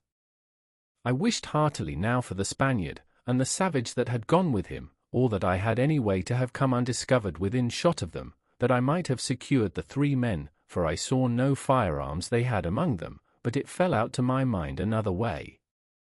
After I had observed the outrageous usage of the 3 men by the insolent seamen, I observed the fellows run scattering about the island, as if they wanted to see the country. I observed that the 3 other men had liberty to go also where they pleased, but they sat down all 3 upon the ground, very pensive, and looked like men in despair. This put me in mind of the first time when I came on shore, and began to look about me, how I gave myself over for lost, how wildly I looked round me, what dreadful apprehensions I had, and how I lodged in the tree all night for fear of being devoured by wild beasts. As I knew nothing that night of the supply I was to receive by the providential driving of the ship nearer the land by the storms and tide, by which I have since been so long nourished and supported, so these 3 poor desolate men knew nothing how certain of deliverance and supply they were, how near it was to them, and how effectually and really they were in a condition of safety, at the same time that they thought themselves lost and their case desperate. So little do we see before us in the world, and so much reason have we to depend cheerfully upon the great Maker of the world, that he does not leave his creatures so absolutely destitute, but that in the worst circumstances they have always something to be thankful for, and sometimes are nearer deliverance than they imagine, nay, are even brought to their deliverance by the means by which they seem to be brought to their destruction. It was just at high water when these people came on shore, and while they rambled about to see what kind of a place they were in, they had carelessly stayed till the tide was spent, and the water was ebbed considerably away, leaving their boat aground. They had left 2 men in the boat, who, as I found afterwards, having drunk a little too much brandy, fell asleep. However, one of them waking a little sooner than the other and finding the boat too fast aground for him to stir it, hallooed out for the rest, who were straggling about, upon which they all soon came to the boat, but it was past all their strength to launch her, the boat being very heavy, and the shore on that side being a soft oozy sand, almost like a quicksand. In this condition, like true seamen, who are, perhaps, the least of all mankind given to forethought, they gave it over, and away they strolled about the country again, and I heard one of them say aloud to another, calling them off from the boat, "Why, let her alone, Jack, can't you? She'll float next tide," by which I was fully confirmed in the main inquiry of what countrymen they were. All this while I kept myself very close, not once daring to stir out of my castle any farther than to my place of observation near the top of the hill, and very glad I was to think how well it was fortified. I knew it was no less than 10 hours before the boat could float again, and by that time it would be dark, and I might be at more liberty to see their motions, and to hear their discourse, if they had any. In the meantime I fitted myself up for a battle as before, though with more caution, knowing I had to do with another kind of enemy than I had at first. I ordered Friday also, whom I had made an excellent marksman with his gun, to load himself with arms. I took myself 2 fowling pieces, and I gave him 3 muskets. My figure, indeed, was very fierce. I had my formidable goatskin coat on, with a great cap I have mentioned, a naked sword by my side, 2 pistols in my belt, and a gun upon each shoulder. It was my design, as I said above, not to have made any attempt till it was dark, but about 2 o'clock, being the heat of the day, I found that they were all gone straggling into the woods, and, as I thought, laid down to sleep. The 3 poor distressed men, too anxious for their condition to get any sleep, had, however, sat down under the shelter of a great tree, at about 1/4 of a mile from me, and, as I thought, out of sight of any of the rest. Upon this I resolved to discover myself to them, and learn something of their condition. Immediately I marched as above, my man Friday at a good distance behind me, as formidable for his arms as I, but not making quite so staring a spectre-like figure as I did. I came as near them undiscovered as I could, and then, before any of them saw me, I called aloud to them in Spanish, "What are ye, gentlemen?" They started up at the noise, but were 10 times more confounded when they saw me, and the uncouth figure that I made. They made no answer at all, but I thought I perceived them just going to fly from me, when I spoke to them in English. "Gentlemen," said I, "do not be surprised at me. Perhaps you may have a friend near when you did not expect it." "He must be sent directly from heaven then," said one of them very gravely to me, and pulling off his hat at the same time to me, "for our condition is past the help of man." "All help is from heaven, sir," said I, "but can you put a stranger in the way to help you? For you seem to be in some great distress. I saw you when you landed, and when you seemed to make application to the brutes that came with you, I saw one of them lift up his sword to kill you." The poor man, with tears running down his face, and trembling, looking like one astonished, returned, "Am I talking to God or man? Is it a real man or an angel?" "Be in no fear about that, sir," said I. "If God had sent an angel to relieve you, he would have come better clothed, and armed after another manner than you see me. Pray lay aside your fears. I am a man, an Englishman, and disposed to assist you. You see I have one servant only. We have arms and ammunition. Tell us freely, can we serve you? What is your case?" "Our case, sir," said he, "is too long to tell you while our murderers are so near us, but, in short, sir, I was commander of that ship. My men have mutinied against me. They have been hardly prevailed on not to murder me, and, at last, have set me on shore in this desolate place, with these 2 men with me, one my mate, the other a passenger, where we expected to perish, believing the place to be uninhabited, and know not yet what to think of it." "Where are these brutes, your enemies?" said I. "Do you know where they are gone?" "There they lie, sir," said he, pointing to a thicket of trees. "My heart trembles for fear they have seen us and heard you speak. If they have, they will certainly murder us all." "Have they any firearms?" said I. He answered, they had only 2 pieces, one of which they left in the boat. "Well, then," said I, "leave the rest to me. I see they are all asleep. It is an easy thing to kill them all, but shall we rather take them prisoners?" He told me there were 2 desperate villains among them that it was scarce safe to show any mercy to, but if they were secured, he believed all the rest would return to their duty. I asked him which they were. He told me he could not at that distance distinguish them, but he would obey my orders in anything I would direct. "Well," says I, "let us retreat out of their view or hearing, lest they awake, and we will resolve further." So they willingly went back with me, till the woods covered us from them. "Look you, sir," said I, "if I venture upon your deliverance, are you willing to make 2 conditions with me?" He anticipated my proposals by telling me that both he and the ship, if recovered, should be wholly directed and commanded by me in everything, and if the ship was not recovered, he would live and die with me in what part of the world soever I would send him, and the 2 other men said the same. "Well," says I, "my conditions are but 2. First, that while you stay in this island with me, you will not pretend to any authority here, and if I put arms in your hands, you will, upon all occasions, give them up to me, and do no prejudice to me or mine upon this island, and in the meantime be governed by my orders. Secondly, that if the ship is or may be recovered, you will carry me and my man to England passage free." He gave me all the assurances that the invention or faith of man could devise that he would comply with these most reasonable demands, and besides would owe his life to me, and acknowledge it upon all occasions as long as he lived. "Well, then," said I, "here are 3 muskets for you, with powder and ball. Tell me next what you think is proper to be done."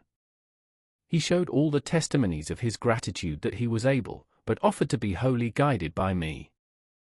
I told him I thought it was very hard venturing anything, but the best method I could think of was to fire on them at once as they lay, and if any were not killed at the first volley, and offered to submit, we might save them, and so put it wholly upon God's providence to direct the shot. He said, very modestly, that he was loath to kill them if he could help it, but that those two were incorrigible villains, and had been the authors of all the mutiny in the ship, and if they escaped, we should be undone still, for they would go on board and bring the whole ship's company, and destroy us all. Well, then, says I, necessity legitimates my advice, for it is the only way to save our lives. However, seeing him still cautious of shedding blood, I told him they should go themselves, and manage as they found convenient.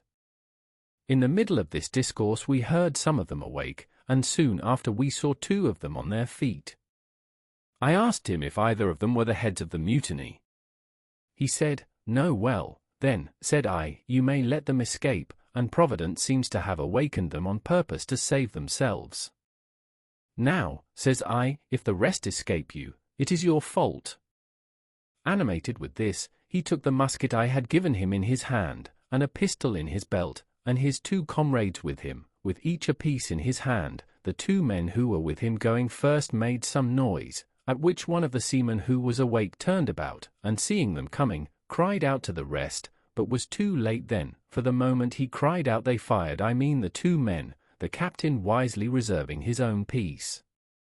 They had so well aimed their shot at the men they knew, that one of them was killed on the spot, and the other very much wounded, but not being dead, he started up on his feet, and called eagerly for help to the other, but the captain stepping to him, told him it was too late to cry for help, he should call upon God to forgive his villainy, and with that word knocked him down with the stock of his musket, so that he never spoke more. There were 3 more in the company, and one of them was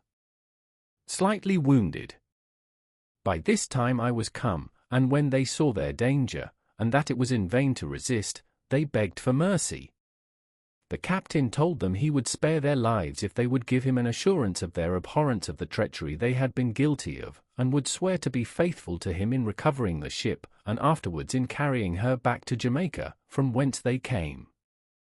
They gave him all the protestations of their sincerity that could be desired, and he was willing to believe them, and spare their lives, which I was not against, only that I obliged him to keep them bound hand and foot while they were on the island. While this was doing, I sent Friday with the captain's mate to the boat with orders to secure her, and bring away the oars and sails, which they did, and by 3 straggling men, that were, happily for them, parted from the rest, came back upon hearing the guns fired, and seeing the captain, who was before their prisoner, now their conqueror, they submitted to be bound also, and so our victory was complete. It now remained that the captain and I should inquire into one another's circumstances. I began first, and told him my whole history, which he heard with an attention even to amazement, and particularly at the wonderful manner of my being furnished with provisions and ammunition, and, indeed, as my story is a whole collection of wonders, it affected him deeply. But when he reflected from thence upon himself, and how I seemed to have been preserved there on purpose to save his life, the tears ran down his face, and he could not speak a word more. After this communication was at an end, I carried him and his 2 men into my apartment, leading them in just where I came out, viz. at the top of the house, where I refreshed them with such provisions as I had, and showed them all the contrivances I had made during my long inhabiting that place. All I showed them, all I said to them, was perfectly amazing, but above all, the captain admired my fortification, and how perfectly I had concealed my retreat with a grove of trees, which having been now planted nearly 20 years, and the trees growing much faster than in England, was become a little wood, so thick that it was impassable in any part of it but at that one side where I had reserved my little winding passage into it. I told him this was my castle and my residence, but that I had a seat in the country, as most princes have, whither I could retreat upon occasion, and I would show him that too another time, but at present our business was to consider how to recover the ship. He agreed with me as to that, but told me he was perfectly at a loss what measures to take, for that there were still 26 hands on board, who, having entered into a cursed conspiracy, by which they had all forfeited their lives to the law, would be hardened in it now by desperation, and would carry it on, knowing that if they were subdued they would be brought to the gallows as soon as they came to England, or to any of the English colonies, and that, therefore, there would be no attacking them with so small a number as we were. I mused for some time on what he had said, and found it was a very rational conclusion, and that therefore something was to be resolved on speedily, as well to draw the men on board into some snare for their surprise as to prevent their landing upon us, and destroying us. Upon this, it presently occurred to me that in a little while the ship's crew, wondering what was become of their comrades and of the boat, would certainly come on shore in their other boat to look for them, and that then, perhaps, they might come armed, and be too strong for us. This he allowed to be rational.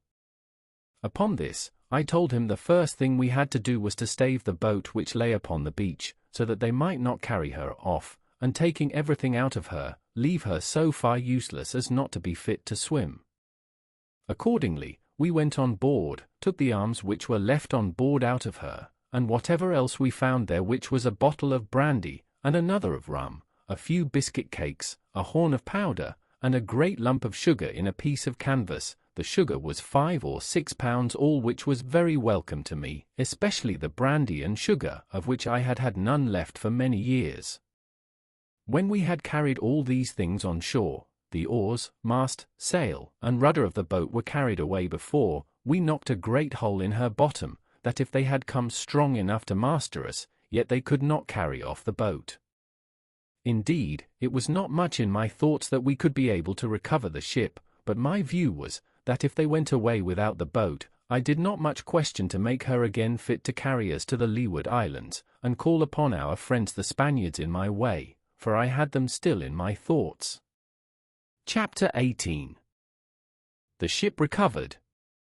While we were thus preparing our designs, and had first, by main strength, heaved the boat upon the beach, so high that the tide would not float her off at high water mark, and besides, had broke a hole in her bottom too big to be quickly stopped, and were set down musing what we should do, we heard the ship fire a gun, and make a waft with her ensign as a signal for the boat to come on board, but no boat stirred, and they fired several times, making other signals for the boat.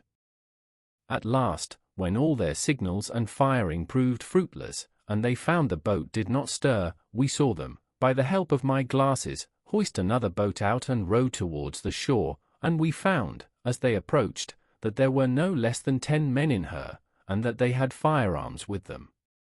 As the ship lay almost 2 leagues from the shore, we had a full view of them as they came, and a plain sight even of their faces, because the tide having set them a little to the east of the other boat, they rowed up under shore, to come to the same place where the other had landed, and where the boat lay. By this means, I say, we had a full view of them, and the captain knew the persons and characters of all the men in the boat, of whom, he said, there were 3 very honest fellows, who, he was sure, were led into this conspiracy by the rest, being overpowered and frightened, but that as for the boatswain, who it seems was the chief officer among them, and all the rest, they were as outrageous as any of the ship's crew, and were no doubt made desperate in their new enterprise, and terribly apprehensive he was that they would be too powerful for us. I smiled at him, and told him that men in our circumstances were past the operation of fear, that seeing almost every condition that could be was better than that which we were supposed to be in, we ought to expect that the consequence, whether death or life, would be sure to be a deliverance. I asked him what he thought of the circumstances of my life, and whether a deliverance were not worth venturing for. "And where, sir," said I, "is your belief of my being preserved here on purpose to save your life, which elevated you a little while ago?" "For my part," said I, "there seems to be but one thing amiss in all the prospect of it." "What is that?" say he. "Why," said I, "it is, that as you say there are 3 or 4 honest fellows among them which should be spared. Had they been all of the wicked part of the crew, I should have thought God's providence had singled them out to deliver them into your hands, for depend upon it, every man that comes ashore is our own, and shall die or live as they behave to us." As I spoke this with a raised voice and cheerful countenance, I found it greatly encouraged him, so we set vigorously to our business. We had, upon the first appearance of the boats coming from the ship, considered of separating our prisoners, and we had, indeed, secured them effectually. 2 of them, of whom the captain was less assured than ordinary, I sent with Friday, and 1 of the 3 delivered men, to my cave, where they were remote enough, and out of danger of being heard or discovered, or of finding their way out of the woods if they could have delivered themselves. Here they left them bound, but gave them provisions, and promised them, if they continued there quietly, to give them their liberty in a day or 2, but that if they attempted their escape they should be put to death without mercy. They promised faithfully to bear their confinement with patience, and were very thankful that they had such good usage as to have provisions and light left them, for Friday gave them candles, such as we made ourselves, for their comfort, and they did not know but that he stood sentinel over them at the entrance. The other prisoners had better usage. 2 of them were kept pinioned, indeed, because the captain was not able to trust them, but the other 2 were taken into my service, upon the captain's recommendation, and upon their solemnly engaging to live and die with us. So with them and the 3 honest men we were 7 men, well armed, and I made no doubt we should be able to deal well enough with the 10 that were coming, considering that the captain had said there were 3 or 4 honest men among them also. As soon as they got to the place where their other boat lay, they ran their boat into the beach and came all on shore, hauling the boat up after them, which I was glad to see, for I was afraid they would rather have left the boat at an anchor some distance from the shore, with some hands in her to guard her, and so we should not be able to seize the boat. Being on shore, the first thing they did, they ran all to their other boat, and it was easy to see they were under a great surprise to find her stripped, as above, of all that was in her, and a great hole in her bottom. After they had mused a while upon this, they set up 2 or 3 great shouts, hallooing with all their might, to try if they could make their companions hear, but all was to no purpose. Then they came all close in a ring, and fired a volley of their small arms, which indeed we heard, and the echoes made the woods ring. But it was all one, those in the cave, we were sure, could not hear, and those in our keeping, though they heard it well enough, yet durst give no answer to them. They were so astonished at the surprise of this, that, as they told us afterwards, they resolved to go all on board again to their ship, and let them know that the men were all murdered, and the long boat staved. Accordingly, they immediately launched their boat again, and got all of them on board. The captain was terribly amazed, and even confounded, at this, believing they would go on board the ship again and set sail, giving their comrades over for lost, and so he should still lose the ship, which he was in hopes we should have recovered, but he was quickly as much frightened the other way. They had not been long put off with the boat, when we perceived them all coming on shore again, but with this new measure in their conduct, which it seems they consulted together upon, viz. to leave 3 men in the boat, and the rest to go on shore, and go up into the country to look for their fellows. This was a great disappointment to us, for now we were at a loss what to do, as our seizing those 7 men on shore would be no advantage to us if we let the boat escape, because they would row away to the ship, and then the rest of them would be short away and set sail, and so our recovering the ship would be lost. However, we had no remedy but to wait and see what the issue of things might present. The 7 men came on shore, and the 3 who remained in the boat put her off to a good distance from the shore, and came to an anchor to wait for them, so that it was impossible for us to come at them in the boat. Those that came on shore kept close together, marching towards the top of the little hill under which my habitation lay, and we could see them plainly, though they could not perceive us. We should have been very glad if they would have come nearer us, so that we might have fired at them, or that they would have gone farther off, that we might come abroad. But when they were come to the brow of the hill where they could see a great way into the valleys and woods, which lay towards the northeast part, and where the island lay lowest, they shouted and hallooed till they were weary, and not caring, it seems, to venture far from the shore, nor far from one another, they sat down together under a tree to consider it. Had they thought fit to have gone to sleep there, as the other part of them had done, they had done the job for us, but they were too full of apprehensions of danger to venture to go to sleep, though they could not tell what the danger was they had to fear. The captain made a very just proposal to me upon this consultation of theirs, viz.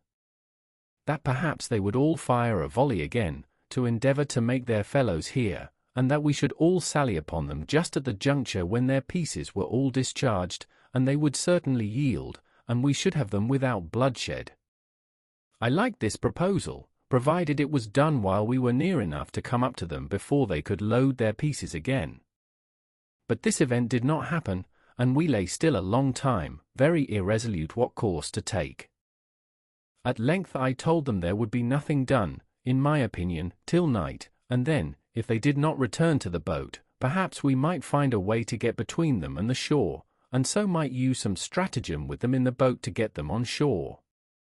We waited a great while, though very impatient for their removing, and were very uneasy when, after long consultation, we saw them all start up and march down towards the sea. It seems they had such dreadful apprehensions of the danger of the place that they resolved to go on board the ship again, give their companions over for lost, and so go on with their intended voyage with the ship.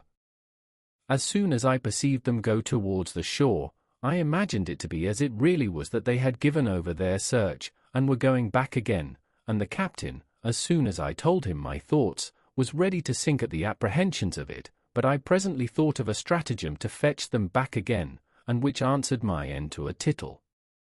I ordered Friday and the captain's mate to go over the little creek westward, towards the place where the savages came on shore, when Friday was rescued, and so soon as they came to a little rising ground, at about half a mile distant, I bid them halloo out, as loud as they could, and wait till they found the seamen heard them, that as soon as ever they heard the seamen answer them, they should return it again, and then, keeping out of sight, take a round, always answering when the others hallooed, to draw them as far into the island and among the woods as possible, and then wheel about again to me by such ways as I directed them. They were just going into the boat when Friday and the mate hallooed, and they presently heard them, and answering, ran along the shore westward, towards the voice they heard, when they were stopped by the creek, where the water being up, they could not get over, and called for the boat to come up and set them over, as, indeed, I expected. When they had set themselves over, I observed that the boat being gone a good way into the creek, and, as it were, in a harbour within the land, they took one of the 3 men out of her, to go along with them, and left only 2 in the boat, having fastened her to the stump of a little tree on the shore. This was what I wished for, and immediately leaving Friday and the captain's mate to their business, I took the rest with me, and, crossing the creek out of their sight, we surprised the 2 men before they were aware, one of them lying on the shore, and the other being in the boat. The fellow on shore was between sleeping and waking, and going to start up. The captain, who was foremost, ran in upon him, and knocked him down, and then called out to him in the boat to yield, or he was a dead man. They needed very few arguments to persuade a single man to yield, when he saw 5 men upon him and his comrade knocked down. Besides, this was, it seems, one of the 3 who were not so hearty in the mutiny as the rest of the crew, and therefore was easily persuaded not only to yield, but afterwards to join very sincerely with us. In the meantime, Friday and the captain's mate so well managed their business with the rest that they drew them, by hallooing and answering, from one hill to another, and from one wood to another, till they not only heartily tired them, but left them where they were, very sure they could not reach back to the boat before it was dark, and, indeed, they were heartily tired themselves also, by the time they came back to us. We had nothing now to do but to watch for them in the dark, and to fall upon them, so as to make sure work with them. It was several hours after Friday came back to me before they came back to their boat, and we could hear the foremost of them, long before they came quite up, calling to those behind to come along, and could also hear them answer, and complain how lame and tired they were, and not able to come any faster, which was very welcome news to us. At length they came up to the boat, but it is impossible to express their confusion when they found the boat fast aground in the creek, the tide ebbed out, and their 2 men gone.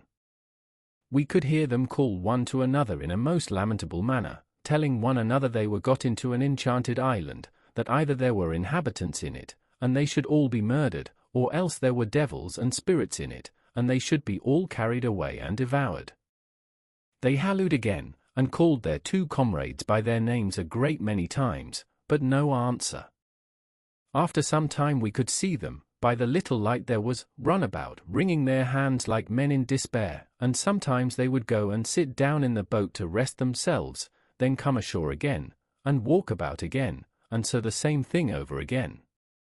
My men would fain have had me give them leave to fall upon them at once in the dark, but I was willing to take them at some advantage, so as to spare them, and kill as few of them as I could, and especially I was unwilling to hazard the killing of any of our men, knowing the others were very well armed. I resolved to wait, to see if they did not separate, and therefore, to make sure of them, I drew my ambuscade nearer, and ordered Friday and the captain to creep upon their hands and feet, as close to the ground as they could, that they might not be discovered, and get as near them as they could possibly before they offered to fire. They had not been long in that posture when the boatswain, who was the principal ringleader of the mutiny, and had now shown himself the most dejected and dispirited of all the rest, came walking towards them, with 2 more of the crew. The captain was so eager at having this principal rogue so much in his power, that he could hardly have patience to let him come so near as to be sure of him, for they only heard his tongue before, but when they came nearer, the captain and Friday, starting up on their feet, let fly at them. The boatswain was killed upon the spot, the next man was shot in the body, and fell just by him, though he did not die till an hour or 2 after, and the third ran for it. At the noise of the fire I immediately advanced with my whole army, which was now 8 men, viz. myself, Generalissimo, Friday, my lieutenant general, the captain and his 2 men, and the 3 prisoners of war whom we had trusted with arms. We came upon them, indeed, in the dark, so that they could not see our number, and I made the man they had left in the boat, who was now one of us, to call them by name, to try if I could bring them to a parley, and so perhaps might reduce them to terms, which fell out just as we desired, for indeed it was easy to think, as their condition then was, they would be very willing to capitulate.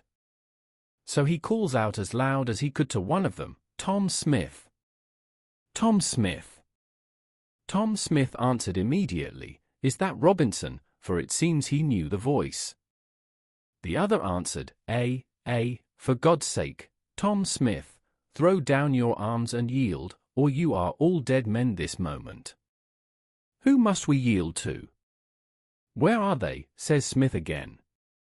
Here they are, says he. Here's our captain and 50 men with him, have been hunting you these 2 hours. The boatswain is killed, Will Fry is wounded, and I am a prisoner, and if you do not yield you are all lost.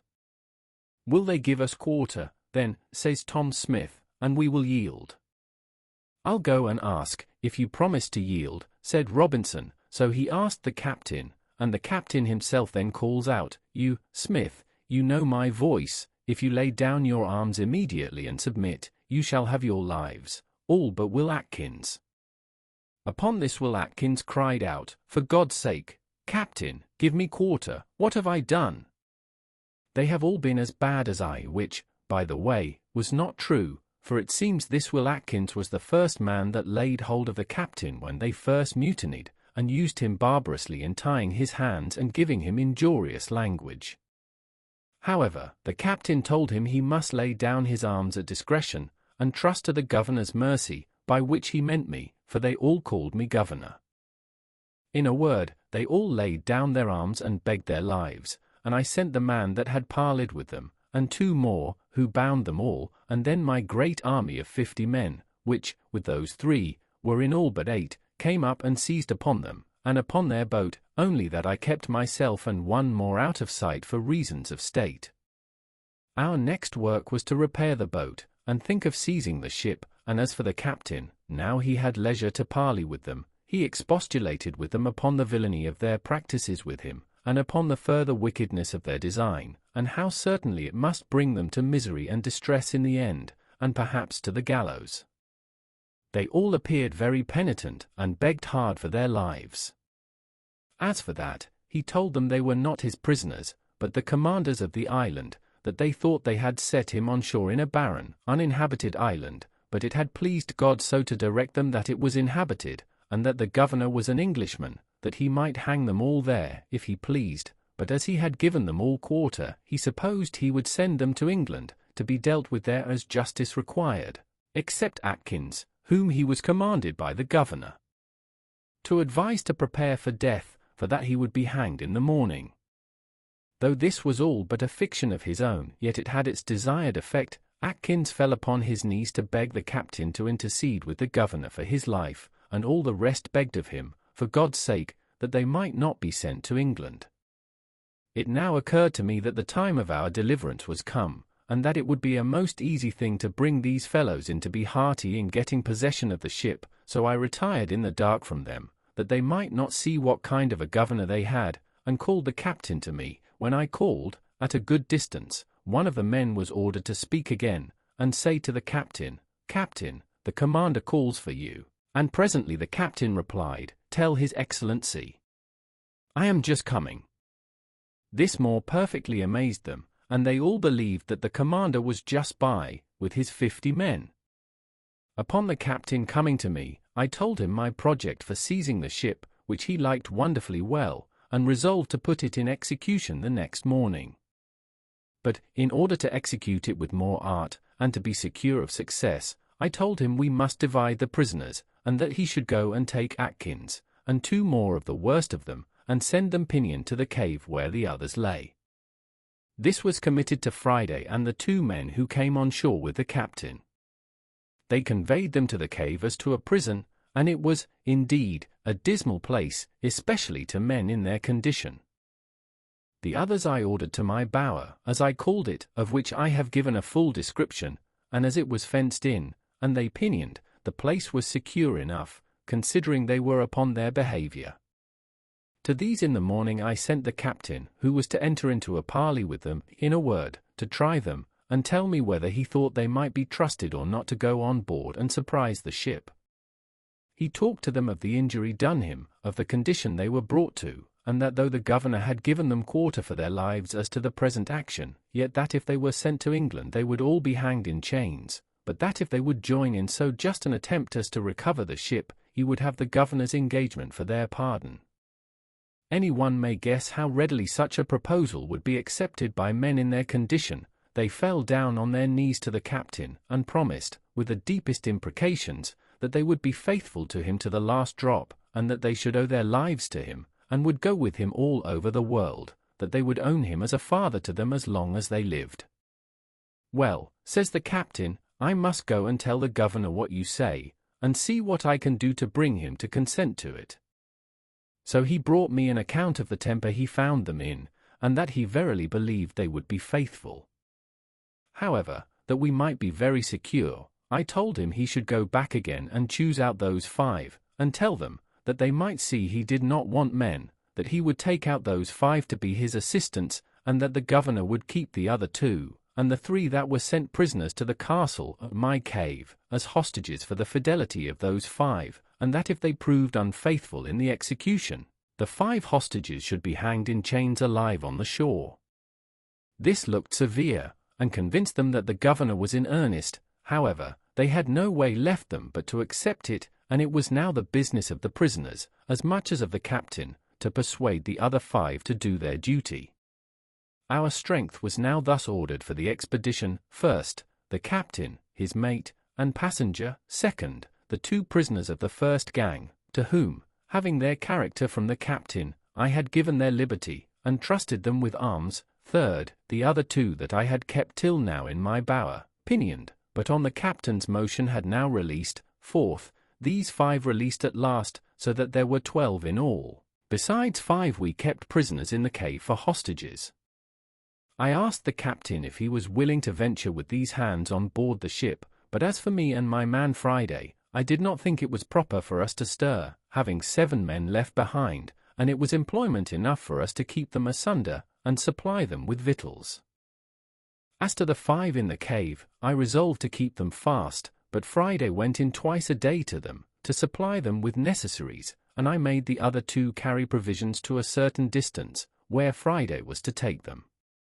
When I showed myself to the 2 hostages, it was with the captain, who told them I was the person the governor had ordered to look after them, and that it was the governor's pleasure they should not stir anywhere but by my direction, that if they did, they would be fetched into the castle, and be laid in irons, so that as we never suffered them to see me as governor, I now appeared as another person, and spoke of the governor, the garrison, the castle, and the like, upon all occasions. The captain now had no difficulty before him, but to furnish his 2 boats, stop the breach of one, and man them. He made his passenger captain of one, with 4 of the men, and himself, his mate, and 5 more, went in the other, and they contrived their business very well, for they came up to the ship about midnight.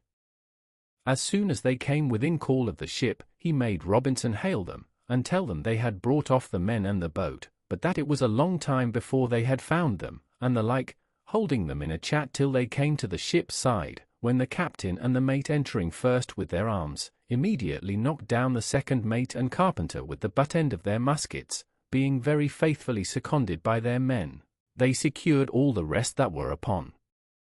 the main and quarter decks, and began to fasten the hatches, to keep them down that were below, when the other boat and their men, entering at the 4 chains, secured the forecastle of the ship, and the scuttle which went down into the cook-room, making 3 men they found their prisoners.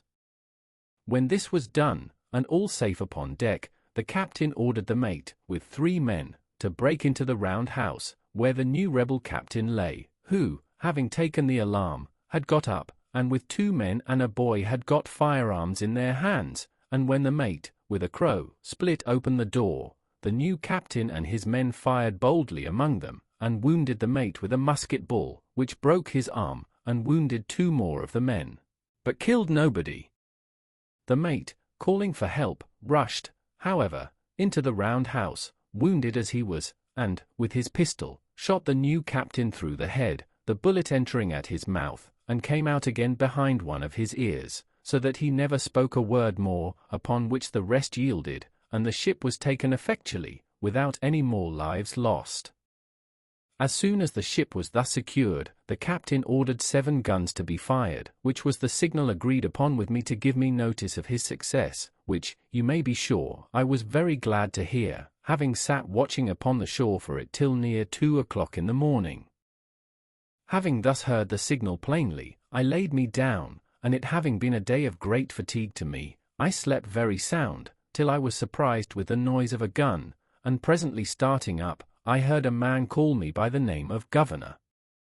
Governor, and presently I knew the captain's voice, when, climbing up to the top of the hill, there he stood, and, pointing to the ship, he embraced me in his arms. My dear friend and deliverer, says he, there's your ship, for she is all yours, and so are we, and all that belong to her. I cast my eyes to the ship, and there she rode, within little more than 1/2 mile of the shore, for they had weighed her anchor as soon as they were masters of her, and, the weather being fair, had brought her to an anchor just against the mouth of the little creek, and the tide being up, the captain had brought the pinnace in near the place where I had first landed my rafts, and so landed just at my door. I was at first ready to sink down with the surprise, for I saw my deliverance, indeed, visibly put into my hands, all things easy, and a large ship just ready to carry me away whither I pleased to go. At first, for some time, I was not able to answer him one word, but as he had taken me in his arms I held fast by him, or I should have fallen to the ground. He perceived the surprise, and immediately pulled a bottle out of his pocket and gave me a dram of cordial, which he had brought on purpose for me. After I had drunk it, I sat down upon the ground, and though it brought me to myself, yet it was a good while before I could speak a word to him. All this time the poor man was in as great an ecstasy as I, only not under any surprise as I was, and he said 1,000 kind and tender things to me, to compose and bring me to myself, but such was the flood of joy in my breast, that it put all my spirits into confusion. At last it broke out into tears, and in a little while after I recovered my speech, I then took my turn, and embraced him as my deliverer, and we rejoiced together. I told him I looked upon him as a man sent by heaven to deliver me, and that the whole transaction seemed to be a chain of wonders, that such things as these were the testimonies we had of a secret hand of Providence governing the world, and an evidence that the eye of an infinite power could search into the remotest corner of the world, and send help to the miserable whenever he pleased. I forgot not to lift up my heart in thankfulness to heaven, and what heart could forbear to bless him, who had not only in a miraculous manner provided for me in such a wilderness, and in such a desolate condition, but from whom every deliverance must always be acknowledged to proceed. When we had talked a while, the captain told me he had brought me some little refreshment, such as the ship afforded, and such as the wretches that had been so long his masters had not plundered him of. Upon this, he called aloud to the boat, and bade his men bring the things ashore that were for the governor, and, indeed, it was a present as if I had been one that was not to be carried away with them, but as if I had been to dwell upon the island still. First, he had brought me a case of bottles full of excellent cordial waters, 6 large bottles of Madeira wine, the bottles held 2 quarts each, 2 pounds of excellent good tobacco, 12 good pieces of the ship's beef, and 6 pieces of pork, with a bag of peas, and about 100 weight of biscuit. He also brought me a box of sugar, a box of flour, a bag full of lemons, and 2 bottles of lime juice, and abundance of other things.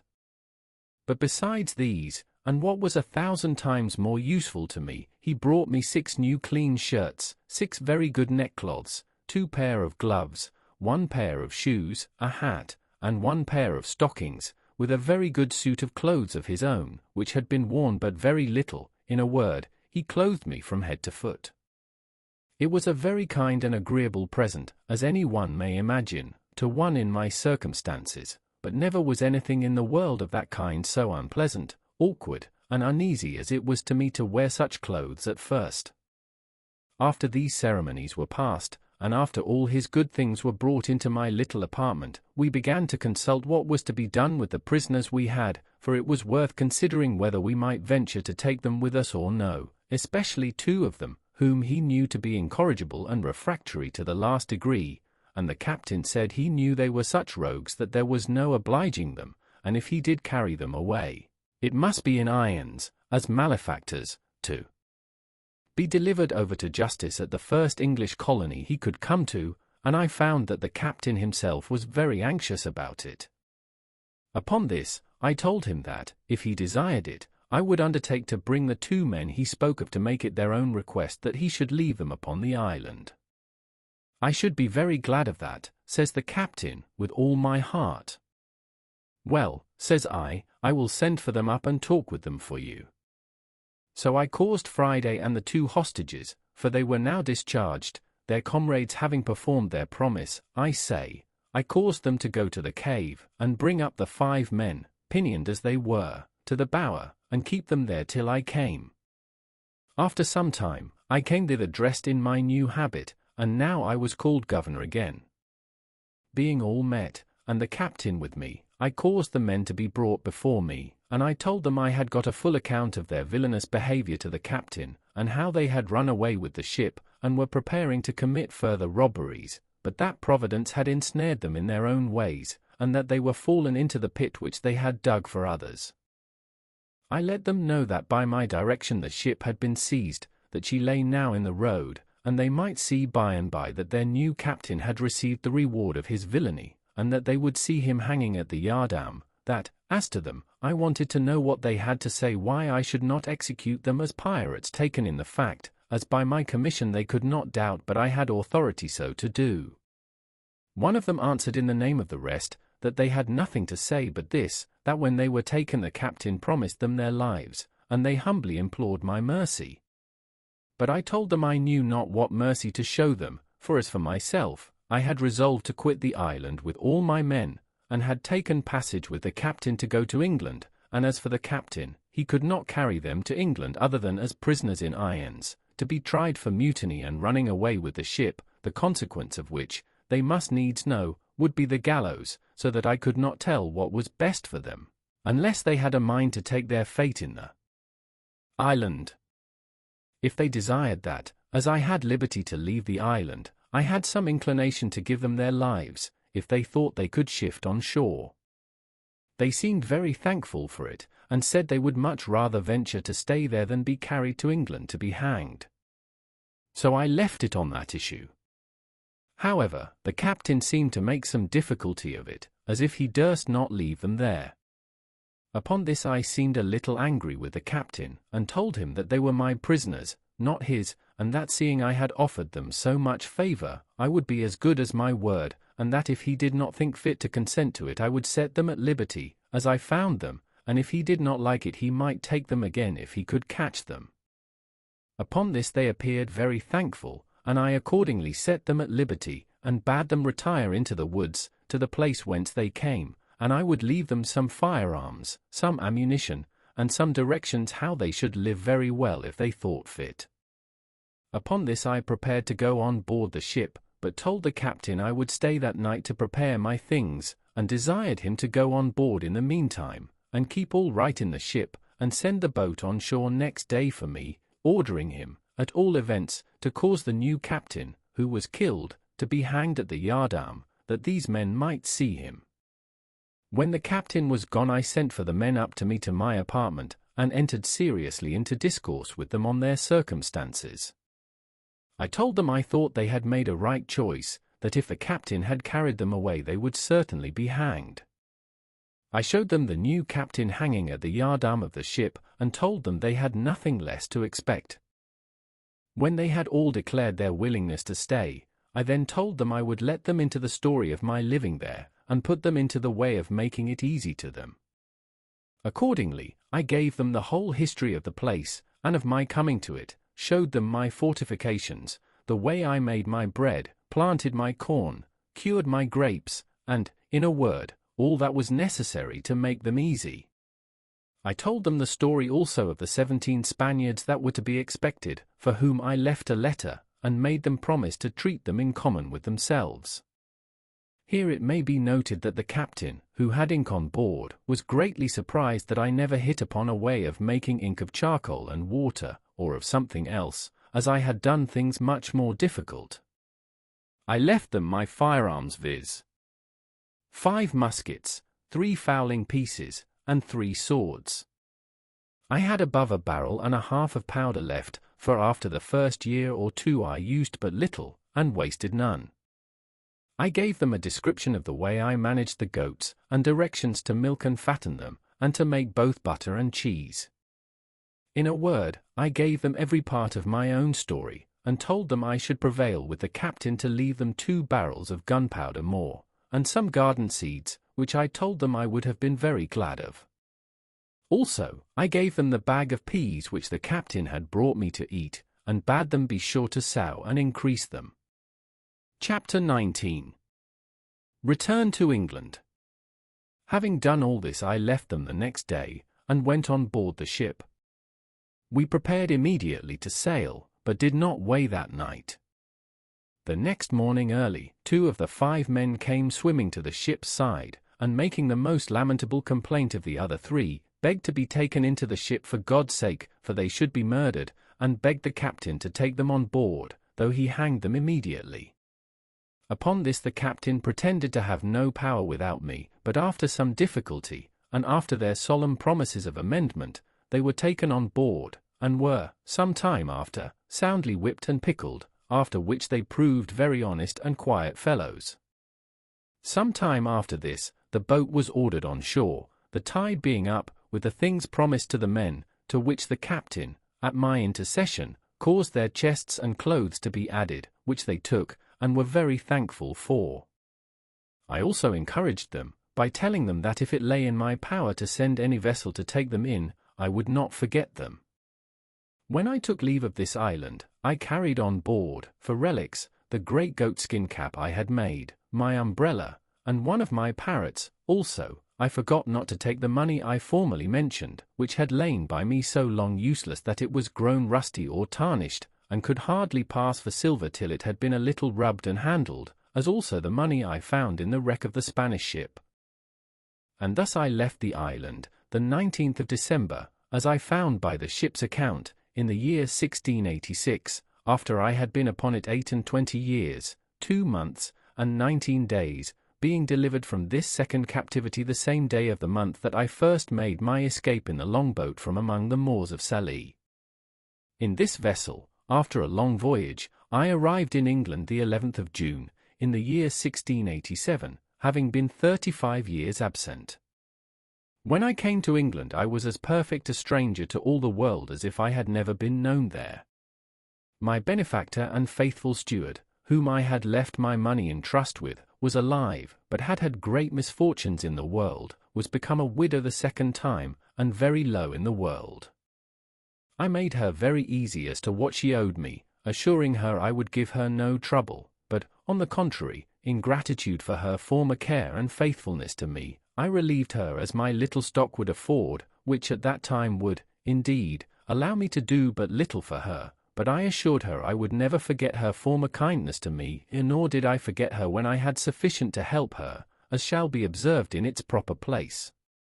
I went down afterwards into Yorkshire, but my father was dead, and my mother and all the family extinct, except that I found 2 sisters, and 2 of the children of one of my brothers, and as I had been long ago given over for dead, there had been no provision made for me, so that, in a word, I found nothing to relieve or assist me, and that the little money I had would not do much for me as to settling in the world.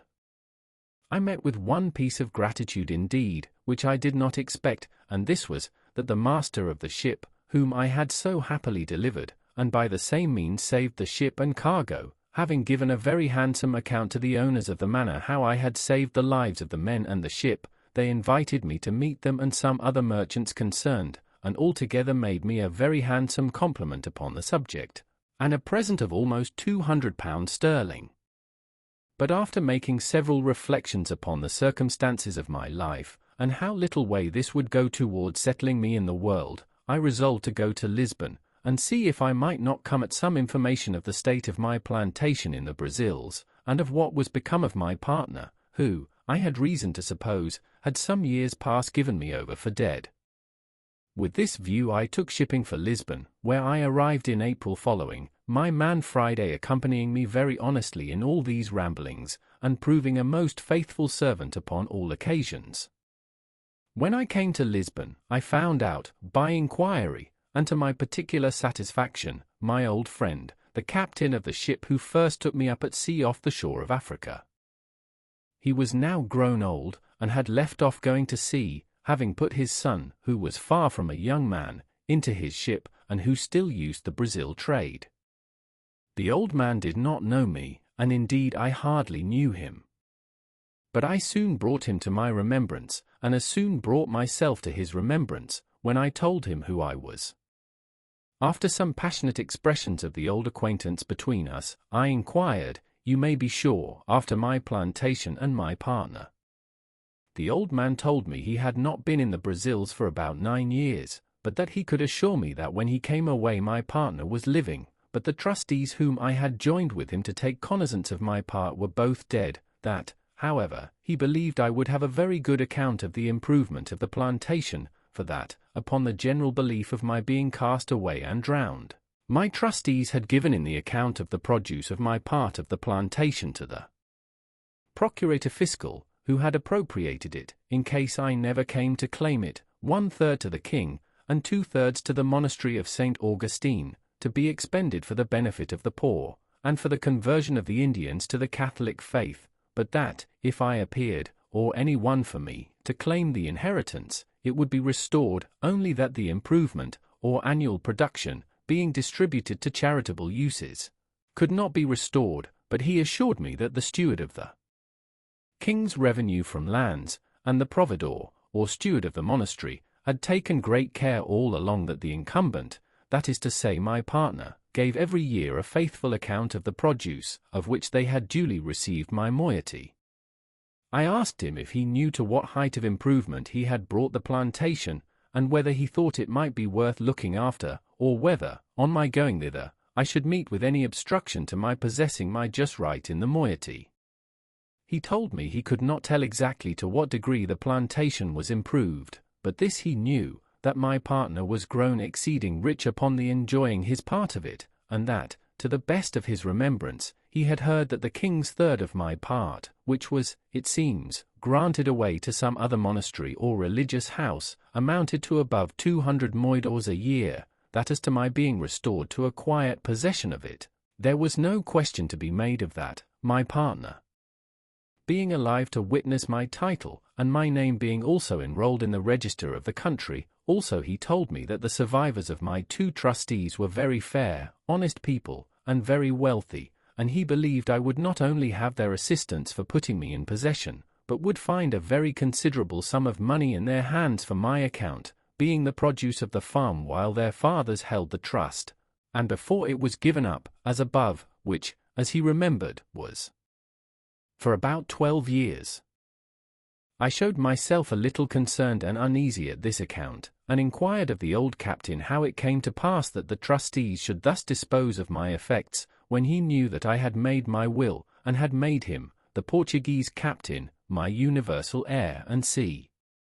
He told me that was true, but that as there was no proof of my being dead, he could not act as executor until some certain account should come of my death, and, besides, he was not willing to intermeddle with a thing so remote, that it was true he had registered my will, and put in his claim, and could he have given any account of my being dead or alive, he would have acted by procuration, and taken possession of the ingenio, so they call the sugar house, and have given his son, who was now at the Brazils, orders to do it. But, says the old man, I have one piece of news to tell you, which perhaps may not be so acceptable to you as the rest, and that is, believing you were lost, and all the world believing so also, your partner and trustees did offer to account with me, in your name, for the first 6 or 8 years' profits, which I received. There being at that time great disbursements for increasing the works, building an ingenio, and buying enslaved persons, it did not amount to near so much as afterwards it produced. However, says the old man, I shall give you a true account of what I have received in all, and how I have disposed of it. After a few days' further conference with this ancient friend, he brought me an account of the first 6 years' income of my plantation, signed by my partner and the merchant trustees, being always delivered in goods, viz. Tobacco in roll, and sugar in chests, besides rum, molasses, and sea, which is the consequence of a sugar work, and I found by this account, that every year the income considerably increased, but, as above, the disbursements being large, the sum at first was small. However, the old man let me see that he was debtor to me 470 moidores of gold, besides 60 chests of sugar and 15 double rolls of tobacco, which were lost in his ship, he having been shipwrecked coming home to Lisbon about 11 years after my having the place. The good man then began to complain of his misfortunes, and how he had been obliged to make use of my money to recover his losses, and buy him a share in a new ship. However, my old friend, says he, you shall not want a supply in your necessity, and as soon as my son returns you shall be fully satisfied. Upon this he pulls out an old pouch, and gives me 160 Portugal moidores in gold, and giving the writings of his title to the ship, which his son was gone to the Brazils in, of which he was quarter part owner, and his son another, he puts them both into my hands for security of the rest. I was too much moved with the honesty and kindness of the poor man to be able to bear this, and remembering what he had done for me, how he had taken me up at sea, and how generously he had used me on all occasions, and particularly how sincere a friend he was now to me, I could hardly refrain weeping at what he had said to me. Therefore I asked him if his circumstances admitted him to spare so much money at that time, and if it would not straiten him? He told me he could not say, but it might straiten him a little, but, however, it was my money, and I might want it more than he. Everything the good man said was full of affection, and I could hardly refrain from tears while he spoke. In short, I took 100 of the moidores, and called for a pen and ink to give him a receipt for them. Then I returned him the rest, and told him if ever I had possession of the plantation I would return the other to him also, as, indeed, I afterwards did, and that as to the bill of sale of his part in his son's ship, I would not take it by any means, but that if I wanted the money, I found he was honest enough to pay me, and if I did not, but came to receive what he gave me reason to expect, I would never have a penny more from him. When this was past, the old man asked me if he should put me into a method to make my claim to my plantation. I told him I thought to go over to it myself. He said I might do so if I pleased, but that if I did not, there were ways enough to secure my right, and immediately to appropriate the profits to my use, and as there were ships in the river of Lisbon just ready to go away to Brazil, he made me enter my name in a public register, with his affidavit, affirming, upon oath, that I was alive, and that I was the same person who took up the land for the planting the said plantation at first. This being regularly attested by a notary, and a procuration affixed, he directed me to send it, with a letter of his writing, to a merchant of his acquaintance at the place, and then proposed my staying with him till an account came of the return. Never was anything more honourable than the proceedings upon this procuration, for in less than 7 months I received a large packet from the survivors of my trustees, the merchants, for whose account I went to sea, in which were the following particular letters and papers enclosed. First, there was the account current of the produce of my farm or plantation, from the year when their fathers had balanced with my old Portugal captain, being for 6 years, the balance appeared to be 1,174 moidores in my favour. Secondly, there was the account of 4 years more, while they kept the effects in their hands, before the government claimed the administration, as being the effects of a person not to be found, which they called civil death, and the balance of this, the value of the plantation increasing, amounted to 19,446 cruzados, being about 3,240 moidores. Thirdly, there was the prior of St. Augustine's account, who had received the profits for above 14 years, but not being able to account for what was disposed of by the hospital, very honestly declared he had 872 moidores not distributed, which he acknowledged to my account, as to the king's part, that refunded nothing. There was a letter of my partner's, congratulating me very affectionately upon my being alive, giving me an account how the estate was improved, and what it produced a year, with the particulars of the number of squares, or acres that it contained, how planted, how many enslaved persons there were upon it, and making 22 crosses for blessings, told me he had said so many Ave Marias to thank the Blessed Virgin that I was alive, inviting me very passionately to come over and take possession of my own, and in the meantime to give him orders to whom he should deliver my effects if I did not come myself, concluding with a hearty tender of his friendship, and that of his family, and sent me as a present 7 fine leopard skins, which he had, it seems, received from Africa, by some other ship that he had sent thither, and which, it seems, had made a better voyage than I.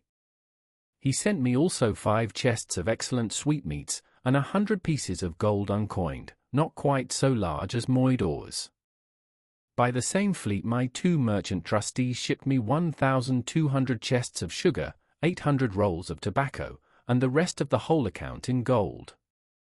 I might well say now, indeed, that the latter end of job was better than the beginning. It is impossible to express the flutterings of my very heart when I found all my wealth about me, for as the Brazil ships come all in fleets, the same ships which brought my letters brought my goods, and the effects were safe in the river before the letters came to my hand.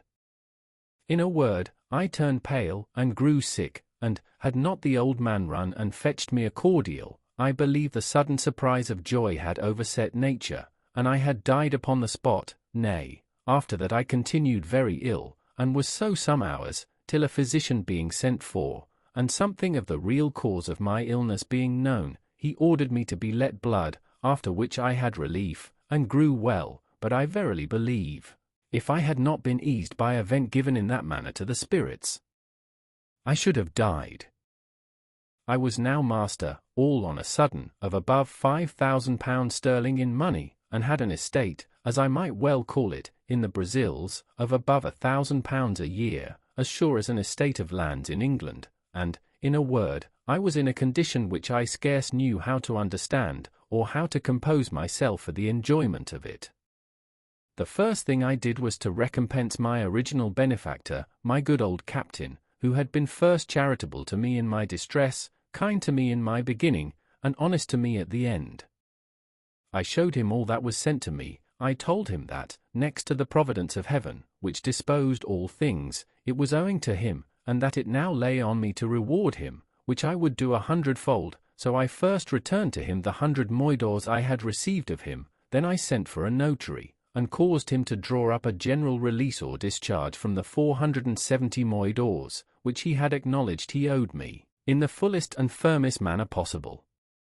After which I caused a procuration to be drawn, empowering him to be the receiver of the annual profits of my plantation, and appointing my partner to account with him, and make the returns, by the usual fleets, to him in my name, and by a clause in the end, made a grant of 100 moidores a year to him during his life, out of the effects, and 50 moidores a year to his son after him, for his life, and thus I requited my old man.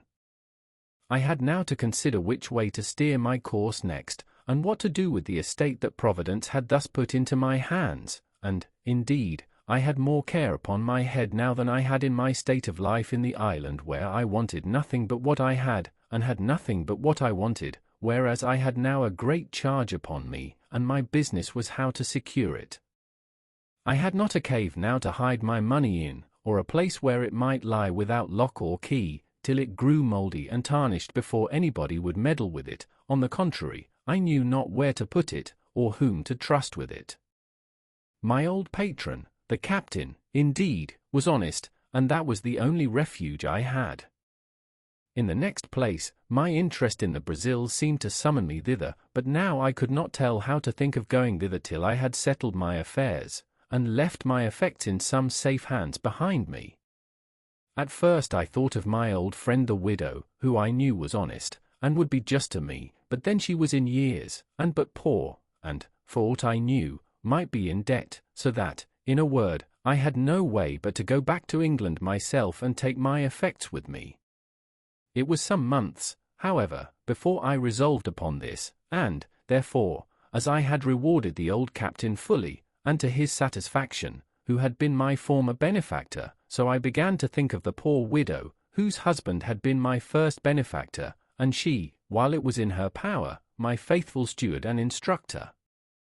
So, the first thing I did, I got a merchant in Lisbon to write to his correspondent in London, not only to pay a bill, but to go find her out, and carry her, in money, £100 from me, and to talk with her, and comfort her in her poverty, by telling her she should, if I lived, have a further supply. At the same time I sent my 2 sisters in the country £100 each, they being, though not in want, yet not in very good circumstances, one having been married and left a widow, and the other having a husband not so kind to her as he should be. But among all my relations or acquaintances I could not yet pitch upon one to whom I durst commit the gross of my stock, that I might go away to the Brazils, and leave things safe behind me, and this greatly perplexed me. I had once a mind to have gone to the Brazils and have settled myself there, for I was, as it were, naturalized to the place, but I had some little scruple in my mind about religion, which insensibly drew me back. However, it was not religion that kept me from going there for the present, and as I had made no scruple of being openly of the religion of the country all the while I was among them, so neither did I yet, only that, now and then, having of late thought more of it than formerly, when I began to think of living and dying among them, I began to regret having professed myself a papist, and thought it might not be the best religion to die with. But, as I have said, this was not the main thing that kept me from going to the Brazils, but that really I did not know with whom to leave my effects behind me, so I resolved at last to go to England, where, if I arrived, I concluded that I should make some acquaintance, or find some relations, that would be faithful to me, and, accordingly, I prepared to go to England with all my wealth.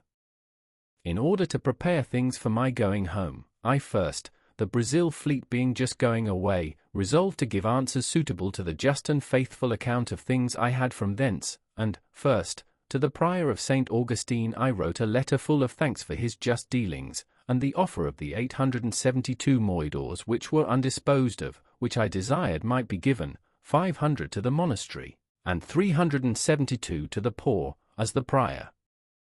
should direct, desiring the good Padre's prayers for me, and the like.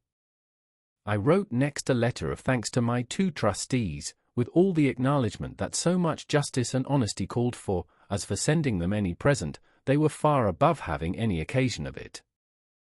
Lastly, I wrote to my partner, acknowledging his industry in the improving the plantation, and his integrity in increasing the stock of the works, giving him instructions for his future government of my part, according to the powers I had left with my old patron, to whom I desired him to send whatever became due to me, till he should hear from me more particularly, assuring him that it was my intention not only to come to him, but to settle myself there for the remainder of my life. To this I added a very handsome present of some Italian silks for his wife and 2 daughters, for such the captain's son informed me he had, with 2 pieces of fine English broadcloth, the best I could get in Lisbon, 5 pieces of black baize, and some Flanders lace of a good value. Having thus settled my affairs, sold my cargo, and turned all my effects into good bills of exchange, my next difficulty was which way to go to England. I had been accustomed enough to the sea, and yet I had a strange aversion to go to England by the sea at that time, and yet I could give no reason for it. Yet the difficulty increased upon me so much, that though I had once shipped my baggage in order to go, yet I altered my mind, and that not once but 2 or 3 times. It is true I had been very unfortunate by sea, and this might be one of the reasons, but let no man slight the strong impulses of his own thoughts in cases of such moment. 2 of the ships which I had singled out to go in, I mean more particularly singled out than any other, having put my things on board one of them, and in the other having agreed with the captain, I say 2 of these ships miscarried. One was taken by the Algerines, and the other was lost on the start, near Torbay, and all the people drowned except 3, so that in either of those vessels I had been made miserable. Having been thus harassed in my thoughts, my old pilot, to whom I communicated everything, pressed me earnestly not to go by sea, but either to go by land to the Groine, and cross over the Bay of Biscay to Rochelle, from whence it was but an easy and safe journey by land to Paris, and so to Calais and Dover, or to go up to Madrid, and so all the way by land through France. In a word, I was so prepossessed against my going by sea at all, except from Calais to Dover, that I resolved to travel all the way by land, which, as I was not in haste, and did not value the charge, was by much the pleasanter way, and to make it more so, my old captain brought an English gentleman, the son of a merchant in Lisbon, who was willing to travel with me, after which we picked up 2 more English merchants also, and 2 young Portuguese gentlemen, the last going to Paris only, so that in all there were 6 of us and 5 servants, the 2 merchants and the 2 Portuguese, contenting themselves with 1 servant between 2, to save the charge, and as for me, I got an English sailor to travel with me as a servant, besides my man Friday, who was too much a stranger to be capable of supplying the place of a servant on the road. In this manner I set out from Lisbon, and our company being very well mounted and armed, we made a little troop, whereof they did me the honour to call me captain, as well because I was the oldest man, as because I had 2 servants, and, indeed, was the origin of the whole journey. As I have troubled you with none of my sea journals, so I shall trouble you now with none of my land journals, but some adventures that happened to us in this tedious and difficult journey I must not omit. When we came to Madrid, we, being all of us strangers to Spain, were willing to stay some time to see the court of Spain, and what was worth observing, but it being the latter part of the summer, we hastened away, and set out from Madrid about the middle of October, but when we came to the edge of Navarre, we were alarmed, at several towns on the way, with an account that so much snow was falling on the French side of the mountains, that several travellers were obliged to come back to Pampeluna, after having attempted at an extreme hazard to pass on. When we came to Pampeluna itself, we found it so indeed, and to me, that had been always used to a hot climate, and to countries where I could scarce bear any clothes on, the cold was insufferable, nor, indeed, was it more painful than surprising to come but 10 days before out of Old Castile, where the weather was not only warm but very hot, and immediately to feel a wind from the Pyrenean mountains so very keen, so severely cold, as to be intolerable and to endanger benumbing and perishing of our fingers and toes. Poor Friday was really frightened when he saw the mountains all covered with snow, and felt cold weather, which he had never seen or felt before in his life. To mend the matter, when we came to Pampeluna it continued snowing with so much violence and so long, that the people said winter was come before its time, and the roads, which were difficult before, were now quite impassable, for, in a word, the snow lay in some places too thick for us to travel, and being not hard frozen, as is the case in the northern countries, there was no going without being in danger of being buried alive every step. We stayed no less than 20 days at Pampeluna, when, seeing the winter coming on, and no likelihood of its being better, for it was the severest winter all over Europe that had been known in the memory of man, I proposed that we should go away to Fontarabia, and there take shipping for Bordeaux, which was a very little voyage. But, while I was considering this, there came in 4 French gentlemen, who, having been stopped on the French side of the passes, as we were on the Spanish, had found out a guide, who, traversing the country near the head of Languedoc, had brought them over the mountains by such ways that they were not much incommoded with the snow, for where they met with snow in any quantity, they said it was frozen hard enough to bear them and their horses. We sent for this guide, who told us he would undertake to carry us the same way, with no hazard from the snow, provided we were armed sufficiently to protect ourselves from wild beasts, for, he said, in these great snows it was frequent for some wolves to show themselves at the foot of the mountains, being made ravenous for want of food, the ground being covered with snow.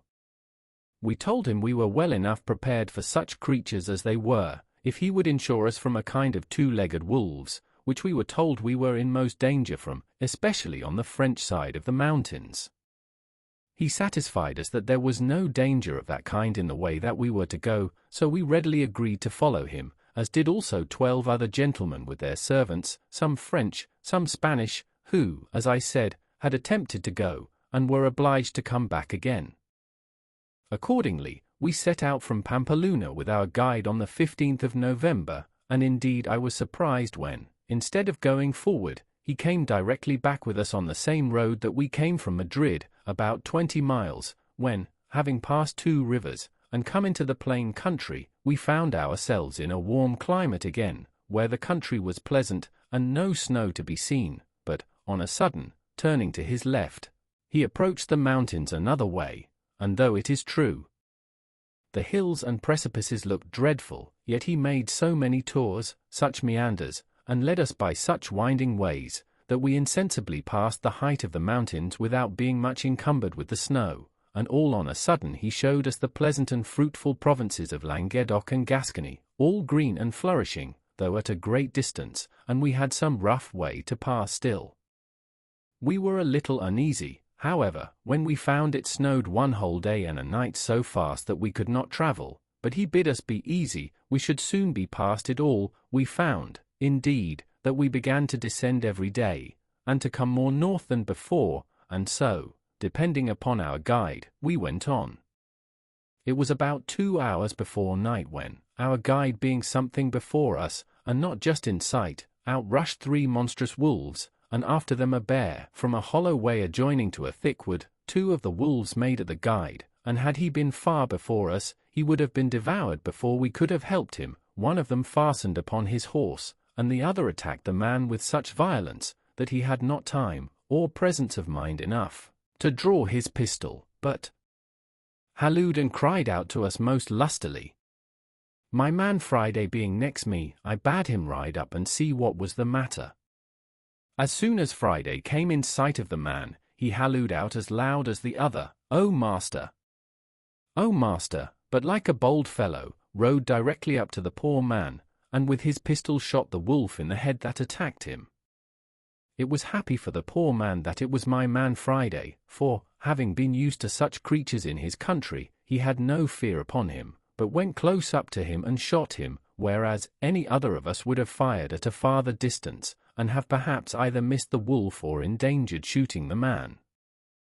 But it was enough to have terrified a bolder man than I, and, indeed, it alarmed all our company, when, with the noise of Friday's pistol, we heard on both sides the most dismal howling of wolves, and the noise, redoubled by the echo of the mountains, appeared to us as if there had been a prodigious number of them, and perhaps there was not such a few as that we had no cause of apprehension. However, as Friday had killed this wolf, the other that had fastened upon the horse left him immediately, and fled, without doing him any damage, having happily fastened upon his head, where the bosses of the bridle had stuck in his teeth. But the man was most hurt, for the raging creature had bit him twice, once in the arm, and the other time a little above his knee, and though he had made some defense, he was just tumbling down by the disorder of his horse, when Friday came up and shot the wolf. It is easy to suppose that at the noise of Friday's pistol we all mended our pace, and rode up as fast as the way, which was very difficult, would give us leave, to see what was the matter. As soon as we came clear of the trees, which blinded us before, we saw clearly what had been the case, and how Friday had disengaged the poor guide, though we did not presently discern what kind of creature it was he had killed. Chapter 20. Fight between Friday and a bear.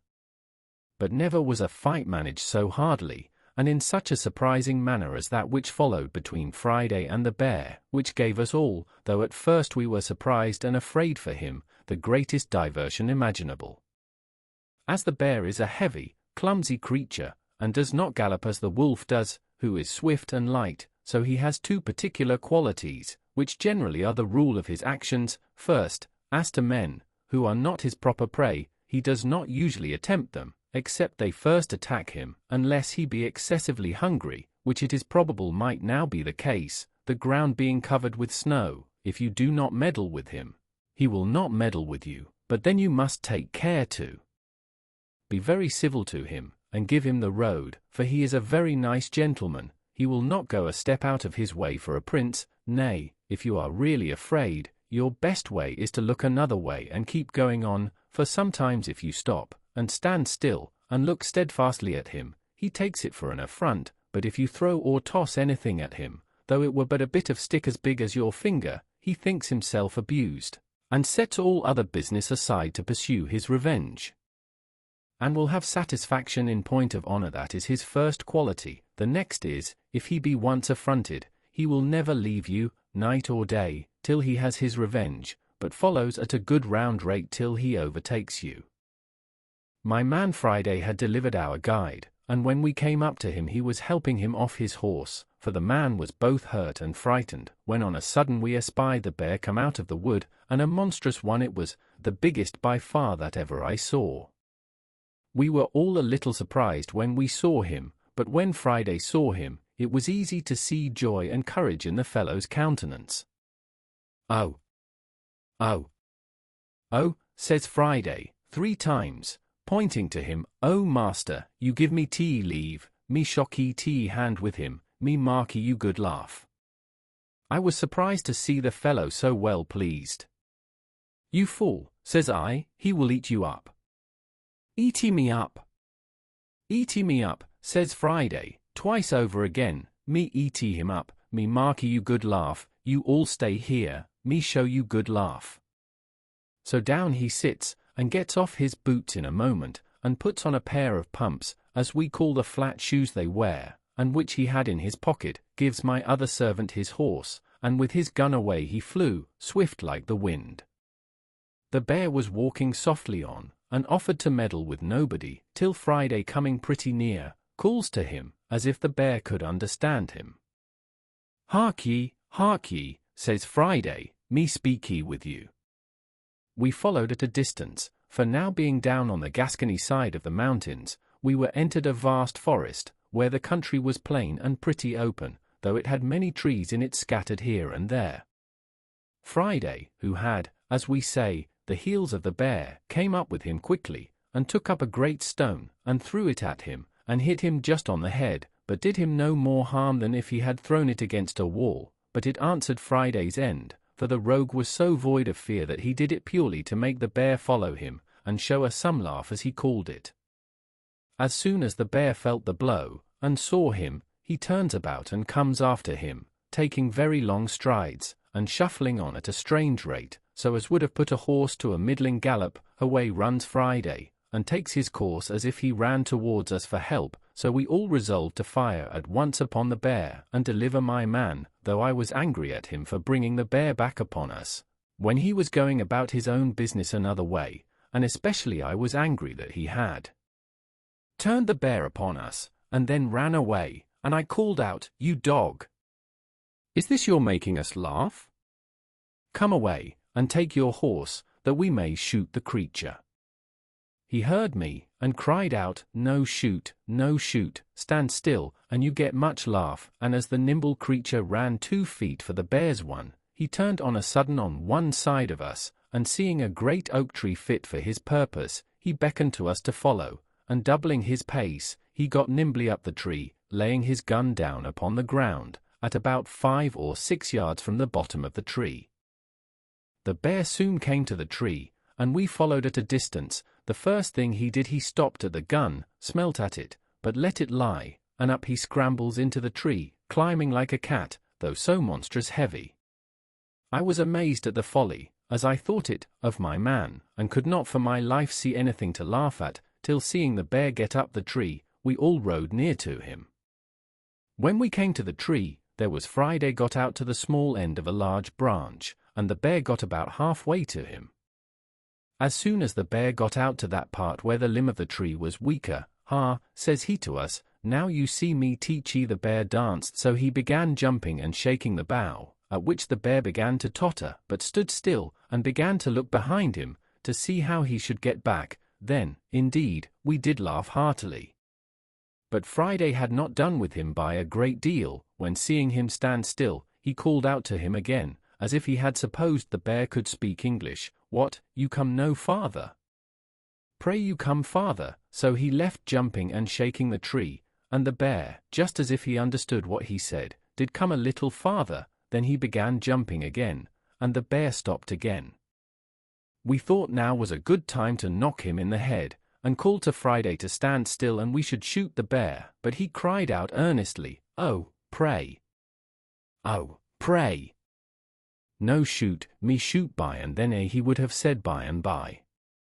However, to shorten the story, Friday danced so much, and the bear stood so ticklish, that we had laughing enough, but still could not imagine what the fellow would do, for first we thought he depended upon shaking the bear off, and we found the bear was too cunning for that too, for he would not go out far enough to be thrown down, but clung fast with his great broad claws and feet, so that we could not imagine what would be the end of it, and what the jest would be at last. But Friday put us out of doubt quickly, for seeing the bear cling fast to the bough, and that he would not be persuaded to come any farther, "Well, well," says Friday, "you no come farther, me go, you no come to me come to you," and upon this he went out to the smaller end, where it would bend with his weight, and gently let himself down by it, sliding down the bough till he came near enough to jump down on his feet, and away he ran to his gun, took it up, and stood still. "Well," said I to him, "Friday, what will you do now? Why don't you shoot him?" "No shoot," says Friday, "no yet, me shoot now, me no kill, me stay, give you one more laugh," and, indeed, so he did, for when the bear saw his enemy gone, he came back from the bough, where he stood, but did it very cautiously, looking behind him every step, and coming backward till he got into the body of the tree. Then, with the same hinder end foremost, he came down the tree, grasping it with his claws, and moving 1 foot at a time, very leisurely. At this juncture, and just before he could set his hind foot on the ground, Friday stepped up close to him, clapped the muzzle of his piece into his ear, and shot him dead. Then the rogue turned about to see if we did not laugh, and when he saw we were pleased by our looks, he began to laugh very loud. "So we kill bear in my country," says Friday. "So you kill them," says I, "why, you have no guns." "No," says he, "no gun, but shoot great much long arrow." This was a good diversion to us, but we were still in a wild place, and our guide very much hurt, and what to do we hardly knew. The howling of wolves ran much in my head, and, indeed, except the noise I once heard on the shore of Africa, of which I have said something already, I never heard anything that filled me with so much horror. These things, and the approach of night, called us off, or else, as Friday would have had us, we should certainly have taken the skin of this monstrous creature off, which was worth saving, but we had near 3 leagues to go, and our guide hastened us, so we left him, and went forward on our journey. The ground was still covered with snow, though not so deep and dangerous as on the mountains, and the ravenous creatures, as we heard afterwards, were come down into the forest and plain country, pressed by hunger, to seek for food, and had done a great deal of mischief in the villages, where they surprised the country people, killed a great many of their sheep and horses, and some people too. We had one dangerous place to pass, and our guide told us if there were more wolves in the country we should find them there, and this was a small plain, surrounded with woods on every side, and a long, narrow defile, or lane, which we were to pass to get through the wood, and then we should come to the village where we were to lodge. It was within half an hour of sunset when we entered the wood, and a little after sunset when we came into the plain. We met with nothing in the first wood, except that in a little plain within the wood, which was not above 2 furlongs over, we saw 5 great wolves cross the road, full speed, one after another, as if they had been in chase of some prey, and had it in view, they took no notice of us, and were gone out of sight in a few moments.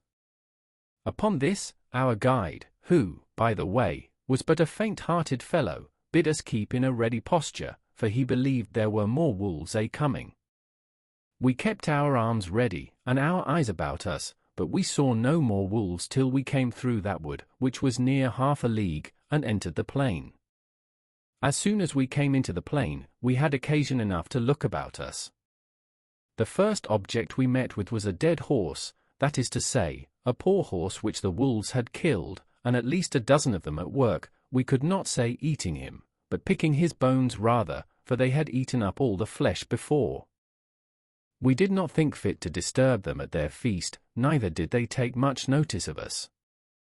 Friday would have let fly at them, but I would not suffer him by any means, for I found we were like to have more business upon our hands than we were aware of. We had not gone half over the plain when we began to hear the wolves howl in the wood on our left in a frightful manner, and presently after we saw about 100 coming on directly towards us, all in a body, and most of them in a line, as regularly as an army drawn up by experienced officers. I scarce knew in what manner to receive them, but found to draw ourselves in a close line was the only way, so we formed in a moment, but that we might not have too much interval, I ordered that only every other man should fire, and that the others, who had not fired, should stand ready to give them a second volley immediately, if they continued to advance upon us, and then that those that had fired at first should not pretend to load their fusees again, but stand ready, every one with a pistol. For we were all armed with a fusee and a pair of pistols each man, so we were, by this method, able to fire 6 volleys, half of us at a time. However, at present we had no necessity, for upon firing the first volley, the enemy made a full stop, being terrified as well with the noise as with the fire. 4 of them being shot in the head, dropped, several others were wounded, and went bleeding off, as we could see by the snow. I found they stopped, but did not immediately retreat, whereupon, remembering that I had been told that the fiercest creatures were terrified at the voice of a man, I caused all the company to halloo as loud as they could, and I found the notion not altogether mistaken, for upon our shout they began to retire and turn about. I then ordered a second volley to be fired in their rear, which put them to the gallop, and away they went to the woods. This gave us leisure to charge our pieces again, and that we might lose no time, we kept going, but we had but little more than loaded our fusees, and put ourselves in readiness, when we heard a terrible noise in the same wood on our left, only that it was farther onward, the same way we were to go. The night was coming on, and the light began to be dusky, which made it worse on our side, but the noise increasing, we could easily perceive that it was the howling and yelling of those hellish creatures, and on a sudden we perceived 3 troops of wolves, one on our left, one behind us, and one in our front, so that we seemed to be surrounded with them. However, as they did not fall upon us, we kept our way forward, as fast as we could make our horses go, which, the way being very rough, was only a good hard trot. In this manner, we came in view of the entrance of a wood, through which we were to pass, at the farther side of the plain, but we were greatly surprised, when coming nearer the lane or pass, we saw a confused number of wolves standing just at the entrance. On a sudden, at another opening of the wood, we heard the noise of a gun, and looking that way, out rushed a horse, with a saddle and a bridle on him, flying like the wind, and 16 or 17 wolves after him, full speed. The horse had the advantage of them, but as we supposed that he could not hold it at that rate, we doubted not but they would get up with him at last, no question but they did. But here we had a most horrible sight, for riding up to the entrance where the horse came out, we found the carcasses of another horse and of 2 men, devoured by the ravenous creatures, and one of the men was no doubt the same whom we heard fire the gun, for there lay a gun just by him fired off, but as to the man, his head and the upper part of his body was eaten up. This filled us with horror, and we knew not what course to take, but the creatures resolved us soon, for they gathered about us presently, in hopes of prey, and I verily believe there were 300 of them. It happened, very much to our advantage, that at the entrance into the wood, but a little way from it, there lay some large timber trees, which had been cut down the summer before, and I suppose lay there for carriage. I drew my little troop in among those trees, and placing ourselves in a line behind one long tree, I advised them all to alight, and keeping that tree before us for a breastwork, to stand in a triangle, or 3 fronts, enclosing our horses in the centre. We did so, and it was well we did, for never was a more furious charge than the creatures made upon us in this place. They came on with a growling kind of noise, and mounted the piece of timber, which, as I said, was our breastwork, as if they were only rushing upon their prey, and this fury of theirs, it seems, was principally occasioned by their seeing our horses behind us. I ordered our men to fire as before, every other man, and they took their aim so sure that they killed several of the wolves at the first volley, but there was a necessity to keep a continual firing, for they came on like devils, those behind pushing on those before. When we had fired a second volley of our fusees, we thought they stopped a little, and I hoped they would have gone off, but it was but a moment, for others came forward again, so we fired 2 volleys of our pistols, and I believe in these for firings we had killed 17 or 18 of them, and lamed twice as many, yet they came on again. I was loath to spend our shot too hastily, so I called my servant, not my man Friday, for he was better employed, for, with the greatest dexterity imaginable, he had charged my fusee and his own while we were engaged, but, as I said, I called my other man, and giving him a horn of powder, I had him lay a train all along the piece of timber, and let it be a large train. He did so, and had but just time to get away, when the wolves came up to it, and some got upon it, when I, snapping an uncharged pistol close to the powder, set it on fire. Those that were upon the timber were scorched with it, and 6 or 7 of them fell, or rather jumped in among us with the force and fright of the fire. We despatched these in an instant, and the rest were so frightened with the light, which the night, for it was now very near dark, made more terrible, that they drew back a little, upon which I ordered our last pistols to be fired off in one volley, and after that we gave a shout. Upon this the wolves turned tail, and we sallied immediately upon near 20 lame ones that we found struggling on the ground, and fell to cutting them with our swords, which answered our expectation, for the crying and howling they made was better understood by their fellows, so that they all fled and left us. We had, first and last, killed about 60 of them, and had it been daylight we had killed many more. The field of battle being thus cleared, we made forward again, for we had still near a league to go. We heard the ravenous creatures howl and yell in the woods as we went several times, and sometimes we fancied we saw some of them, but the snow dazzling our eyes, we were not certain. In about an hour more we came to the town where we were to lodge, which we found in a terrible fright and all in arms, for, it seems, the night before the wolves and some bears had broken into the village, and put them in such terror that they were obliged to keep guard night and day, but especially in the night, to preserve their cattle, and indeed their people.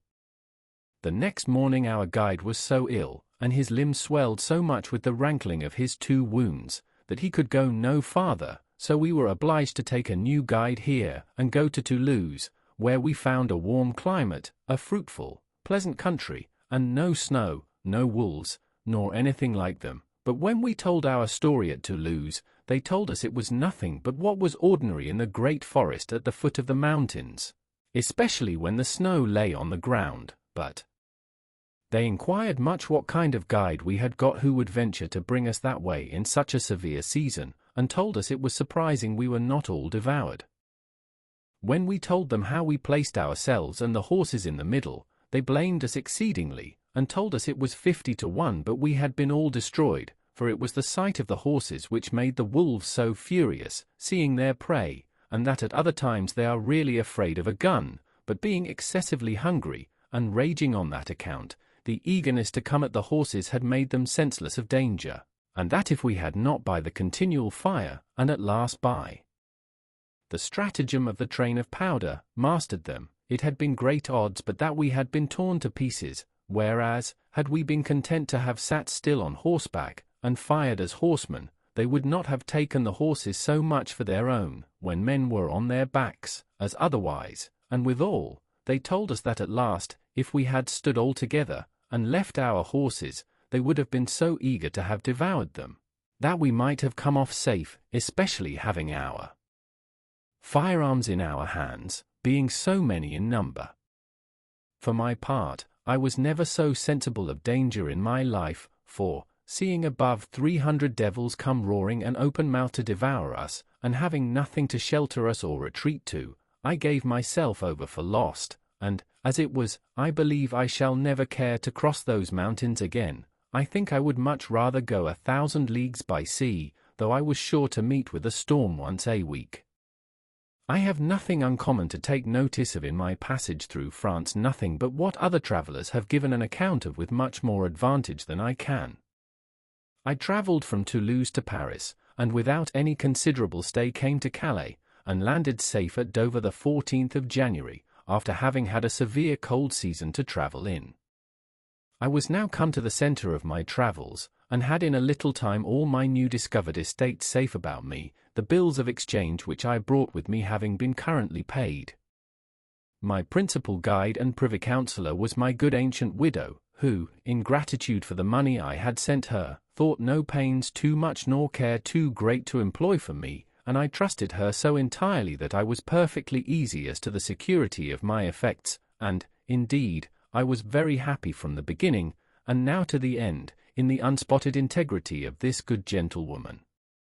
And now, having resolved to dispose of my plantation in the Brazils, I wrote to my old friend at Lisbon, who, having offered it to the two merchants, the survivors of my trustees, who lived in the Brazils, they accepted the offer, and remitted 33,000 pieces of 8 to a correspondent of theirs at Lisbon to pay for it.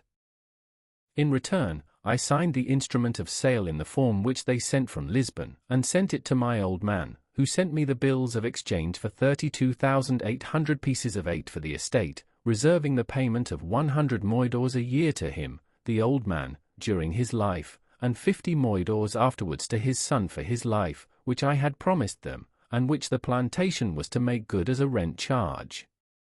And thus I have given the first part of a life of fortune and adventure, a life of Providence's chequerwork, and of a variety which the world will seldom be able to show the like of, beginning foolishly, but closing much more happily than any part of it ever gave me leave so much as to hope for. Any one would think that in this state of complicated good fortune I was past running any more hazards, and so, indeed, I had been, if other circumstances had concurred, but I was inured to a wandering life, had no family, nor many relations, nor, however rich, had I contracted fresh acquaintance, and though I had sold my estate in the Brazils, yet I could not keep that country out of my head, and had a great mind to be upon the wing again. Especially I could not resist the strong inclination I had to see my island, and to know if the poor Spaniards were in being there.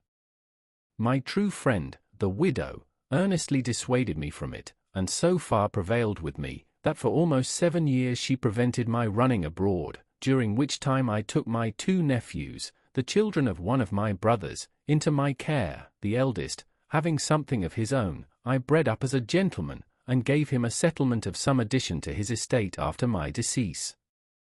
The other I placed with the captain of a ship, and after 5 years, finding him a sensible, bold, enterprising young fellow, I put him into a good ship, and sent him to sea, and this young fellow afterwards drew me in, as old as I was, to further adventures myself.